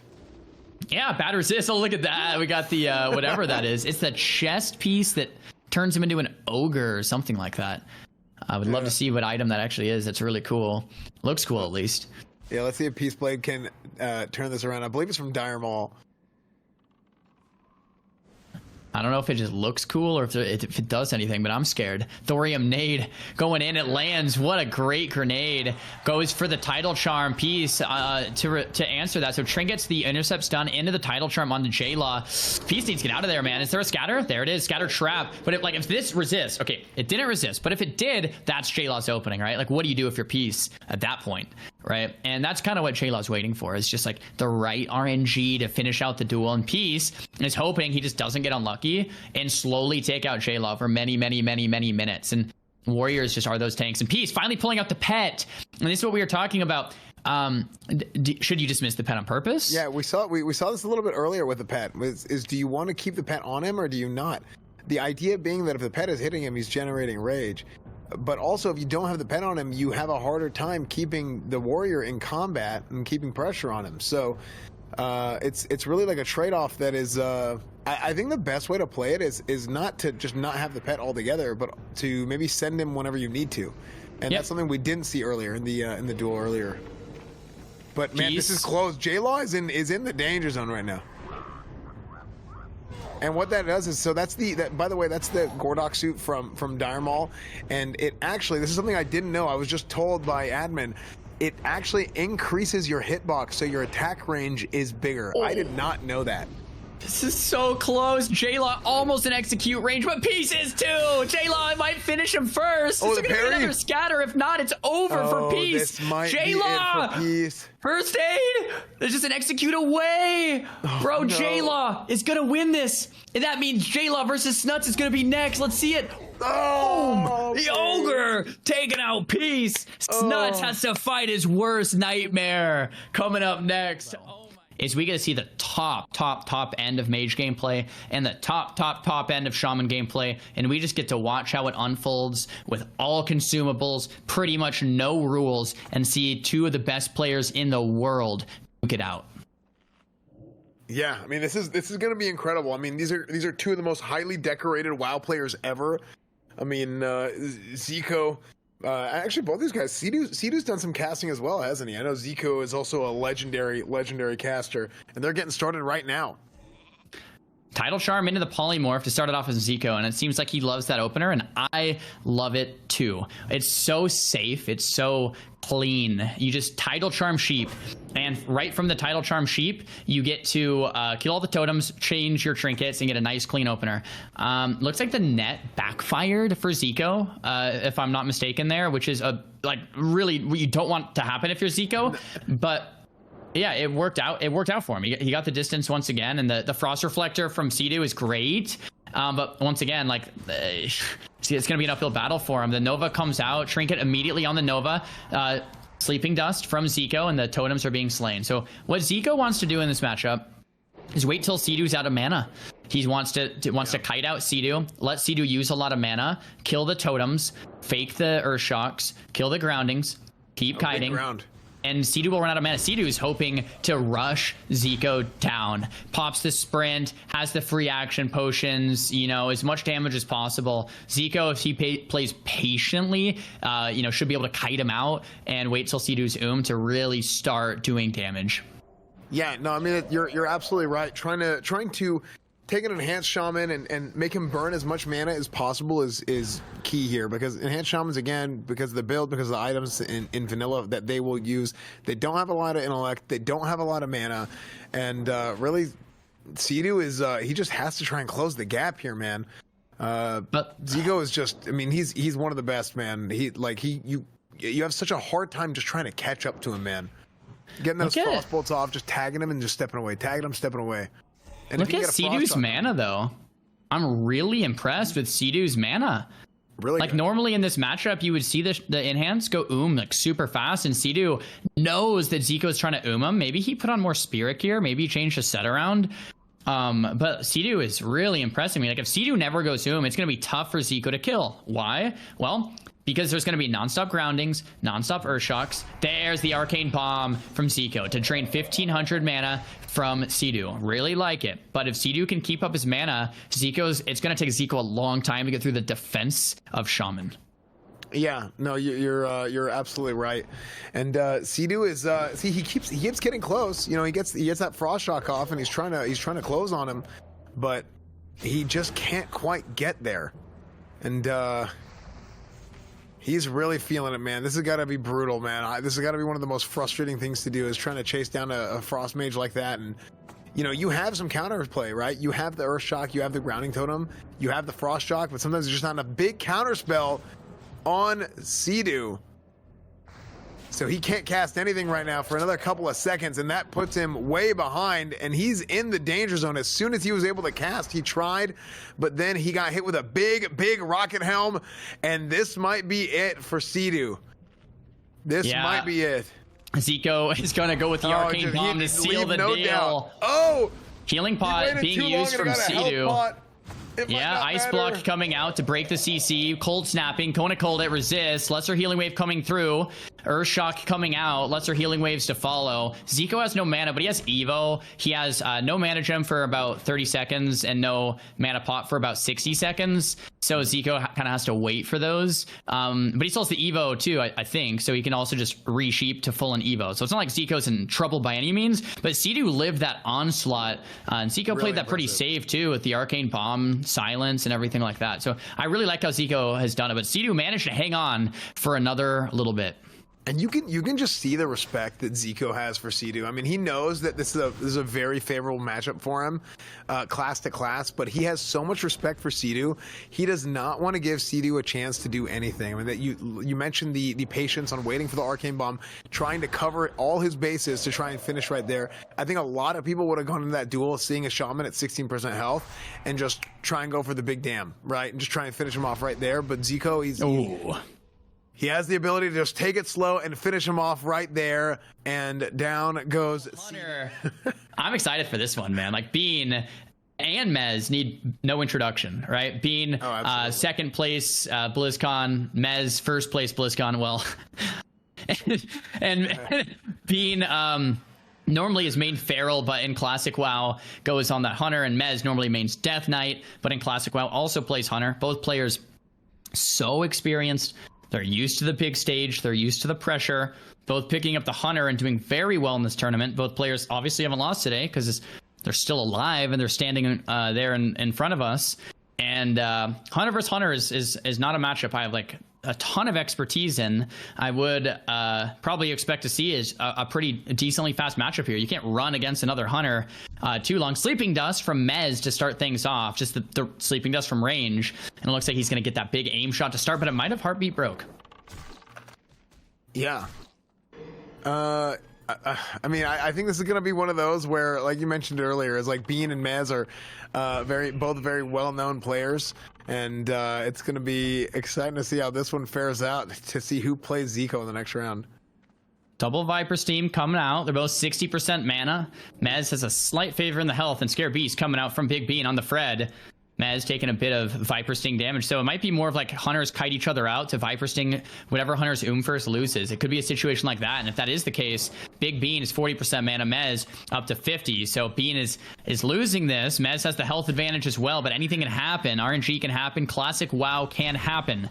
Mez using the Elixir of Poison Resistance, removing the Viper Sting from himself. Concussive Shot, RNG onto Bean, unlucky. And the Imp Wing Click too, right after. Yeah. Oh, look at... Fred gets ice trapped. Oh no. See, that's what I really want to see today. It's Bean and Mez is a great matchup. I really want to see who does better, Fred or Grayson over there. Yeah, seriously. We have concussive shot RNG, wing clip RNG. We have crit RNG, resist, misses. We'll see how it plays out. It's very close. I would maybe dare to say Mez is slightly in the lead. Both pets are just CC'd forever. Hunters are in melee range going for the wing clips. Bean might be the first one to get the other hunter They're pretty much both at this point. They're both within 5% life of each other. This could be anyone's game. Bean fighting for his life. Another improved wing clip from Mez. He's all over Bean now. Both pets connecting. Fred and Grayson doing work. Being at half life, no mana for scatter or feign death or trap or anything like that. Major healing pot used. Doesn't look like it does almost anything though for Bean. I wonder what consumables we have left. If we have teas, if we have flasks, now is the time to bring them out. This is a duel to the death. Whoever loses will fall. Yeah. Big trap avoiding the pet. I mean, this is look, these guys are completely tapped. They have no mana. I mean, they're just sitting here standing 10 paces apart and shooting each other maybe. They're getting in melee. Fred's trapped now. Bean has gotten some unfortunate... that's huge. He gets to first aid. He got the cross CC. Yeah, he traps one and magic dust the other. Bean is going to be able to first aid and drink. This might be the momentum Bean needs to turn the tides here. Oh no. Cross CC on the two players. The Viper Sting is coming out. Bean's taking the lead. Mez is trying to get back in the range. He's not quite shooting. Bean's getting a massive lead from this. There's the healing pot. Mez is not shooting. He's just running in. Now he finally gets that Viper Sting off, but Bean now has a 10 or 15% health advantage. Mez uses the magic dust and it looks like it resists. He will not be able to pull that same play that Bean just played. He can't take it from his playbook today. The Viper Sting and the sticky glue connecting onto Mez. Another concussive shot RNG onto Bean, and I think, this could go either way, but it's a race. Bean with mana. Bean with mana. It's a DPS race. Oh, the flask to get his health back up just a little bit. Mez Who's gonna win? Is it gonna be Fred or Grayson? Mez pops the tuber and the flask to gain more life. Bean pops the tea to gain more life and mana. Trap into the Scare Beast. It might be a bandage. It might be a bandage. The first aid on the dot, dude. Right as the bandage dropped, right as the debuff dropped, he was able to get just enough healing off. Viper Sting coming out from both ends. Both hunters are pretty much tapped. Mez is on 10%. Bean trying to finish it off, but so is Mez. It's as close as it can be. Bean's kiting it out. There's the scatter trap. Grayson connects and Mez goes down. Bean takes down Mez. What a duel. What a fun one. Next up, we have another mirror. We have the Warlock mirror. And this is a mirror where we've seen a lot of strategies, differing strategies come out, like pet kills or just going in for the kill, more damage, and seems like any Warlock that's gone for the pet kill strategy comes out ahead. So I would probably be willing to bet Gripping and Madnox might both go for the pet kill strat, because like that just seems to be the strategy that is winning the Warlocks duels every single time. Yeah, no, 100%. I mean, that is the key. The key is for sure to kill the Fell Hunter. We've seen it time and time again. And I mean, now one thing's curious is seeing the banishes go out, because what I've noticed multiple times is one Warlock kills the other Warlock's pet and the other one starts banishing it. But why? I'm kind of surprised as to see why they don't just go for the banish right off the bat and try and make them choose like if they want to go for the pet or not. I mean, they're railing the pets right now real hard. So let's see how this one plays out. It's a good question, you know. Maybe the banish gets spell locked and now you're locked in shadow and you can't fear. And then the next banish, you could maybe fear their banish. You just stop the banish over and over, kind of a thing. Yeah. And then all of a sudden you're in the spot where your pet's dead, you can't stop the banish, and now you're just behind. Maybe that's my best guess. Yeah, I'd love to ask them. Yeah, it might be a weird interaction with Soul Link, or with how it works. It might be like giving them free 20% mitigation, because also a big reason to kill the pet is to stop that Soul Link, right? And so yeah, there's the second pet coming in from Gripping. Madnox secures that first kill. Gripping kind of kiting it out pretty well here. Fear coming out. Looks like, yeah, it's hard to tell who's ahead. I guess the Warlock with two pets is ahead still, but both pets about 50% life. Madnox gets a full Howl of Terror there. Furbog Medicine Pouch coming out from Gripping. Health funnel onto the pet. They're trying to keep the pet alive at all costs, and I don't blame them. Once that pet dies, you lose all the class's utility. Both pets about to drop once again. We'll see whose pet gets resummoned? I can't quite remember. It's hard to see whose pet belongs to who. Yeah. Well, right now there's no pets, but we're doing a. It looks like he's going for a full summon. No he way. Did get a Curse of Tongues on him, but it was after he started the cast. Oh, he gets coiled. And he gets coiled at the last second. Yeah, so it looks like both pet. No, Madnox has the second pet. So Madnox is super far ahead of gripping here. Huge. Yeah, the Arcane Bomb could even it out, but yeah, Madnox with the pet. He also has the mana advantage. I don't know what gripping's gonna do here, Esfand. Yeah, I think this is a really, really bad situation for gripping. I mean, your pet down, your Feldom's down. This is really bad. That Fel Hunter is such a big part of the Warlock's kit. Again, with the Spell Lock, with the Devour, with damage. They have a lot of magic resist, so they're hard to kill in the first place. But and even if you're melee and you try and hit the Fel Hunter, you have a stacking debuff that reduces your attack power. So they have a lot of mitigation, and once it's down, it's like, oh man, this is a rough go. So we'll see if he can survive. But I think it looks like it's about over for gripping. I agree. Let's get the fear off. He's going for the banish. There's that last second banish that he's trying for, seeing maybe if he can cross CC and reset. Is that a fear he's going for? Banish fear. He gets it off. He's 3% life. It's done.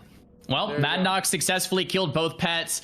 As it stands right now, that seems to be the most effective Warlock strategy. It's definitely the time, and it's also time to hop back into Sonii versus Zero. Hunter versus Warrior. This is another big matchup, and we're underway. Starts off with the Scatter Trap, and the offhand here to break the CC.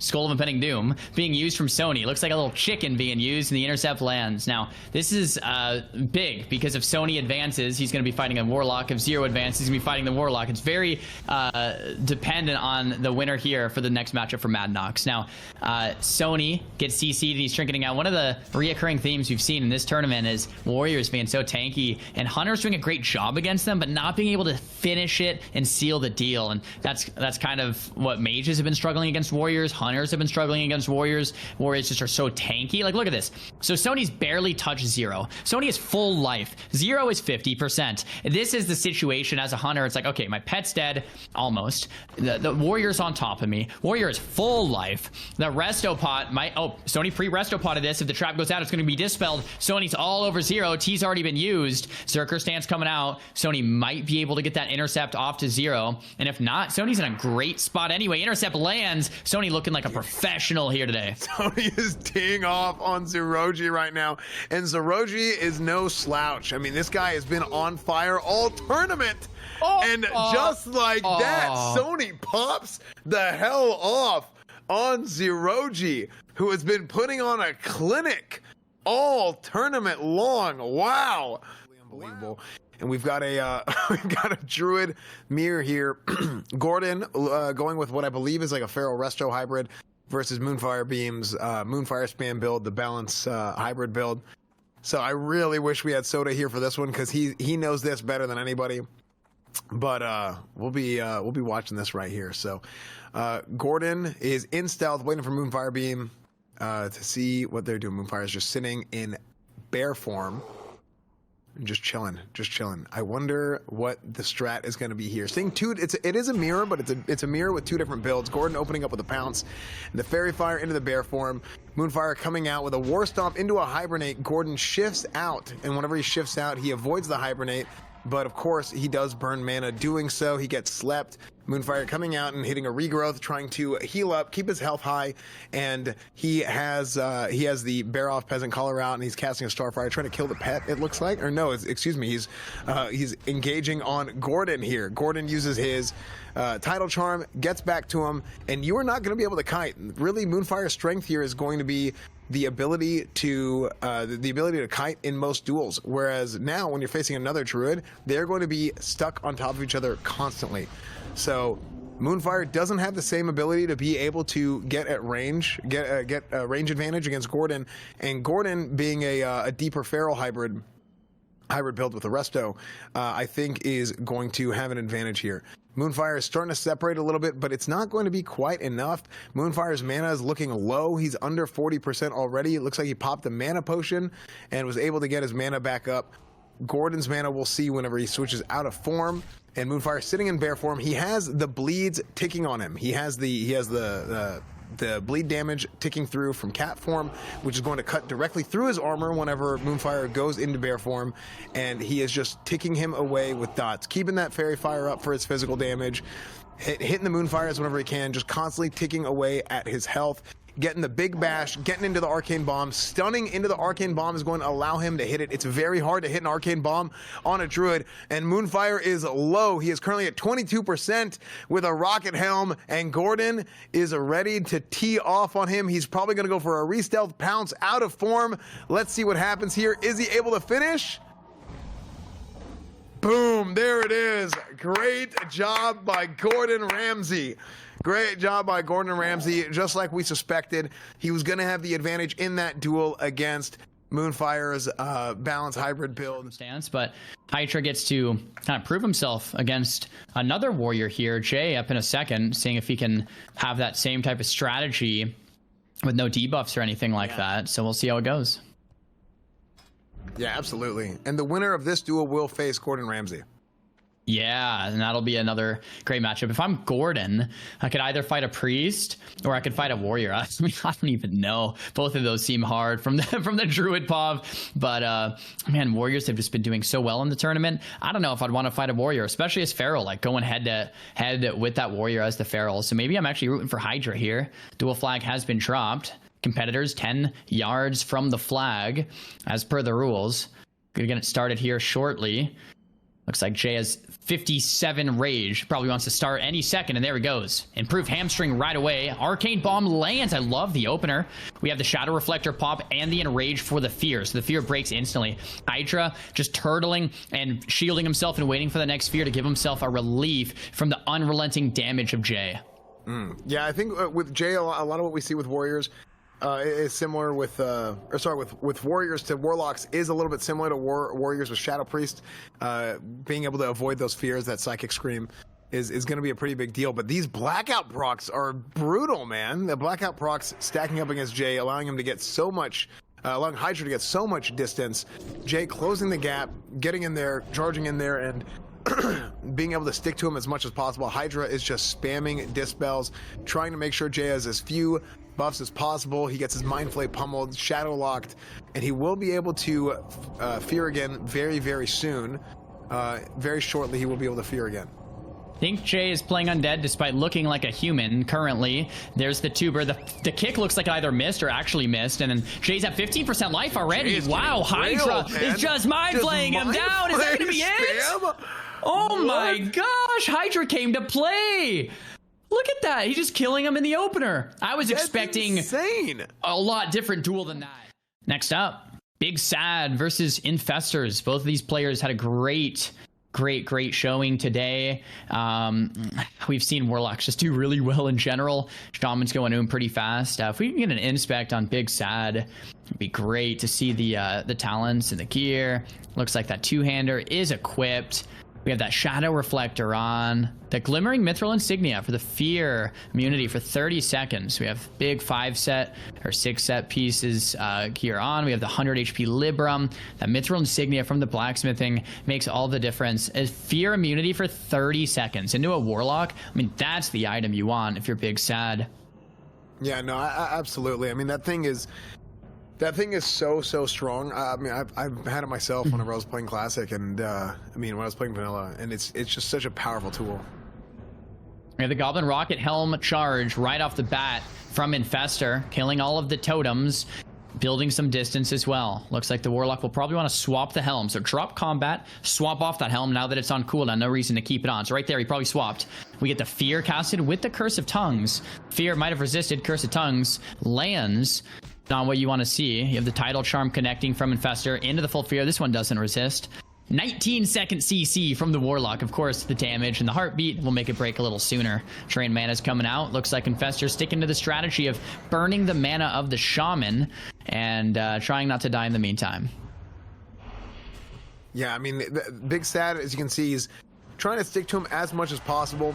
Trying to stick as close to him as possible, not only for... I mean, this is excuse me. He's an enhanced shaman, so he's trying to come in, trying to get that big win free procs on him, trying to do the big burst damage that enhanced shamans try and do, and really just keep it on him. He fakes the Earth Shock, able to get the Fear out right here.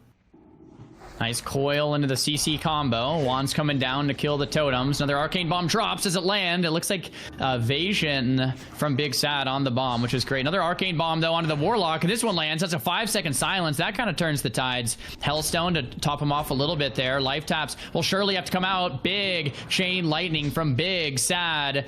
Infestor popping the, what's that, Noggenfogger Elixir? Urshot coming in. Big Sad looking to close it off. Infestor's pet is dead. He fell Dom summons another one. Almost expected a Voidwalker for the shield to come out because Infestor is so low. There's another life tap. Almost no mana to work with. Big Sad and hot pursuit. Infestor's gonna fall. It looks like he's gonna fall. That's a flask. Puts him back to 17% life. 3 flasks allowed per day. Infestor gets Earthshocked. He fakes the cast. Re-fears. Big Sad's not happy with that. Fear breaks early. Infestor on the run. Curse of Agony ticking down Big Sad. I mean, it is close. Frostshock lands. Big Sad closed the gap. A couple more auto swings could finish it off. Infestor at 2% off to the life tap. Are you kidding me? Another fear. Oh my gosh, Infestor's 1%. I can't believe he went for the life tap there. Infestor, you gotta run, bro. I don't know how he's alive right now, man. This is nuts. If Infestor takes any damage at all, he's dead. The pet is running after the Shaman. Shaman mana pots back up instead of the health pot, which is also another crazy play. The chain lightning being casted, decides to frost shock. That's gonna be it. No! Magic dust! Magic dust! Oh, it breaks! Casted the fear! He should have casted the fear! Is that a tremor? He tremored the magic dust as fanned! He tremored it! Dude, that's amazing, dude. The tremor totem breaking the magic dust. Huge, man. This is, I believe, is this the first warrior that Snuts has fought? No, second, I think. But second warrior. But it's the first today. And J-Law is a top flight warrior. I mean, this is going to be one hell of a matchup. Snuts, one of the greats. J-Law, one of the great warriors. I mean, this is the one to watch, man. You do not want to miss this duel right here. So I know, not want to miss this. I know Zico's tuning in right now. You know why? Because if J-Law wins, Zico has a great shot at winning this whole thing. If Snuts wins, Zico has to fight Snuts, you know, eventually, probably.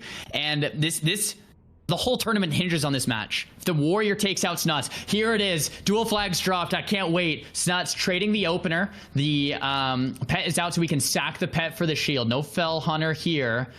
Okay, we have the charge being expended from J-Law and the helm being expended from Snuts. Snuts dropping combat, swapping helms, keeping J-Law in combat. Charge with the Fab Death Coil coming out to respond. Beautifully played and responded to from Snuts here. If that Death Coil didn't come out, J-Law is going to start shredding through Snuts' life. Now Snuts, brilliant positioning, staying far, making sure J-Law cannot connect for even a second, because if he does, Snuts is going to get ripped with that J-Law damage. Dude, this is, you want to talk? Dude, he was so far out of range, we lost sight of him. Literally, he's farther than draw distance right now. So he's mounting up, he's going to get back in on this. And he's probably going to get in combat. I would expect him to get in combat before he's able to charge. But he may have to go with an intercept, which is exactly what we see. Intercept into a hamstring, and he pops Wreck. He pops Wreck right onto him, so he's trying to tee off on him right now, gets title charmed. Snuts trying to keep his distance as much as possible, continue to keep his health up. He does sack the pet and he casts another one. There's a lot of absorb, there's a lot of absorb coming up, and does not sack the pet yet. But he continues, there it is. Okay, he did sack the pet, there it is. He did sack the pet right there. And then he is absorbing, not allowing J-Law to generate any rage. Not allowing J-Law to generate any rage while J-Law is trying to tee off on Snuts. Pops Berserker Rage, stops the fear, hamstring, continuing to stick to him as much as possible. This is one of the biggest duels of the entire tourney. J-Law with an AGM, Grandmaster Trinket, being able to go with some absorbs, we'll add some absorb to him, gets feared away, wills, intercepts back, sticking to him. There is just an onslaught from J-Law, and Snuts is standing tall, hardly taking any damage, avoiding everything he possibly can, dropping the sleep and disengaging. Snuts used the first T of the tournament. He used 0 Ts yesterday to go 5-0. The first one expanded out of 3. Snuts would only pull the T out if he felt like he needed to. So J-Law is a really big opponent here for Snuts. There's the Magic Dust from Snuts to reset, and the Magic Dust from J-Law. Will of Forsaken immediately. Another Death Coil coming in. J-Law getting low. If Snuts takes him out, that could be GG. We have another pet sacrifice. A full fear from J-Law. J-Law's looking like he might fall. Another health potion used. He's back up to 30%. There's the Drain Life coming out. J-Law is so scared. Another Fate coming out from Snuts. Well played. There's the Mortal Strike. Drain Life taking Snuts down. The Mithril Dragon Link's not going to be enough. J-Law falls and Snuts advances. That's amazing, man. Wow, what a duel. Oh, we have a live interview out on the field. Looks like Xzane. Oh, he's actually going to go and talk to the competitors. Yes, hello. I'm out here on the field right now. Can you guys hear me? Zarya, can you hear me? Yo. I can hear you. Oh, hey, we're here. How's it going, Ziqo? Hello. It's going well. That's fun. Wait, let me walk up to you there. I'm being a little bit shy here. Oh yeah, please. Don't be shy. Don't be shy, Ziqo. How do you feel?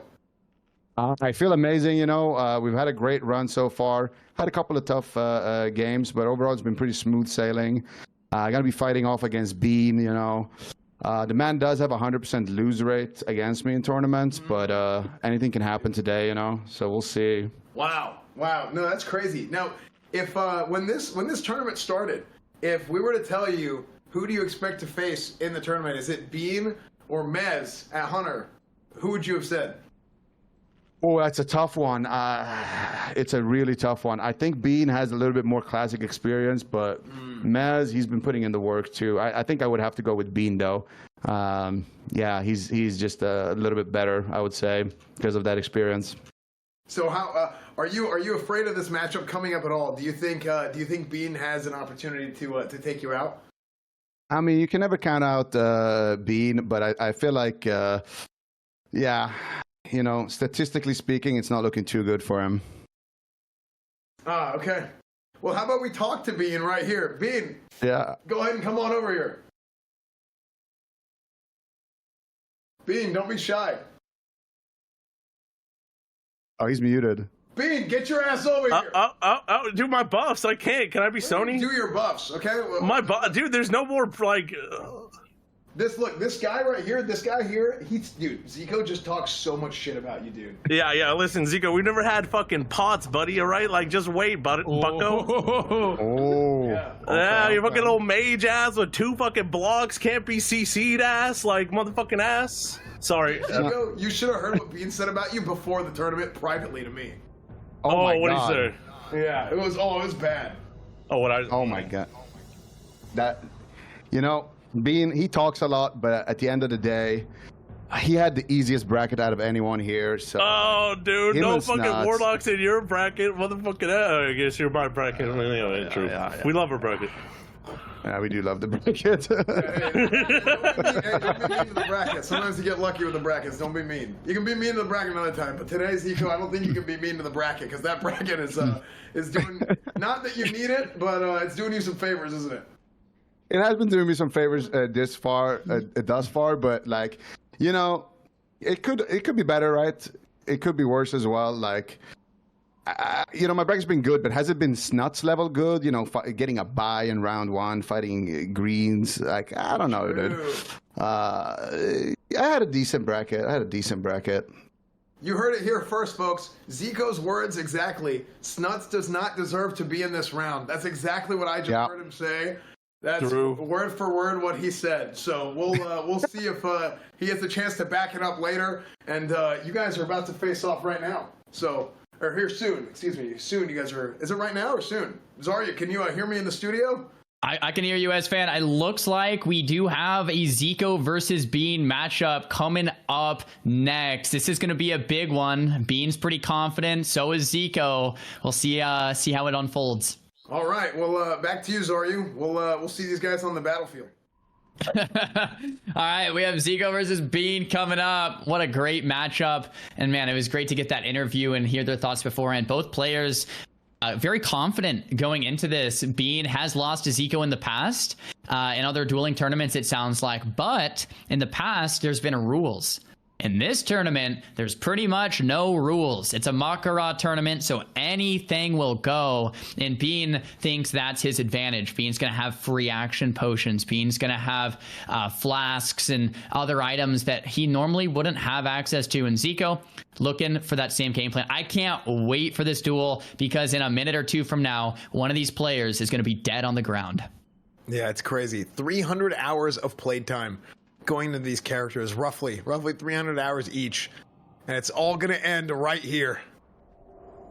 There it is, full sheep to start things off. Well played from Ziqo. Pops the detect magic, trying to find the pet in stealth. If he can find the pet in stealth, he was going to kill the pet. He couldn't find it, so he's just going to open up on Bean without the pet. There's going to be a scatter trap in Bean. Looking for the reset. Ziqo instantly knows to block. Magic Dust from Bean after the block. Magic Dust will Forsaken from Ziqo. Ziqo blinks in. There's the Viper Sting ticking. A lot of stuff happening. Magic Dust to reply from Ziqo. Ziqo Elixir of Poisons the Viper Sting off. Goes back into range and the nets Bean. Very beautiful exchange from both players. But Bean, though, short end of the stick. Big Frostbolt's coming in. Frostbite RNG going Zico's way. Big Frostbolt, Kona Cold connects. That's big damage. Zico's trying to raise Bean to the finish. And this is exactly what he has to do. There's the second scatter trap. Ziqo is going to have to block this one. Looks like the trap resists. Bean sees it resisted, uses the Helm instead as the backup CC. Incredibly played from both players. Bean probably swapping out that Helm. There's the Viper Sting. Ziqo can't quite get rid of that because he's in the CC. There's the Elixir of Poison resist now. Zico's playing the max range very well, pushing into Bean, but he's going to have to close the gap. He's going to have to push in somehow, some way. Bean's pet is out in the middle of the field, getting slowed. Bean's pulling it back. Beans has the chance here to potentially kite Ziqo out. The blink into the Goblin Rocket Helm to close a 100-yard gap. What an aggressive play by Ziqo coming in to CC Bean and try to take out the pet, trying to get the pet out of the picture entirely and make it a one-on-one, mano-y-mano, no pet, fisticuffs. Let's see if he gets this trap off, and he does. Oh, but he has the poison on him. The poison! Oh, no. Poison breaking the trap there is huge. If that trap didn't break, I don't know how Ziqo might have had that second ice block. The Magic Dust resist, so a little bit of RNG going both ways. Ziqo out of mana, popping the major mana pot, going back up to 34%. Bean landing some swings. Big Frostbolt connects, but Bean is very tanky. Bean waiting for that 3, 2, 1 for the poison to fall off for this next scatter trap play. Let's see it happen. There's the Kona Cold scatter trap right when the poison falls. Feign death to drop combat. Trap lands. That's the last ice block of Ziqo. If Bean can make it one more DR, one more scatter trap, Bean will win this. Ziqo will have nothing left. The Viper Sting comes out, but Zico's there's the full poly and the evocate. That's Zico's last defense. Bean, though, ticking every second for that next scatter trap. Ziqo has no cooldowns remaining. Bean doesn't look super healthy either, though, but with 34% mana, he can still do another scatter trap here. That scatter trap can land. He can kite Ziqo out. If he can do that, Bean can actually win this duel. And we'll see if he pulls this off here. Wait until the last second on that Frostbolt. Combo counterspell into a Kona Cold. Gets the scatter off. Sleep. Will. No, so he missed the trap. Oh, no. You can't trap. Well, counterspelled. So Ziqo pre-CS'd the scatter. That was an MLG play.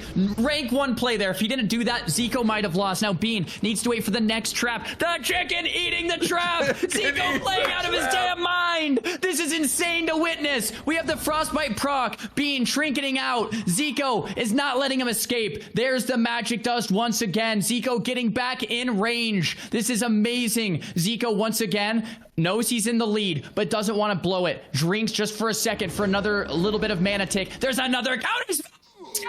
No way! Out of his mind. This is incredible. The trap does go off, though. Bean needs to reset this. He doesn't have much time. He was CC'd. The gnomish cloaking device comes out. Oh, but the heartbeat breaks. Zico's insane. Chicken will not let Bean go. Oh no, Ziqo all over him. How is Bean not gonna die here? A Magic Dust half DR comes out. Remember, Magic Dust shares DR with the trap. If that... Oh no, Bean won't be able to get away. I think Ziqo has done it. 20% life. Another flask has been used. Bean has 16%. And Bean is gonna fall. Another flask, back to 20. But what is Bean gonna do? What is he really gonna do? The Frost Nova comes out into the Kona Cold. Ziqo is a masterclass mage. Wand after wand. Bean back into the sleep. Ziqo gonna drink back up. And I don't think there's anything Bean can do to get himself out of this one. Dude, I just love the respect. Like, he goes and he's like, look, I'm just gonna play it slow. I have the dust, use it, finish it off. What an amazing duel, man. What an amazing duel. And hello, can you guys hear me? Barely, yeah. What's up? Yeah, barely, yeah. There, I left my microphone on the desk. That's what happened. Hello. Or I mean, in the broadcast truck. That's what happened. How are you guys doing? Good. How are you? I'm good. So this is what I heard before. I heard there was a lot of smack talk between you guys. Is this true? Dude, I tried to like half-heartedly smack talk because I got the vibe he was like a nice guy, and then he just started like complimenting me and just saying all kinds of stuff. Like, I don't. Wow. We're just hanging out, honestly. Madnox would do that. Madnox. Yeah, me too. How dare you say those terrible things to Sonii? Yeah, I don't know. I'm just born that way, I guess. Wow, man, you can just hear the hate and vitriol in his voice. This is obviously going to be a very, very deep-seated personal match between Sonii and Madnox. I don't think either of these guys like each other. I don't think either of these guys will ever like each other. Nope. It's gonna be I hate this guy, man. Yeah, I'm just kidding. I'm just kidding. This guy has been super respectful. He's a really good Warlock. We faced off in the qualifiers, and I'm excited to do it again. Yeah, Sonii was my only loss in the qualifiers, and now we're meeting again, so let's see. It's fun. You ready, brother? Ask Madnox if he learned anything from watching the duels today. I'm hearing in the studio. We have a question from the studio. Did you learn anything from watching the duels today, Madnox? Yes and no. I feel like it's really hard to do some of the tactics that other Warlocks try to do versus Warriors. Snuts is like really good mechanically, so he can pull it off. But yeah, it's hard. But it's you're hard. better, right? Sure. Wow, significantly better. That's amazing. That's quite the words, Madnox. Let's do it. All right. We'll see you guys back. We'll see you guys on the battlefield here shortly. We got Madnox and Sonii coming right up. Zaryu, back to you in the studio. We have dual flag about to be dropped. Sony's full rage here, and looks like he's ready to go, man. Yeah, this is gonna be a good one, man. Sony's, I mean, this is a good matchup for the Warrior. This is the Warlock's worst matchup, actually, from what we've seen so far. And so Sonyi's coming prepared. Sonii, I think he came out of yesterday with a target on the back of the Warlocks. So he said, look, I've got everything down. If I can compete well against the Warlocks, then I'm going to be doing fantastic tomorrow. So let's see it. He opens up with a charge right here. Charge into an arcane bomb. You've got the improved hamstring proc while he's silenced, and he's really getting a chance to tear into him right now. Madnox has got those absorb shields up, preventing Sonii from building any rage. Getting feared out, getting separated from him. Berserker Rage to stop the fear, and he's going to go and he's going to re-engage on him while he's getting dotted up. You got the Curse of Agony ticking. You have the Corruption ticking, and Sonii is wailing on him. Madnox goes and he Felldom, so he does a sack Felldom with the Voidwalker to get even more of an Absorb Shield up, and as you can see, Sonii is running dry right now. He's hardly generating any rage with those Absorb Shields running. He finally got through that Absorb Shield, and we can expect to see Madnox go in after that fear. He will probably be using that pet again to get a pet sack. He has almost no mana already. Running Drain Lives. I would expect him to sack the pet here soon. Fear being casted from Madnox. Sonii not gonna get faked here. Another Berserker Rage coming out preemptively. Arcane Bomb, silence for 5 seconds. Not what Madnox wanted. Second sack coming through, as you mentioned, and Sony's gonna have difficulty building Rage. Sony's getting very dangerously low, waiting for those dots to fall off. Maybe he's gonna be able to get a first aid or a bandage tick off here. Madnox, though, not happy. Flask. Yeah, oh, the Diamond Flask set. That's great. He gets the charge. Diamond Flask. Really well played from Sonii here. Madnox, that shield's about to fall. The life tap coming through because he's close to out of mana. The fake on the pummel from Madnox. Very well played. But the Mortal Strike's coming in. It might not matter. He's a couple percent away from getting executed here from Sonii. 21% shadow locked, and that's going to seal the deal. Huge Sonii moving to the semifinals. Huge lockout on the pummel. Yeah, thank you, Zaryu. I'm here with Hydra right now. I'm here with Hydra, and Gordon will be joining us shortly. Hydra, how do you feel about the tournament so far? Also, man, yes.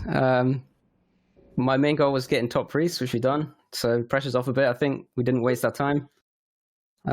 Pretty much never play Shadow, so yeah, doing alright. I'm glad to hear that, man. It's you've never played Shadow. You're performing as well as you thought you could perform. So what made you decide to go Shadow Priest? I tested all the specs, and Shadow made me the most moist. Oh, there you go. That's so your moist meter was high. Yeah. Well, that's great to hear, man. That's usually how I determine what I want to do on any given day about anything. So you're facing Gordon Ramsay. Did you hear what Gordon said like 20 minutes ago about you? What I just hope he doesn't start shagging me mid-duel, man. Yeah, he might. Gordon, what do you have to say for yourself? In context of what?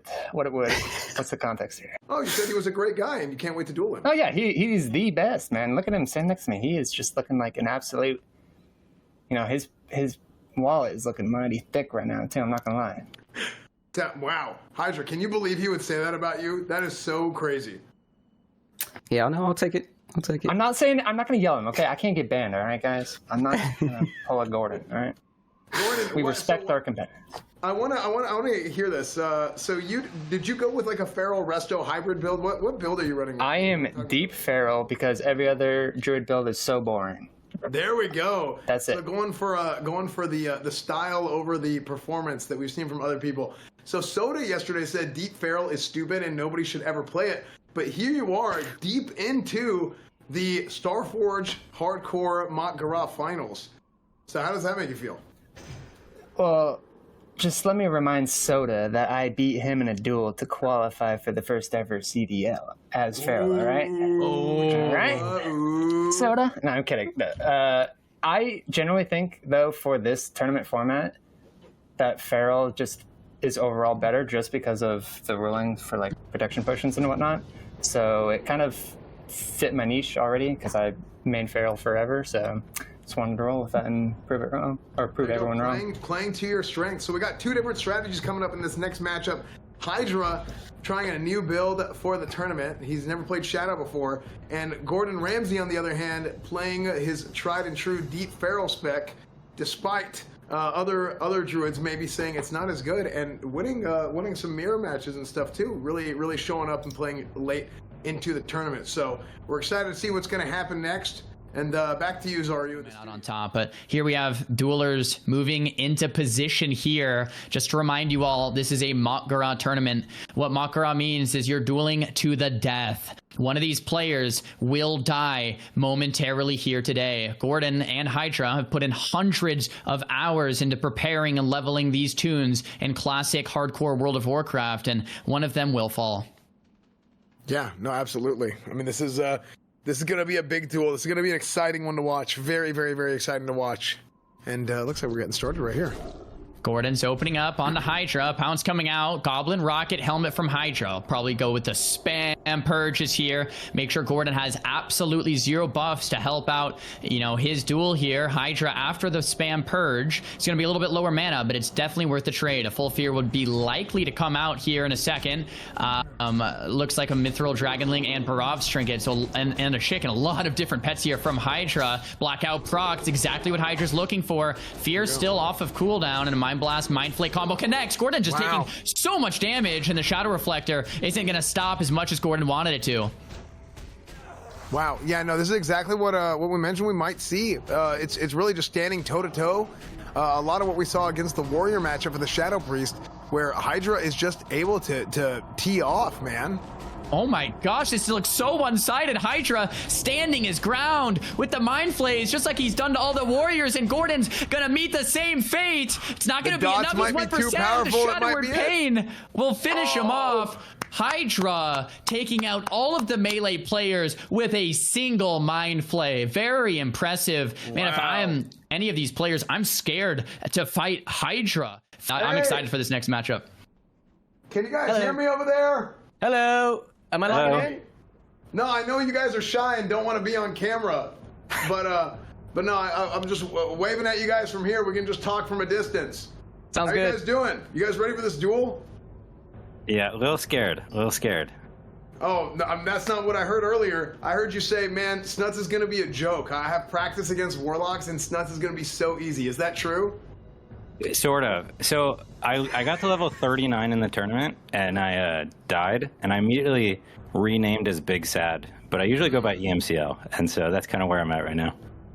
Nice, nice, very good. Well, look, it's good to see you perform here today. You have some practice with this Warlock. Snuts is shaking in his boots. Is that right, Snuts? 100%. 100%. Yeah. After I saw that last duel against the other Warlock, this is not going to be easy. Snuts is terrified. And again, I know you guys are hiding off camera right now and you're shy, so please, if you guys are watching at home in the studio, please, show some respect to our competitors. They don't want to be on camera. They say they want to get in the shade. It's very hot out here in the sun. So, yeah. What are you guys going to do with your prize money if you guys win? I'm gonna take Snuts to Vegas. All right, Snuts, what are you going to do? I like the plan of that. I'll take EMCL to Vegas. Hell hang yeah. Out. We'll hang out. We got a deal. Well, great. So this is a little bit of collusion going on live. So they're taking each other to Vegas. All right. So, look, I'm going to let you guys stay in the shade and let you guys relax a little bit before your duel, and we'll go back out to the studio. Warrio, back to you. Snuts and Big Sad. A lot is on the line right here. A whole lot is on the line. And they're about to get started here shortly. Definitely. Snuts looking good. He has that weapon enchant, the Fell Hunter by his side. And look at all the corpses out all around him, man. It's a battlefield of blood. Duel has commenced. Big Sad running towards Snuts. Fear coming out. He's trying to fake cast the Earth Shock, but Big Sad knows better. He's not going to get faked. He does get faked there. As I say that, Full Fear lands. No Tremor. Totem down. Snuts is very happy with an opener like this. Full Fear. Big Sad 40 yards away, casting that Ghost Wolf to try to close the gap. And one of Snuts' strongest assets is his mindfulness when it comes to positioning. He is always using positioning to his advantage. He's pre-kiting, he's staying max range. That's the difference between a professional or someone that's good or someone that's great. And Snuts knows this. He's making sure that Shaman can never play, never get close to him. He's very careful on where on the map he's positioned. Tidal Shaman in the full fear train. Man, a combo coming out. Big Sad getting feared right through Snuts. Snuts is gonna have to get a re-fear going off. Big Sad landing a Frost Shock and a two-handed swing onto Snuts. It's the first point of damage Big Sad has done here. Second fear comes out. Looks like it breaks. Might be that elemental trinket. 30-second fear immunity.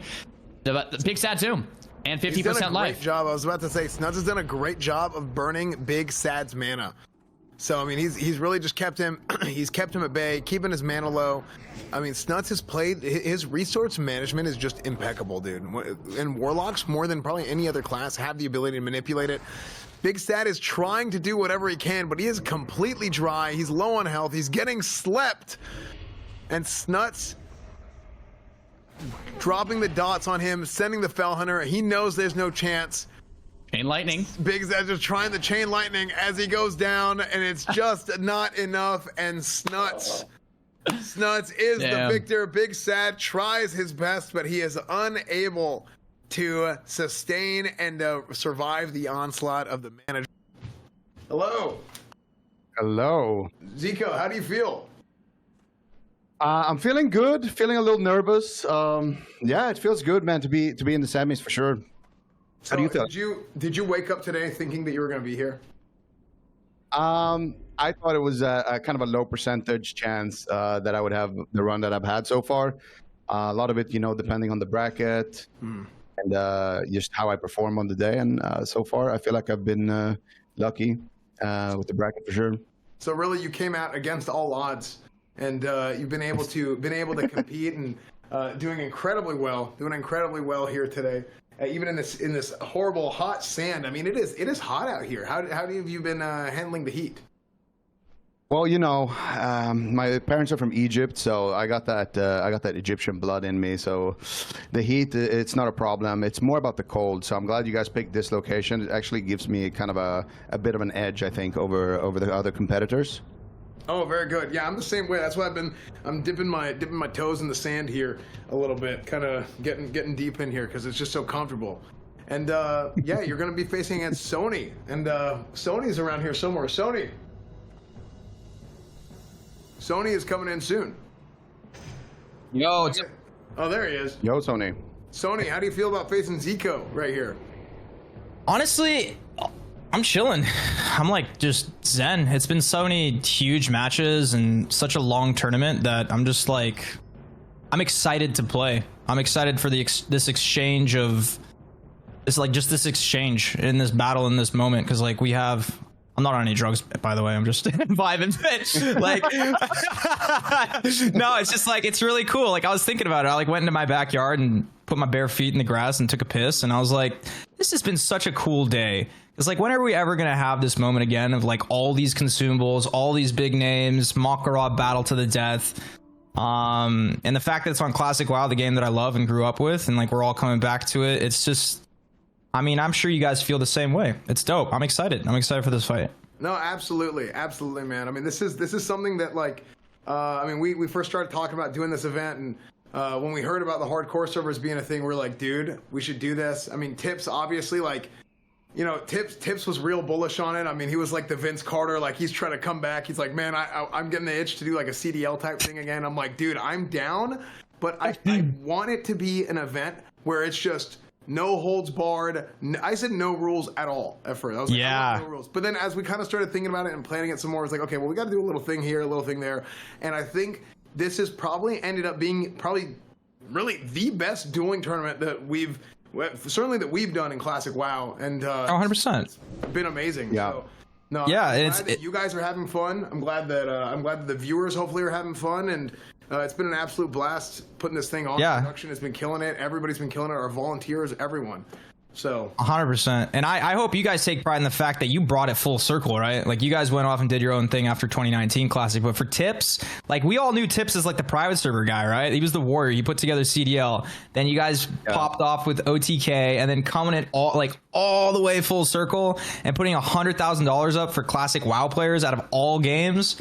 That's just sick, man. So shout out to you guys. Like this, you guys got some good minds and good hearts. It's dope shit. I appreciate it, dude. I mean, you remember like back when we were doing like, I mean, you came on Classic Cast with us, you know, on that one episode. And oh yeah, it was me, you, Tips, and Stay Safe, and we were talking about Classic Cast, and those were like the good old days. And like the thing is, like, I think if you love Classic WoW, you will always love Classic WoW, regardless of what you're doing now, what you're doing tomorrow. I mean, there's always gonna be like, if I have a chance, like I think all of us feel this way. If you have a chance to like feed into the community and to give back and to be able to host something. Oh yeah. Like that's how all of us feel. So it was something really cool to be able to do, and I really do appreciate that. So yeah. So did you? Ziqo said about you, he was talking mad shit. So this was he? Oh, dude, mad shit, dude. I can't help myself. Yeah. And no, it's all good, bro. Oh man, I can't believe the bad blood between these two guys is gonna be unbelievable today. I mean, this duel is gonna be one for the ages. It's Warrior versus Mage. Soney's got something to prove. He's like, look, everybody says Warriors stand no chance against the Mage, but I'm going to be the guy. I'm going to be the guy that stands up against the Mages, and not only that, I'm standing up against the Mage to beat the undefeated Ziqo, and Ziqo is ready for it. It's going to be amazing. Zora, you back in the studio. I'm going to kill Ziqo. I'm going to kill Ziqo today for all warriors around the world that have been getting kited for 20 years. All right, boys? It's for you guys. Here we go. Sorry, you back to the studio. Well, guys, you heard it here first. Sonii is going to be the first warrior to take out a mage in the history. He's going to be fighting for all warriors and take down Ziqo. We'll see if that comes true or not. I know Ziqo is very well prepared for this up-and-coming match, and I myself can't wait for it. Guys, this is the best of the best of the best. One of the best warriors ever to do it. One of the best mages to ever do it. Clash in a head-to-head warrior versus mage, but this time with no rules. You can FAP, free action potion. You can use flasks, consumables. No, hey man, get back here! You can use anything you want, all right? And it's gonna make it into a duel of the century. I can't wait to see this one, because like I said, normally mages have that advantage, but we've seen warriors do very well. Sonii has that Tauren, increasing its hitbox. Sonii has every piece of gear you would want, every enchant you would want, every consumable you'd want, but same with Ziqo. So these guys are really going to put these two classes to the test and see with no rules who is actually favored in this matchup that has normally been considered a very, very one-sided matchup from the start of time. Oh, and here we go. We have the dual flag going down here shortly. Sonii looking good in that tier set. Ziqo has that human consumable on. Sonii has that full rage, so I know he's probably like, come on, let's get the duel started, come on. Ziqo is prepping up with buffs here, getting fully consumed up. And duel to the death flag about to be dropped any second now. Predictions, Esfand? I mean, obviously normally Mage, but predictions into this one. Dude, I think that if there's anybody that's going to do this matchup right, it's going to be Ziqo. And I think if there's anybody that's going to do this matchup right, it's going to be Sonii. Yep. So this is going to be a tough one, man. This is going to be the big show. And I was just going to say, I think Ziqo is going to take this, but man, it'll be great to see Sonii win this. There's the Skull of Impending Doom to break CC right away. Sonii popping the trinket. Kona cold to follow. Ziqo kiting out. Fear comes out. Will of Forsaken to respond. Well played from both ends. Full polymorph does land. Sonii was very low. It heals him back up. But Ziqo knows he needs the distance here. Frostbolt going off. Trinket back to full HP. Or full mana, rather. 86%. Sonii gets that charge on the Heartbeat Break. That's not what Ziqo is looking for. Frost Nova comes out. Sonii breaking the Nova there. Zerker comes out as well. A little preemptive though because the magic dust. Sonii now has to sit that sleep there from the magic dust. Zico's going to get some distance from this. Another Frostbolt coming out. Heartbeat Break not in Sony's favor this time. Frostbolt lands and a Frostbite connects as well. Zico's happy about that.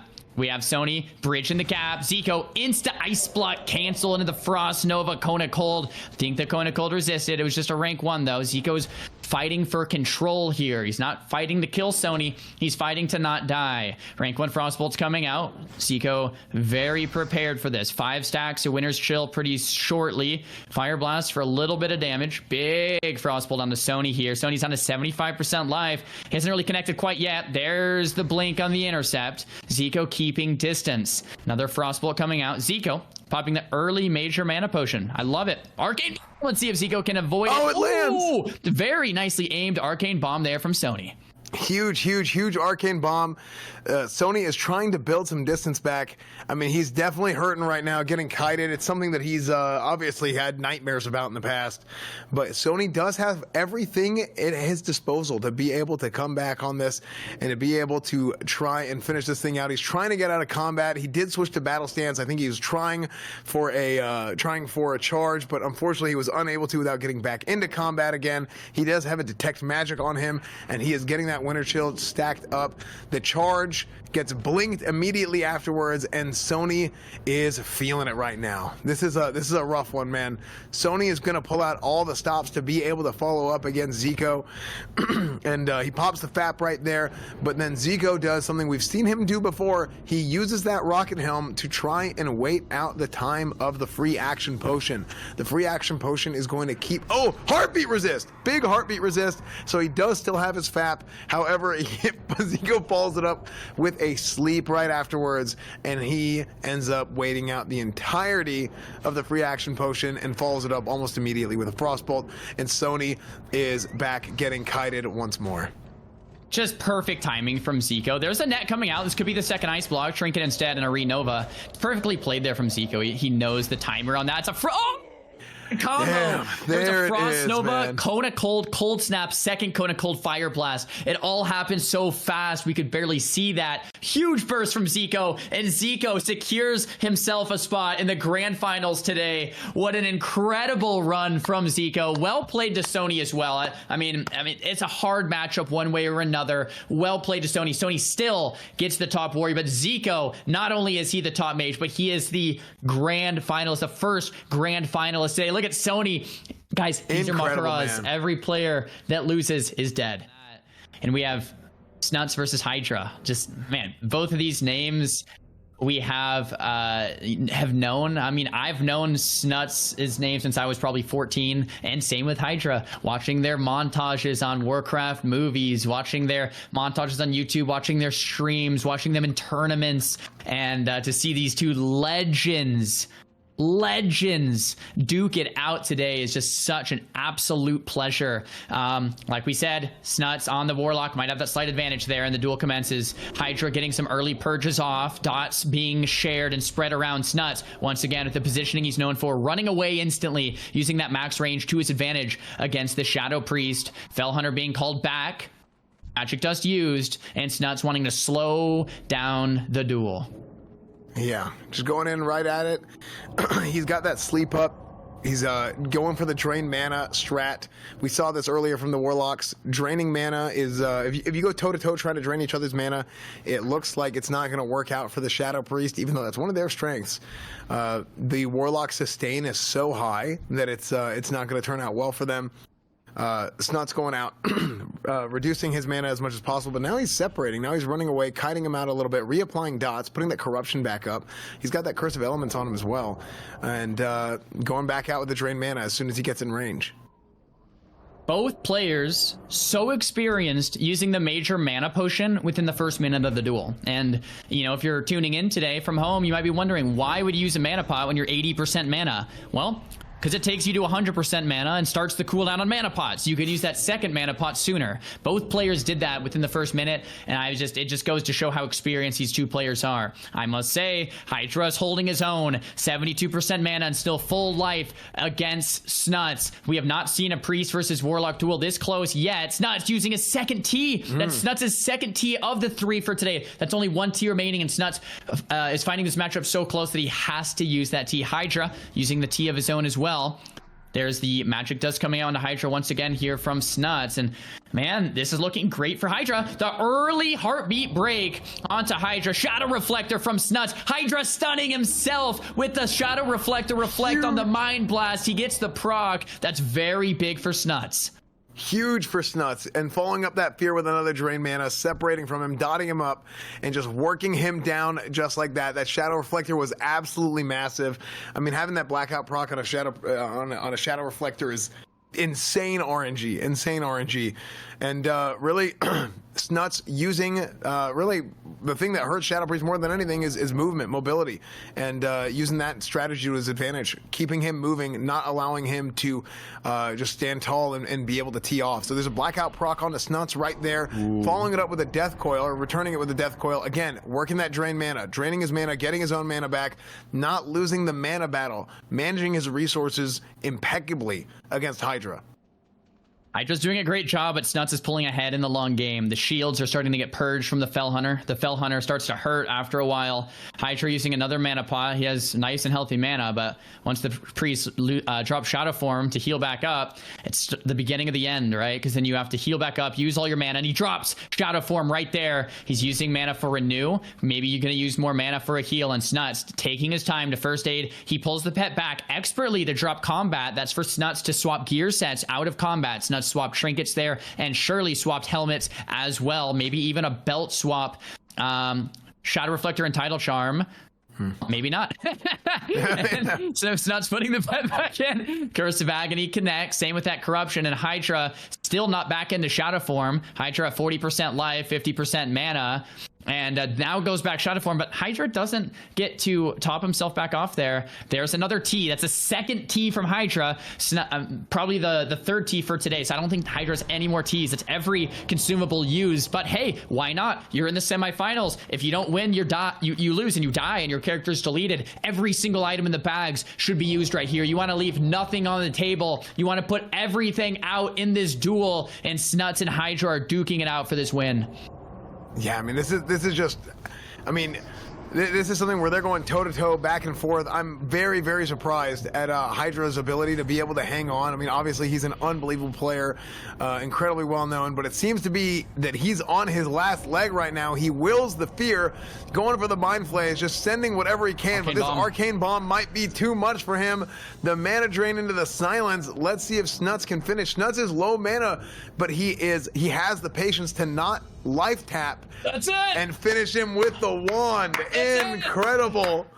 We have our grand finalist. Oh my gosh.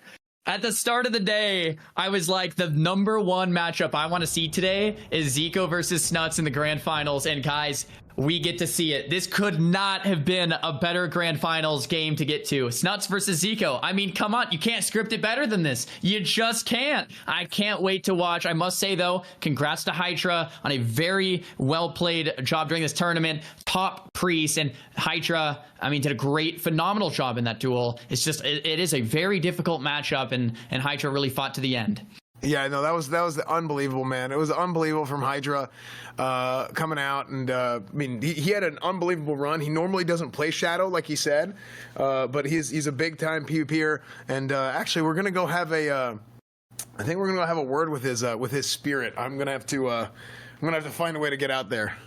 Yeah, sounds good. Move to the graveyard, and I think Hydra will be somewhere around there. But yeah, that last duel is just an absolute pleasure to watch. I think momentarily we're gonna be able to find Hydra's corpse here. There it is. To you in a second here, as fan. I think we found him. Oh, we found him.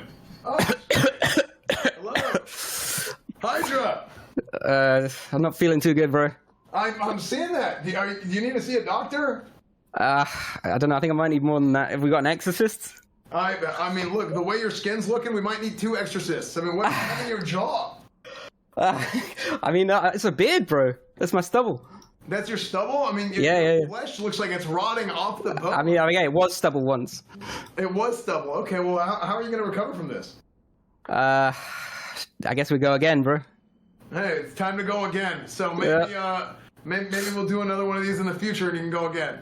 Yeah, man. Maybe the next one could be on EU. I think there's a lot of lads on EU that want to play, but they didn't want to contend with the US ping. Yeah, to be fair, it wasn't as bad as I thought it was going to be, so I had a lot of fun. Maybe if we can get me a passport, I can get out to the EU calendar, and we can figure this out. Yeah, let's go, dude.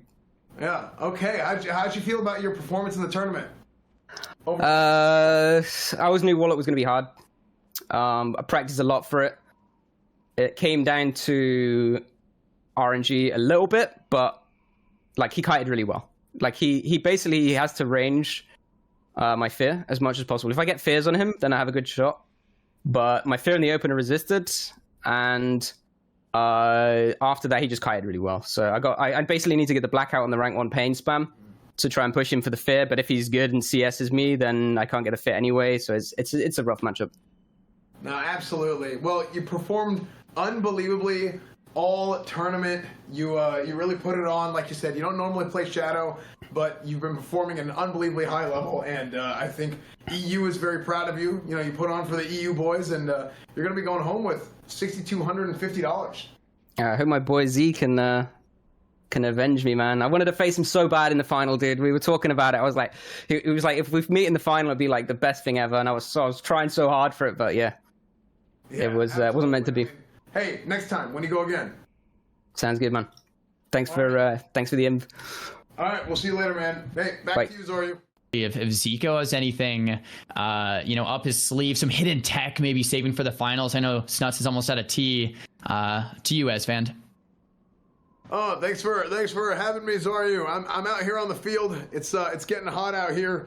I mean, this like I said, the sand is getting hot, and hopefully it's gonna cool down here pretty soon. It is getting late in the day here on the NA side of Kalimdor, and we are ready for a massive grand finals. Snuts versus Ziqo, and I think they're gonna be ready to join us here in a second. Are you guys? I think they're over there. Hey, can you guys hear me? I can hear you. What's up? Hey. What up? How's it going? These guys are real shy. They don't want to see each other before the wedding. So like they're standing off camera. So how do you guys feel? I mean, this is it. This is a big show. Whichever one of you guys wins this duel will win $50,000, and the loser takes home nothing plus $6,250. How does that feel?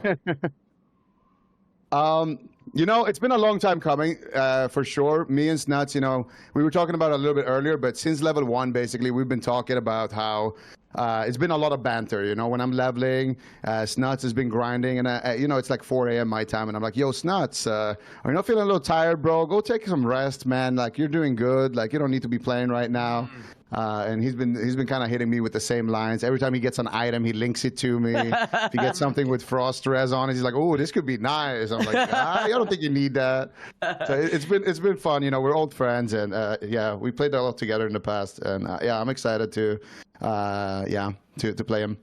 Wow, so that's crazy. Even at the early age of level 1, these guys have been training together since the very early days, and now they've made it all the way to level 60, and they've had banter, they've had back and forth, they've had a very serious, intense, but loving rivalry.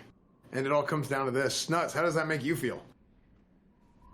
Yeah, like Ziqo said, we've been back and forth for the last month now. I think both of us are just happy for this to be over. Or like today for it to be the last day, because it's been on our minds a lot. Both of us put in a lot of work, and yeah, I'm happy I do get to play Ziqo one time this tournament, going back and forth. Yeah, it is the finals. So what kind of storyline is this? You know, we're opposite brackets, and we just somehow both sweep our competition, and we make it to the finals. So make it all the way to the finals. The only 2 remaining players who are undefeated in the entire tournament. Now, I gotta ask, are you guys going to have any sort of personal hate towards each other after this duel? No. No. Oh. Why not? Sorry, you go ahead. Well, the way I see it, at best, Snuts gets his revenge, you know, after the last OTK tournament where, you know, things didn't go exactly his way, if we put it like that. You know, I'm okay with that. Snuts is a good player, you know, losing to Snuts. You know, there's a long list of people who have lost to Snuts, so, you know, it's no shame if that happens. But I'm going to try. Okay. So, I mean, it's crazy that both you guys say that there won't be any hatred towards each other after this duel, because both of you guys sent me private messages telling me otherwise, but we can talk about that later. Warrio, back to you in the studio. Let's get this duel started. Oh, here we are, boys. All the right, final these moment. guys are here. It's all kind of come down to this. We got Ziqo and Snuts both fully best in slot out. They had the time, the preparation, the mindset to get into this tournament. They've made it here. Each player concurrently has 5 years. Snuts with 5 years, Ziqo with 5 years. The winner will have 6 and $50,000. Mage versus Warlock here. We got the Arena Grandmaster and that Ice Reflector equipped from Snuts. Dual flag has been dropped, and we're about to get into the grand finals today, as fans. Absolutely. This thing is going to be massive. I cannot wait to see how this thing goes. Imagine they draw. It's like a sapper that kills them both or something. Oh my gosh. We have the Curse of Tongues coming out. We have the corruption to follow. Snuts doing what he does best and running away with that positioning. Ziqo has to chase him down in a super long duel. The Warlock is going to get more and more value, and Ziqo knows this. I wonder if Zico's going to go for a pet kill strategy, or if he's just going to try to just kill Snuts in a burn strategy. Fireball's being casted with the Curse of Tongues. It's a long cast time for not much damage. Arcane Explosion's coming out, and Kona Cold's the pet already half HP, and Snuts popping that Resto Pot, which does share cooldown with other valuable potions. Yeah, big Resto Pot right there, trying to stop everything, curses, everything, the whole 9 yards, curse magic, everything. It's going to be huge. It's going to be huge in this duel. So hopefully it pans out. You know, go with the decision to use that instead of using like a health or a mana pot. Yeah, there's the Goblin Rocket Helm from Ziqo. Zico's looking great so far. Still 2 blocks, plenty of consumables, flasks, teas, but so does Snuts. There's the Death Coil, no block or reflect on it, but there's still time. Ice block on the Fear. Snuts knows he has to get it done that way. There's another Thorium Nade. It lands on the pet and the Snuts. The pet goes down. That's pet number 1, Snuts. Sleeping Ziqo with the Magic Dust, fell doming the second pet. Huge sleep. It allowed him to be able to cast the pet without worrying about a counter spell.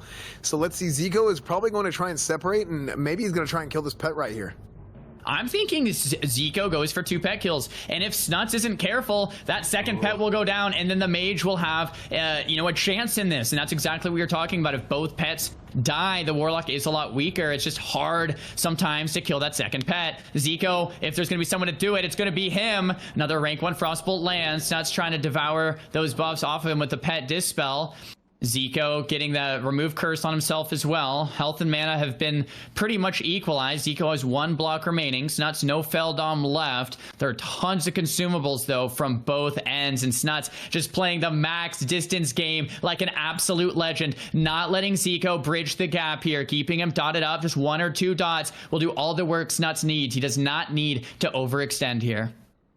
Yeah, I mean, this is like two gladiators going at it, man. These guys, they're jousting. It's beautiful, dude. They're doing the dance. They're going back and forth. Perfect kiting. Snuts taking the pet in and out. This is a masterclass, man, on both ends.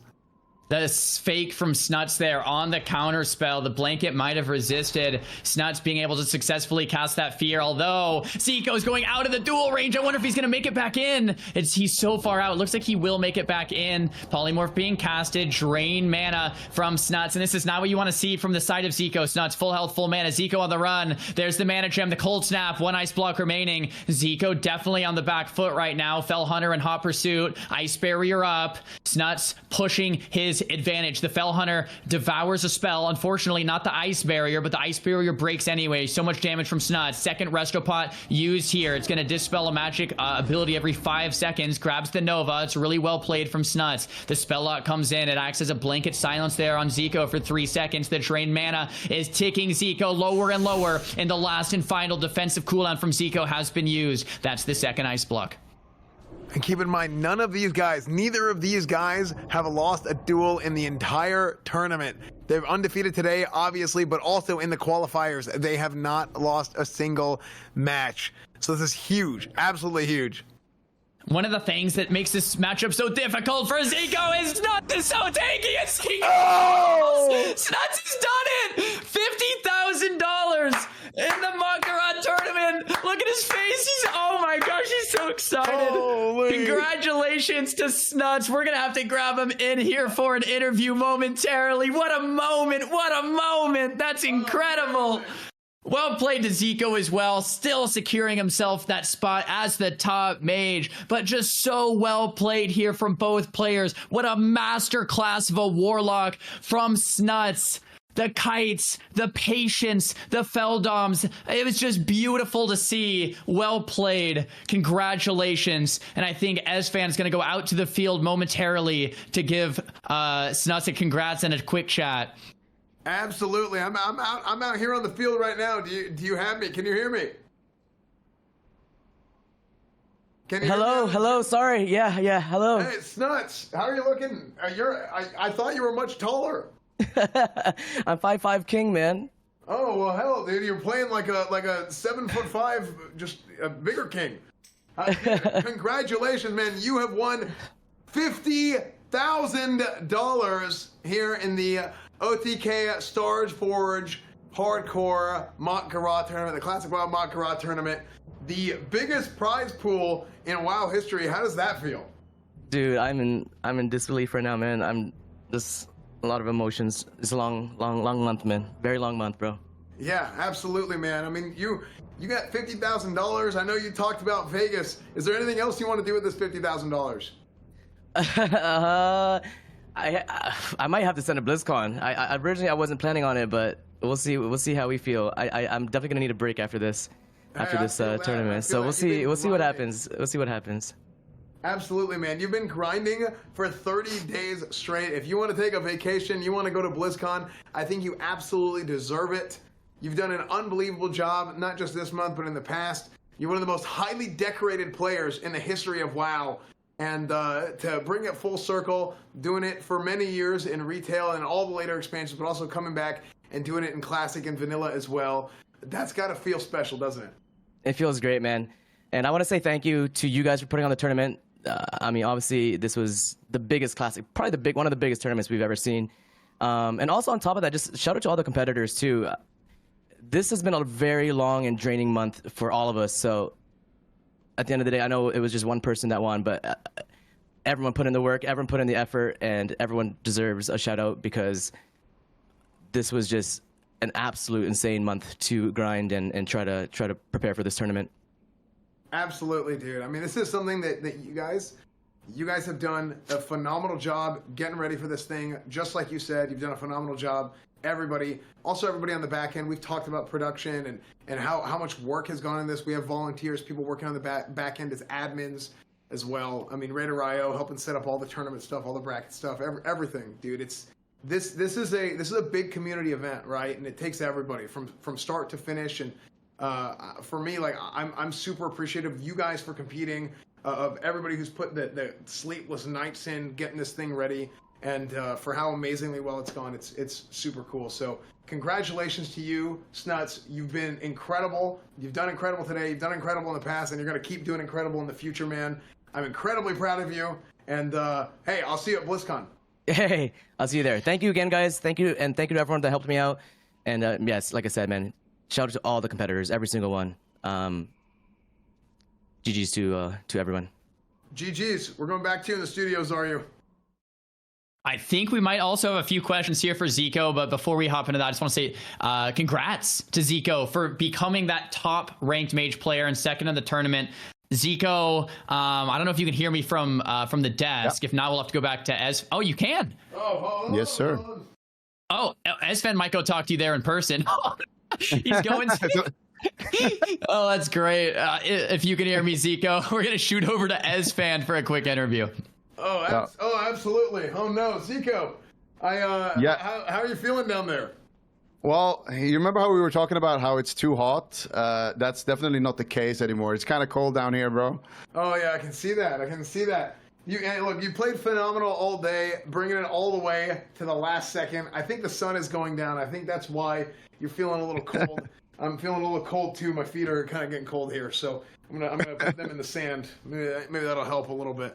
So look, hey, unbelievable job. I know it sucks that losing never feels good, but you still go home with $6,250, which is amazing. Yep. That's still a lot of money. It may not be the 50K, but it's still a whole lot of money.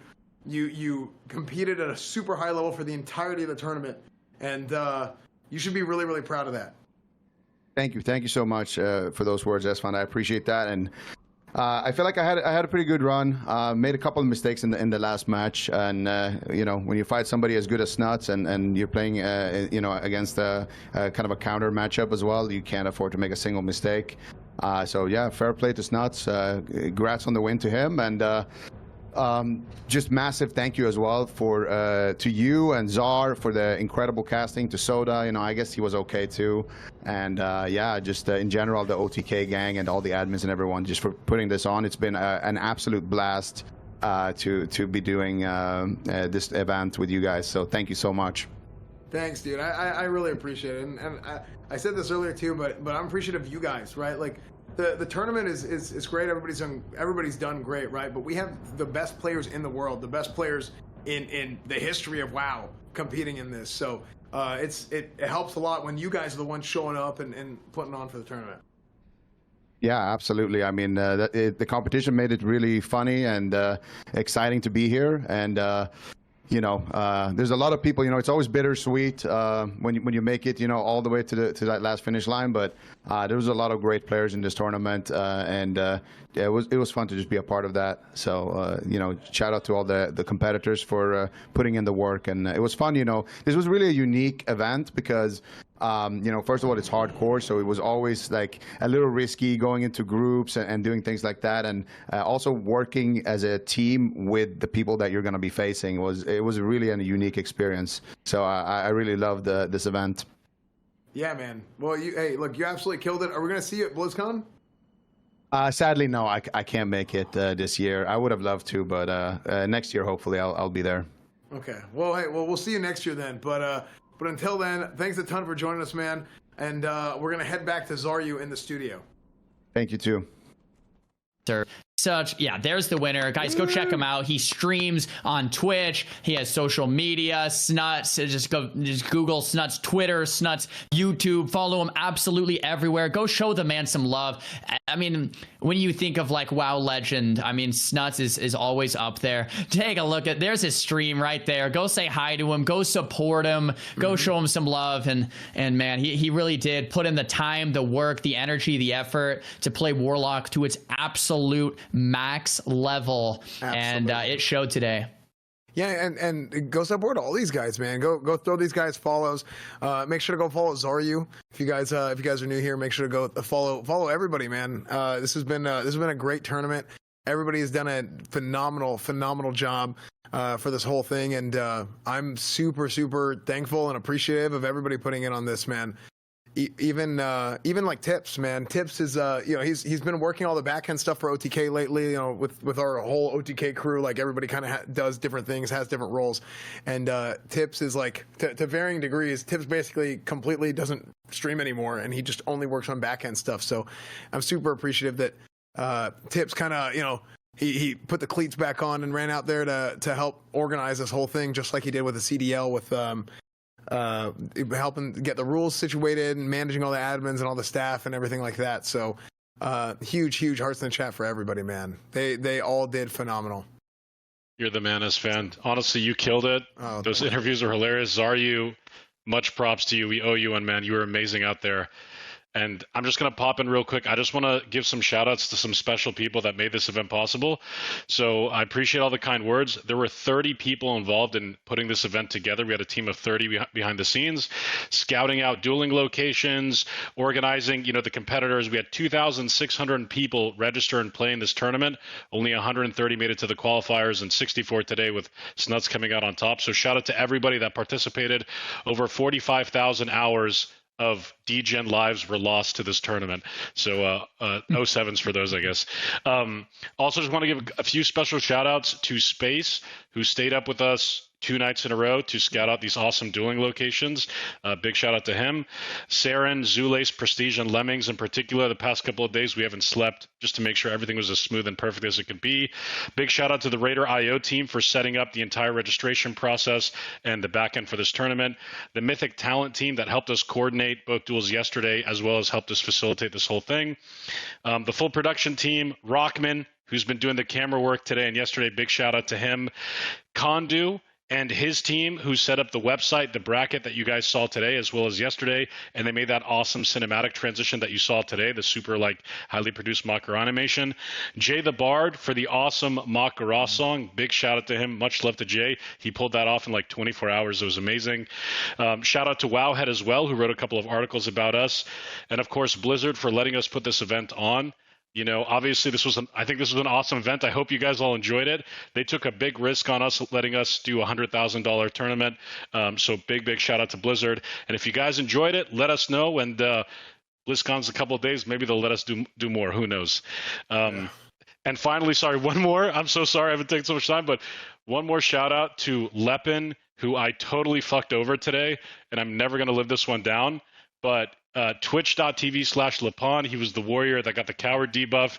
Totally screwed him over today. Guys, if you could go check out his Twitch channel, if we could have some mods, spam his Twitch channel in the chat. It's twitch.tv/Lepin.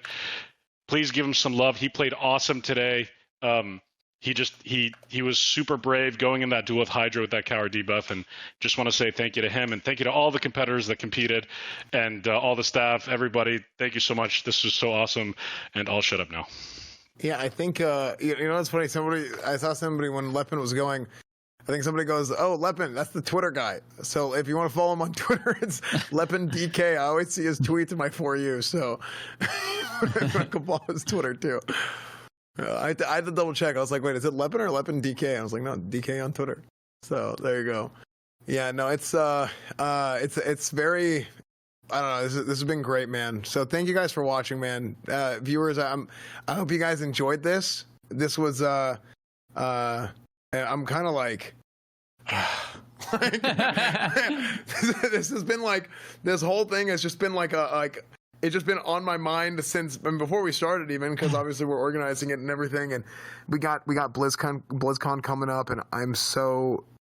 I think we all want it so bad, man. This Classic Plus, we're all so passionate about Classic WoW, and I just hope that we get. I know it's not gonna happen, but it's every time somebody talks about it, it's like a progress bar, and I'm just please, so we'll see what happens at BlizzCon. We know there's gonna be some Classic news, but what it is, I don't know, man. I mean, we all love Classic WoW. We want Classic WoW to get the respect it deserves, and it's been super cool to see that it's getting that. So I'm really, really appreciative of everybody who's watching the stream and supportive of everything that we're doing. I mean, we're always just trying to do our best, and sometimes our best is good, and sometimes our best is really good. So, and sometimes our best isn't so good. So that's how it goes, man. That's just how it goes. But no matter what, we're always just gonna try our best here. So we really appreciate all you guys, man, and everybody who's restreaming this, everybody's watching this. Appreciate you guys watching. I hope you guys had a good time. I hope you guys chats had a good time watching the show. And yeah, it's been great. Zari, do you have anything else? I want to say a final thank you to you, Xzane, for one, you crushed it today too, for having me on this whole event. It's just been such a great time. Thank you to Tips for having me. I've got to say, this has probably been the highlight of my entire career. Like, today's been great. It's been really cool. If you guys enjoyed the stream, just follow. And yeah, thank you guys so much for having me. The whole OTK crew's been great. Pecky's in the background's been great. And all the staff, the admins, the volunteers, and the players 100%. and the viewers. So thank you guys for having me. 100%, dude. Yeah, thanks for coming, man. You absolutely killed it. I mean, I keep telling you this, but you absolutely killed it as play-by-play guy. That's not my strength. Play-by-play is not my strength. I can watch something and I can decipher it, but you got the comms, dude. You got the rank 1 comms, man. Like, you're so good at it. So I'm really appreciative of you coming on and being our play-by-play guy, dude. Thanks for having me. Yeah. Well, great. I think do we have anything else? I think that's it for the tournament. I mean, I was just kind of like I said, I kind of feel like a weight's lifted off my chest. Yeah.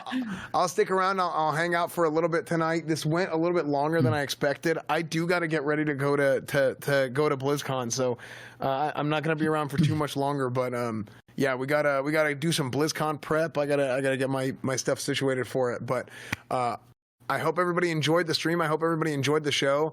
That is it for the show. So if you guys want to stick around and hang out, you're more than welcome to. If not, we'll catch you guys next time. So thank you guys so much for watching the OTK Starforge Hardcore Mak'Gora Tournament.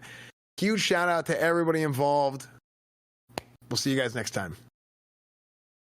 If you never want to miss another OTK show, go to otk.to/calendar. Choose what platform you use the most, and you'll get live updates on show changes, announcements, and where to watch. Your calendar, your content.